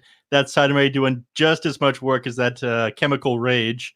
As I've been corrected, is apparently not Alchemical Rage. Oh, yeah, it's Chemical Rage, yeah. Were people malding in chat? Is that what's happening? Yep. I just like myself some vowels. What can I say? You're a big vowel fan. I get it. Leo style Ember, most likely once again. Even though he had a rough start to the game, he took off in this mid game. Like DNM, he's been the all-star for Sad Boys in most of this tournament, and he just never really came online on the Storm Spirit. Like, he got an Orchid, never really got to his Bloodstone, and he needed a BKB, so he was just kind of sitting there like, what do I can't do anything. I have no momentum. And meanwhile, Leo style, creeping his way forward in items. There's going to be the IO Gyro. Just open it right out of the gates, baby. Yeah, I mean, this one was a classic, and they managed to make this one work even before the Gyrocopter buffs this patch. Gave him that Aghanim Shard that gives him, the 2-target Rocket Barrage, right? So it ends up 2 Rocket Barrage and extend by a second. Exactly. It allows you to hit multiple units. It's a great amount of magic damage. I think he's still the same type of bully in the safe lane that we've always seen against certain melee matchups. But yeah, this is a fantastic matchup for him. Yep. And then the agility on him as well increased by 7. They decreased his base damage by 7. It ends up being the exact same damage at level 1, but that much more attack speed, that much more armor to work with. The hero feels a lot better. And, Gyrocopter, I think that there's almost always a place for him, just given his kit. Absolutely. This period is a bit weaker, and periods he's a bit stronger, but just so good at taking these team fights. Awesome hero, especially when paired with the IO. I do think he's a little bit worse with how items were changed. Oh, the AA. This is sick. I'll get to that in a sec. But I think he's a little bit worse with how they change around items. Gyrocopter is somebody who wore status resistance very well. And they've been removing that one from the Satanic, right? Yeah, exactly. I think the Falcon Blade is an item that you could see on the Gyrocopter as like an early pickup, health, damage, mana regen, all things that are super useful. Since you have an IO, though, it may not be necessary. You could just see like the standard Drums build. Drums doesn't give mana regen anymore, so it's one of those things where like, yes, the movement speed is great, especially with IO Tether. So you kind of like weigh your options there, and is investing in Falcon Blade and Drums. It feels too costly, slowing down the Aghanim Scepter too much. So 10 seconds. We'll see. Tell me about the Ancient Apparition, though. It looks like you had a lot you wanted to say about it. This hero changed around a little bit. I think he was buffed a lot. His biggest weakness was the fact that he couldn't farm and he couldn't shove out creep waves by himself. That's all changed thanks to this Aghanim Shard. I mean, you throw the your Ice Vortex onto the ground, you end up doing 40 damage a second with it. It slows people's attack speed too. Already an amazing ability. It does even more damage than the 40 a second decrease because it ends up reducing their magic resistance, right? Exactly. It's like a tree protector light for shoving out waves. I mean, yes, you can't hide in the trees, but you can cast an Ice Vortex from so far away. And a lot of the time, you'd like to stay pretty far in the back of team fights so you can always get off that Ice Blast. So such a huge upgrade, that Aghanim Shard. I think he picks up 100% of the time at the 20-minute mark. One other thing to notice is they also improved the Ice Blast travel time. So it, instead of taking 2 seconds to get to its location, it's now 1.75. So it's just a quicker nuke, which is always better. You don't have to. You have a higher percentage chance of hitting it on the target you want to hit. So it might throw some people off if they're used to like that 2-second travel time and like predicting where they want to go. But overall, generally a buff in that respect. Yeah, easier to land for sure. Got a lot of heroes banned out. Faces Void, Bat Rider, fellow Cowboy. You hate to see him gotten rid of. Beastmaster. Beastmaster, I guess they finally are tired of playing against on Sad Boys. They've had to play against it 2 games in a row now. But they ended up giving up Mars because of it, who is a very strong offlaner, despite the fact that he was nerfed a little bit. That God's Rebuke mana cost increased by 15 at level 1, and they removed his level 10 talent that gave him the minus 3-second cooldown on his spear, right? Yeah, exactly. And the thing that's odd is it doesn't seem like it's a good lane matchup into Gyro. Flat Cannon and Rocket Barrage deal with this hero pretty well. I mean, yes, you have Bulwark to reduce some of the damage, but Rocket Barrage, you can just run over the Mars. These are the types of lane matchups that Gyro typically thrives in.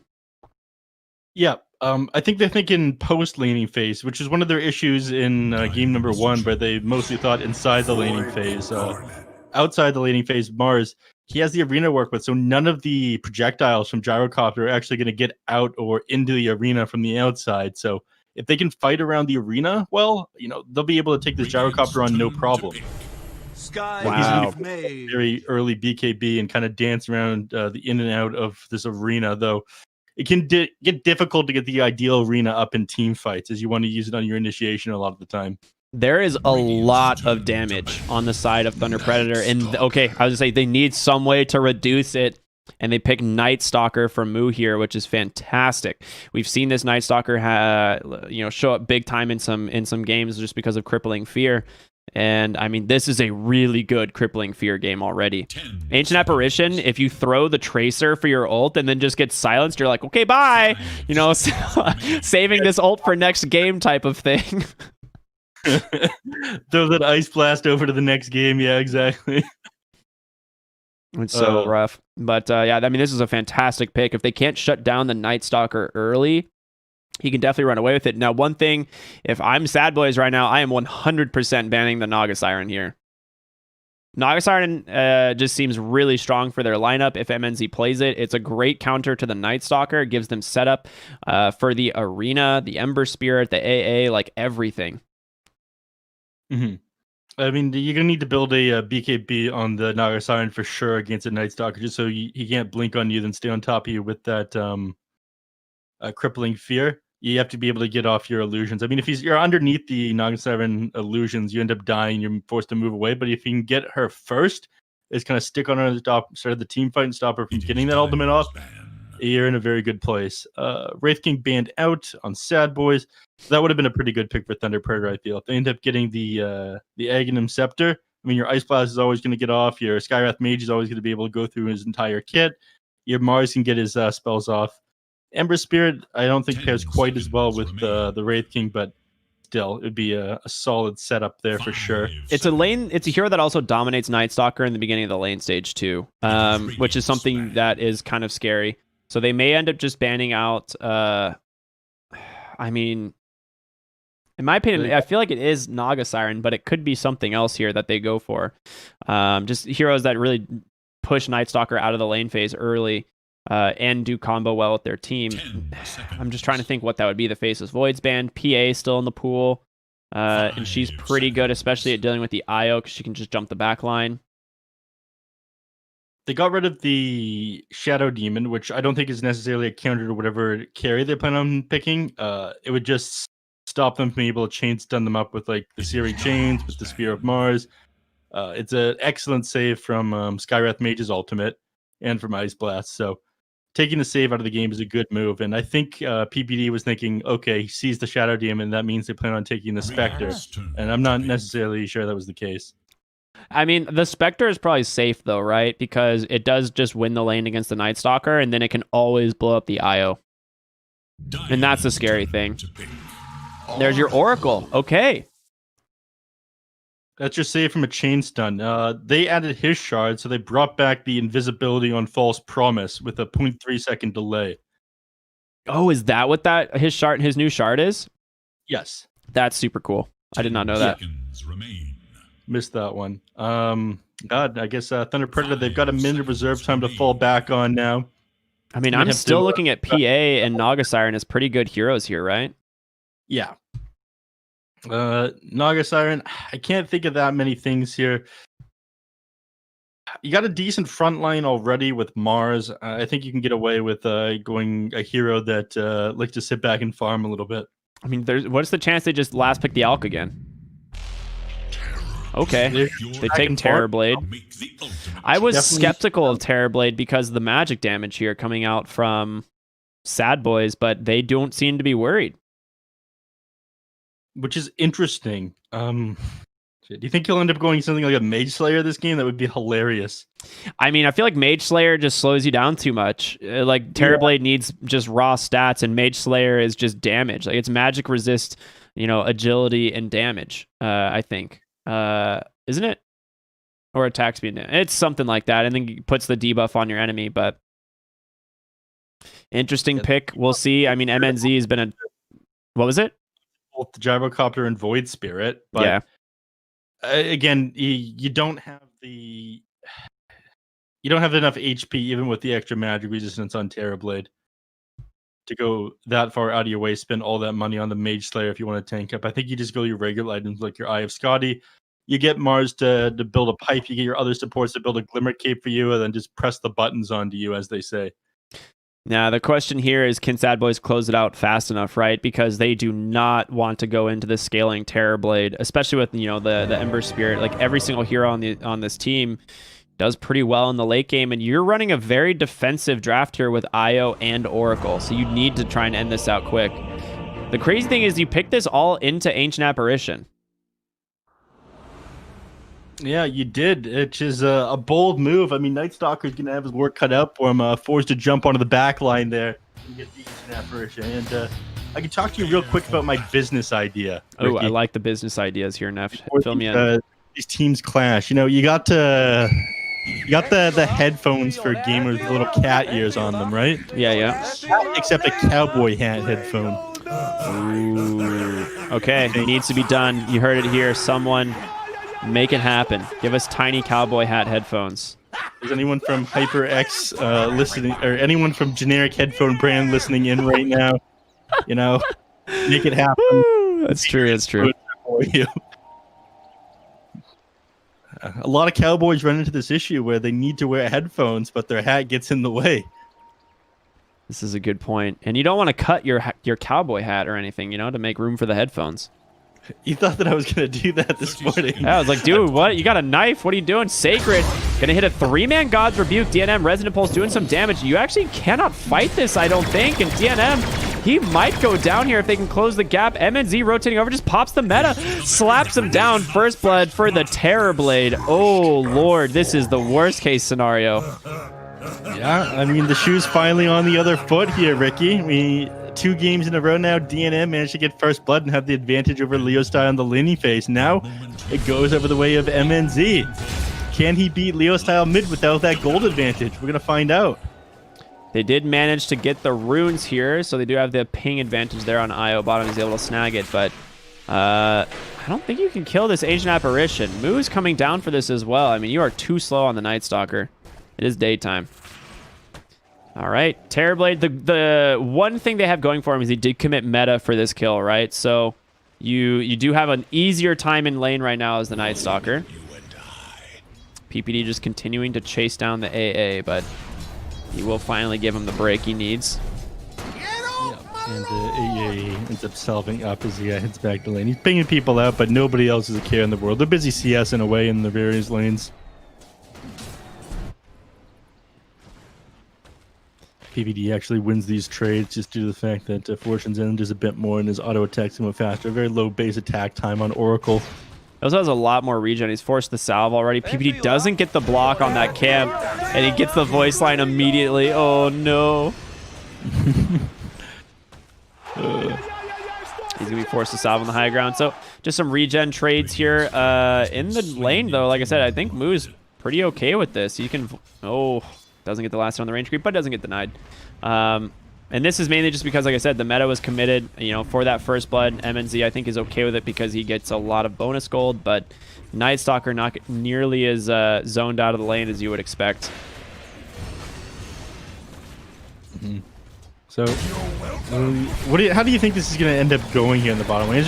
Well, as you say it, they're chasing down Mars. They might have the damage. Rocket Barrage in one, but the creep wave doesn't save him. Fear gets the last hit. Okay.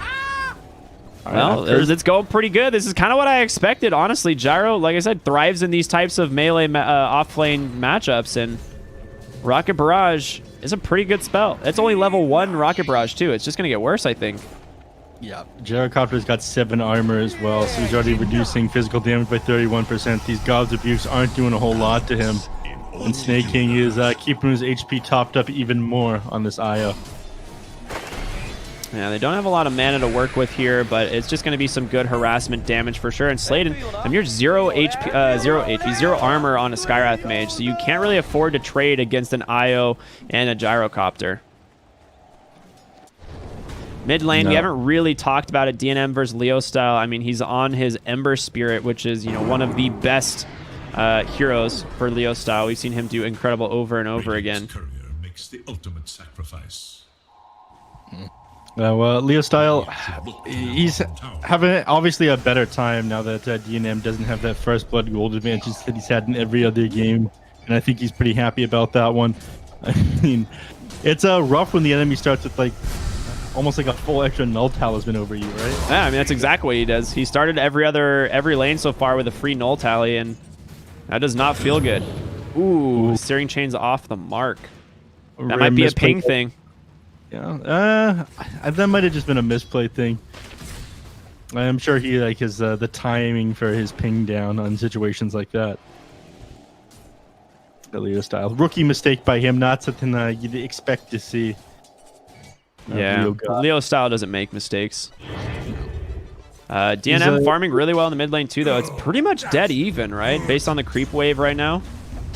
Yeah, they're doing really great. So we're almost at 4 minutes. We're going to see the rotations to the power runes, as you mentioned, happens every single game right now in the current patch. Sladen's here. They're not opting to rotate anyone from the top. So DNM, I mean, he does win the lane or the rune because of that. Because of Remnant every single time. That's why you always get a single point in the Aether Remnant by the 4-minute rune, and it ends up netting him a regen.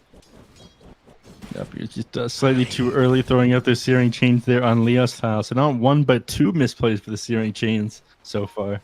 I mean, it's about all you can do is just try and get the body, like Searing Chain, and then get a body block, right? And DNM just plays it like perfectly every single time. Did you think it was yours? People were talking about what Mage Slayer is a couple of minutes ago. I thought we were seeing somebody commit for a kill there. Looks like everything is all right, though. New Dota item. New Dota item. Reduces magical damage from whoever you hit with it by 35%. Was it spell damage? All spell damage for 4 seconds by 35%. Yep. Give you 20 damage, 20 agility, and 20 magic resistance. Yep. Top lane, they're fighting for these bounty runes. Moo, I mean, it's nighttime now. This is a problem fighting into this Night Stalker, and MJZ might go down. PPD has one more fight. Oh, he's not going to be able to get off, and then there's going to be the meta pop from MNZ. MJZ just survives it. Yeah, MJZ is actually going to be so fine because there were 3 stacks of PPD's heal onto him as well. Yeah, he tried to snipe him with the Purifying Flames over and over and over, but it's only a level 2 Oracle, so you don't have that extra damage coming in from the Purifying Flames. Yeah, you definitely want level 2 in it before you have, or you usually need 2 points before you have too much kill potential is what I mean to say. They try to go into him again, but it's hard with them still having that Metamorphosis pop. It looks like Mood doesn't want to commit. They might run at him after the Metamorphosis ends or as it starts to end, which will be in a couple seconds here. Nice use of that flak bottom lane from Fear. It's like 1 point, but he immediately cancels the clarity from the Skywrath Mage. MJZ, I mean, I don't think you get, okay, you do get this kill, 2 levels, Purifying Flames, but Moo, you're underneath the tower, so a rotation in from DNM. If he can find this kill, it would be huge, but silenced up by Sladen, another Astral Step, and a Remnant available, taking a ton of damage from this Terrorblade. They are going to close the gap. They have plenty of magic damage to work with, but TP canceled there, I think from Leo style? Yeah, it was the Ember, okay. He realized the enemies were backing up, and he'd be much better off just running them down. He's going to find DNM. Leo style God. Come on. He does have Astral Step and Dissimulate. Ooh, does he have the damage to finish it off? He gets it. The Concussive Blast. Oh, man. That is a big kill for the Skywrath Mage and for the Ember. Yep. You can afford all sorts of cool things now, like boots and perhaps even a windlace. Sacred forced to back out bottom. The Spear obviously creating the space so that Fear can't run him down with these Rocket Barrage. I mean, overall, net worth already a decent start here for Thunder Predator. And I don't see it getting that much better here for Sad Boys. Like, they're going to be able to pop ahead in these lanes. You have this Terrorblade that he's just going to get super farmed. Yeah. You have surprisingly little farm on Fear as well, despite how well this lane is going. He's only sitting at 29 last hits. It is pretty wild to me. Yeah, that's actually definitely... That is really surprising. You're right. Did get a chance to touch on that. I think they've just been keeping the creep wave pushed very close to tower, and Sacred's been doing a decent job denying him a farm. Despite the fact that he doesn't have much. They might go for Sladen here. The missile's coming out. Sacred has no mana for the Spear, so the Concussive Blast will slow him. And Sladen pretty fast on these boots, but the Overcharge and the Tether might be enough to chase down the Skywrath Mage if they have another Rocket Barrage in a second. But you got to be careful because Leo Style's coming over to save the day. Top lane Moo does just dive down for MJZ. They get the kill, trade 1 for 1, but you have Dark Ascension. He could level if he wants, but he's just going to get... Oh my god, the damage from this Terrorblade. Moo's got to be so careful. He's forced to run all the way back. He bottles himself back up a couple of times, but he's going to hold on to that Dark Ascension that you mentioned to probably wait until daytime or a potential bigger kill here onto Terrorblade. And he's going to need a point to Crippling Fear for that. Yeah, I mean, 160, 170 damage on the Terrorblade here during this meta, so he is not something you want to mess with. Yep. Well, they're pinging him out. He doesn't have vision of them. Obviously, Night Stalker having that bonus night vision makes it really nice, and they could go for it. His ult has ended, also known as meta, and they're going to go ahead and pop the Dark Ascension, try and trade and chase him down. Leo style, he's rotated bottom, but DNM's coming top. They might have the burst damage to take down this Terrorblade. Finally, the Dissimulate will allow them to do so. The Illusion Rune gets popped. MJZ dies as well. The bottom lane rotation was also a success as they managed to take down the Gyro. No arena committed, just plenty of damage coming in from the Ember Spirit. Yep. Both teams rotating to the enemy team's safe lane, so ends up, I think, probably turning out a little bit better for the Sad Boys as they got 2 kills rather than just 1, and they shut down the Terrorblade, who's doing quite well for himself. Fear, he's gonna have to play catch up though. We're seeing changes off the mark, and because that DNM manages to get out, nice dodge there by him. Yep. Fear is gonna need a lot of recovery here. He just now hits level 6 here on the safe lane, and it's almost 10 minutes. I mean, this is looking really rough for this Gyrocopter. Normally you'd like to, you know, be closer to level 7.5.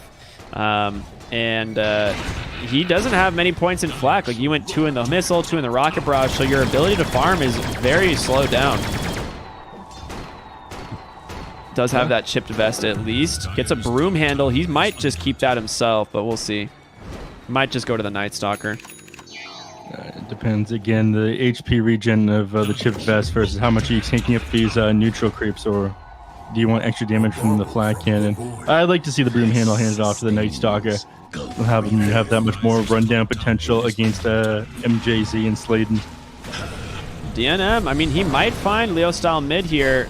Silenced up for the moment thanks to Sladen, but he's going to go ahead and jump the backside, maybe take down this Scar Mage, but a beautiful Searing Chains comes in. He does have an Astral Step forward, but he's not going to take it. PPD drops a ward on the high ground to snipe the kill. Now gets his level 6, so he's false promised himself. He's going to be fine here. Pops the wand. Plenty of healing coming in as well.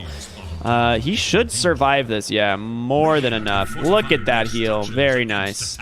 It's based on the color of the sun orb, right? It was so weird because it was like red for a while and then suddenly just went straight green and he came out with like plus 600 HP. Very nice. Radiant's bottom tower is in danger. All right, Leo style here, protecting his top tower from this catapult. His Mu was, you know, positioned behind, pulling the creep wave, making sure that they can try and chip it down over and over again. But Mu, he's TP'd bottom, snaking. In some trouble. The arena is going to catch him. The AA blast as well. He gets the relocate out. Potentially, no, he walks into the wall. Okay, yeah, he gets it off. Mu, however, jumps in back onto the Ancient Apparition. Will be able to find the kill, but he's not going to shatter to MNZ's Terrorblade. He's able to get the tower. PPD here on the backside with the help of DNM. They're going to try and maybe find a fight here, but he skewers him right into him and snaking. He doesn't have a tether target. He's going to go down a 2-for-2 trade, but they catch the Void Spirit. Oh, this is a huge win for Thunder Predator. Yeah, and Night Stalker, he's not able to fight anymore. That Dark Ascension ends. It switches over to daytime, and that is going to be a 2-for-3 trade. You end up grabbing the mid laner as well. So, about 1,000 XP going your way, and 600 gold. And their Predator managed to snag the tower while they're there, too. Yeah, that was fantastic. They'll probably turn their eyes over to mid tower now, as just continue to take map control, take advantage of the fact that it's daytime. Dark Ascension isn't available. Leo style, there's no reason for him to not be aggressive, right? Exactly, and MNZ's Terrorblade is getting incredibly strong. I mean, he is starting to pull away very quickly, similar to the Alchemist that we saw last game, right? He's given a few minutes, and this man farms. He's had an incredible performance all tournament. Like, he had a rough game 1, but this man, he manages to find gold everywhere. Get to the drums of endurance. Top lane, they have Arena in 2. They're going to be able to find Fierce. Searing Chains on the mark. He just gets bursted by that Ember Spirit AA and Skywrath combo. Once again, the Mystic Flare. Plenty of damage for these heroes. They just get 2 quick kills, and he just goes back to the mid lane. Yeah. There's not much to say about that one. Snaking, of course, he's forced to go down with the gyrocopter. And I was expecting them to see the turn their eyes mid lane here, but I guess they might wait on Metamorphosis before popping another tower down. US style, just look for these pickoffs. You're going to slow down Fierce farming. The guy's net worth is pretty low, only 4.3k, and he had a favorable lane matchup as well. It's not like any of the harass that they threw out to him from this Mars is actually going to stick at any point, right? Yeah, I mean, the problem is they spent so much time trying to shut down the Mars and so much harassment coming in from the Skywrath mage that they just didn't CS well.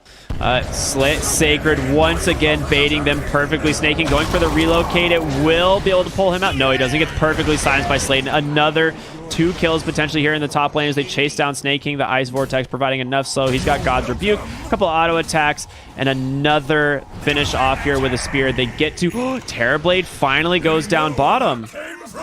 Yep.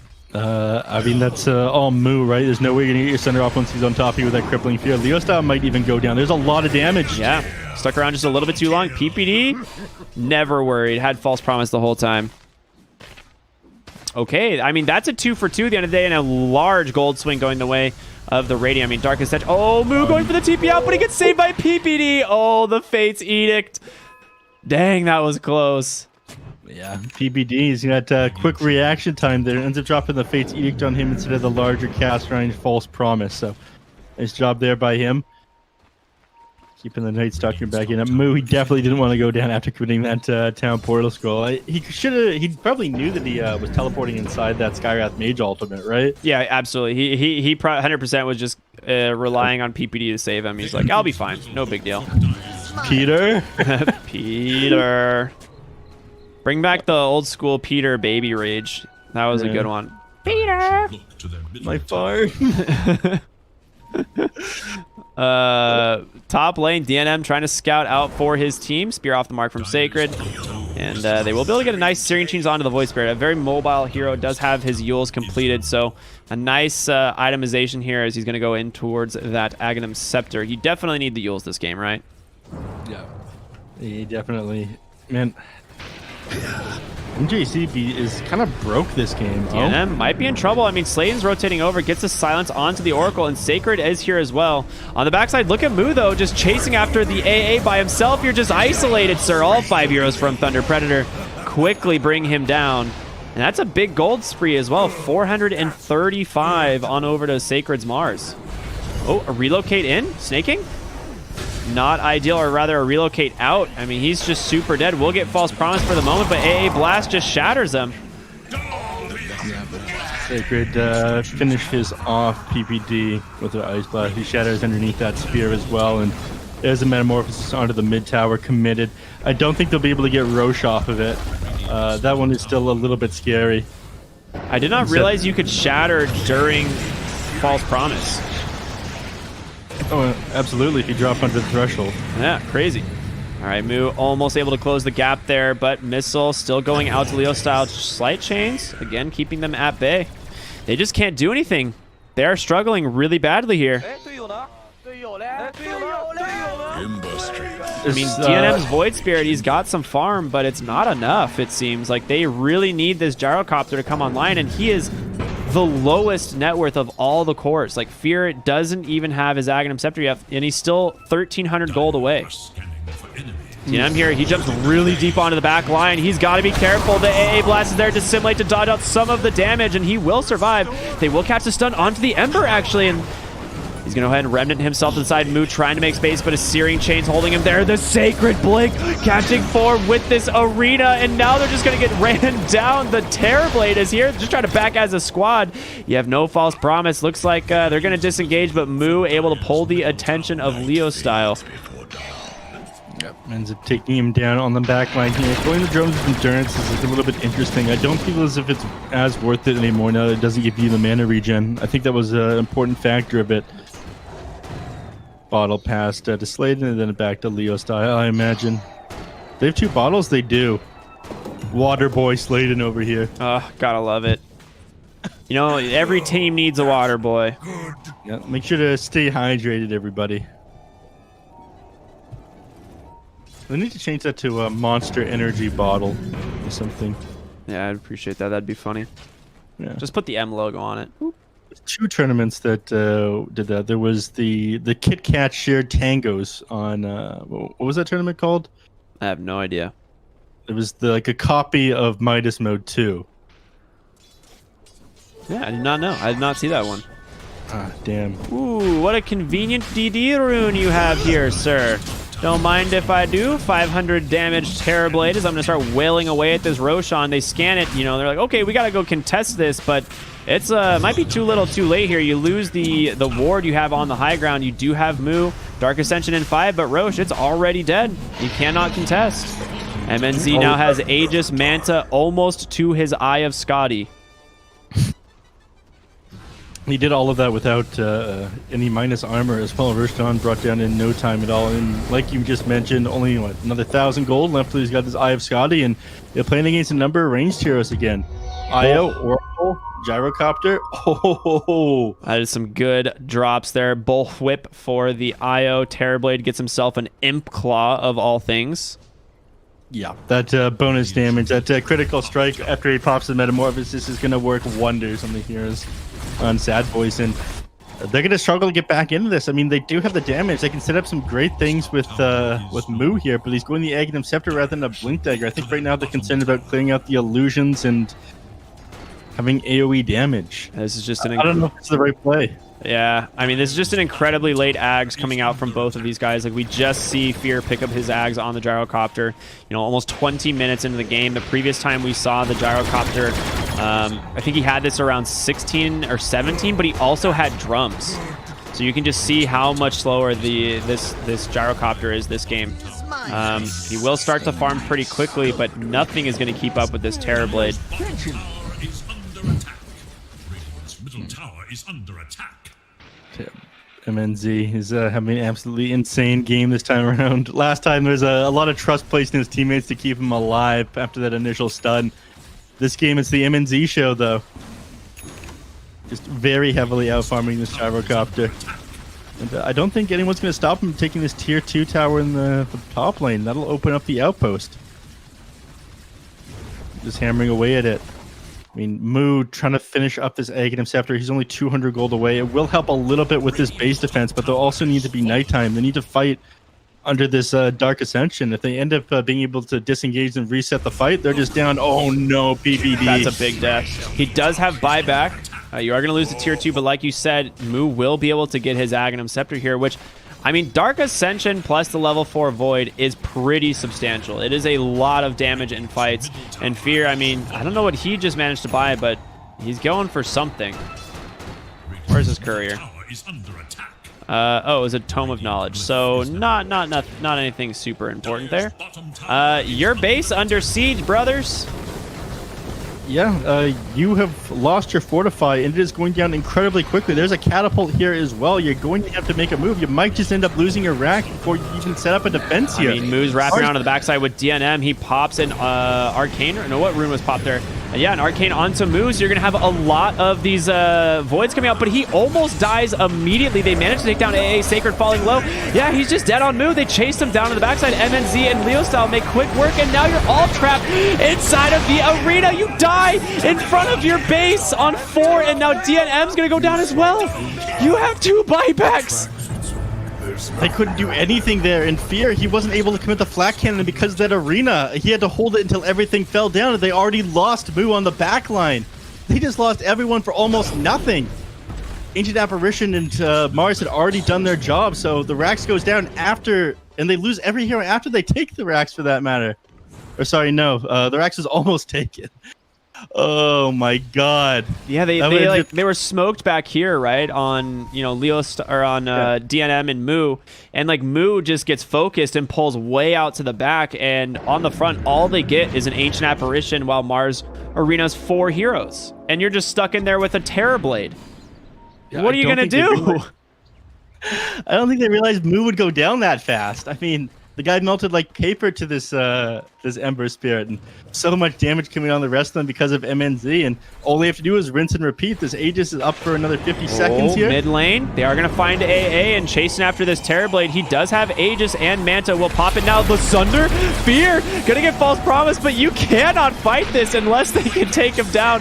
A Yule's into a Remnant. They buy back the AA. Mu manages to go down bottom lane. He will survive the relocate out. DNM doesn't make it out of the arena. He's trapped. He doesn't have 4 seconds on that. Oh, he goes down 80 seconds. No buyback. They're chasing for Peter as well. Leo Style chains in 3. He preemptively tips him. He's like, I know I'm dead here, sir. This is going to be a dieback. Oh, not a dieback. He still has his buyback, it seems. Aegis going to expire in 11 seconds, which is the same time they have Metamorphosis. So MMZ, he's going to top himself back up, and then he's going to go in, take this top set of racks. I mean, this is looking so bad. How do you kill this Terrorblade? I mean, he's 11,000 gold lead, now has a BKB delivered, and he's just going to go for more damage. They have not been able to close it down. They can't do anything. They have to wait inside their fountain, inside their base for everyone to come back up in order to have any chance of defense. The tier 2 bottom lane will keep their last racks alive. I mean, they're just going to cut waves, right? They managed to get, you know, the top tier 2, but they're just trying to farm up on this Gyro and get to a BKB. I just don't see it being enough anyway. Like, this Terrorblade pick was just perfect. They don't have an answer for this hero. No, it's like, you can try to do magical damage in, but by the time he gets the BKB online, I mean, you got your 10-second BKB now on MNZ, there is no way you end up doing the physical damage through to him. Gyrocopter just doesn't have enough by himself. Only 25 or 125 in attack. You have to somehow kill MNZ's entire team and then kite him around afterwards. Slayton also has an Aghanim Scepter on the Skywrath Mage, so you can only save one hero here on this Oracle, and now you have double silence, double concussive blast, you know, an extra arcane bolt and an extra mystic flare. So being trapped inside this arena is even more scary. Backside, they're going to look for the Ancient Apparition. He's the hero they need to pick off, but again, they just tunnel down the Night Stalker. He cannot survive. False Promise committed. Yes, you get the AA, but you lose Mu, and DNM has to run back into the base. PPD is going to buy back immediately. Dissimulate available. The BKB committed on the Terrorblade, but DNM no escape. He just goes down. PPD cannot save him. The tier 3, the final structures here for the side of Sad Boys starting to fall, and a Blink Spear sends Oracle into the base. 4 heroes dead. The buybacks come out, and Fear has nowhere to go. The GGs are out. It's a rampage for MNZ. The perfect finale for this game. that will end the lower bracket finals, and Thunder Predator, they will advance to the grand finals against 4 Zoomers. That looked so rough for them at the start of this series. I mean, they could have lost that, been 2-0'd by Sad Boys here, but Thunder Predator, they shaped up in game number 2 and in game 3. Just everything they did felt so right. Fear not managing to scare himself any farm here on the gyrocopter, and them not having the damage to bring down this Terror Blade. Yeah. Beautiful. Summed it up perfectly, man. DNM mid lane, you can just see the difference here, right? He's was a big part of them winning a lot of these games, and 2 games in a row, he just does not have a good game. He goes 6-6-5 as opposed to Leo style 10-1-17. MNZ had pretty much free farm from minute 1, gets first blood, which always, makes it a little bit easier. And now you're just in a scenario where you have no answer for this Terrorblade late game. He presses BKB, and what can you do? Yeah, I mean, even before he got the BKB, they took these like amazing fights against them. Usually ended up getting his Sunder off. And despite the fact they tried to take these team fights in, some creative ways on Sad Boys, the Aghanim Scepter on Moo, it felt a little bit underwhelming. I mean, he spent the entire game trying to farm it, right? Yeah. By the time he came out, I mean, he ended up getting blown up, and he couldn't even engage into the entire team. I don't think he got like a 4 or 5 man void off. He tried to jump the backline in 2 fights. Both times he ended up getting bursted down. Yeah, absolutely. And you know what that means, Neff? We got a grand finals underway. Let me go ahead and show you all the bracket. I am so freaking excited. 4 Zoomers will be going up against Thunder Predator in the grand finals, a best of 5. Now, these teams have seen each other before in the upper bracket. It was a 2-1 for 4 Zoomers, but those games were very close. And now Thunder Predator, I mean, they're looking to take a second tournament here to finish off the year. 4 Zoomers trying to get their first major victory here in the year. I mean, these teams have gone head to head all year long, fighting for dominance. I mean, this is like the perfect storyline, in my opinion. Like, these teams going head to head to finish off the year is incredible. So I'm super excited. I could not have asked for a better match.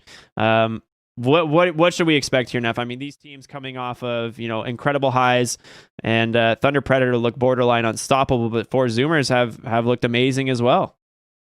It's hard to say exactly what to expect. Thunder Predator, they had a clean 3-0 grand finals in Movistar Liga Pro Gaming yesterday. They started a little bit slow today, but this is a good warm-up match. Meanwhile, 4 Zoomers, they've got some games to analyze and figure out exactly how it is they're playing this patch with Leo style, with MNZ, and they're rested up. I mean, I'm on the board with you here, Ricky. This is one of the best finals I could have asked for. Both these teams have made so much progress in 2020. Absolutely amazing that we did see the 2 of them to end the year. Yeah, but that's all I got before this next match starts. So excited. That being said, everyone, we're gonna go right into the grand final. So definitely stay tuned. We'll be back in just a short break. Honestly, grand finals between Thunder Predator and 4 Zoomers. Stay tuned.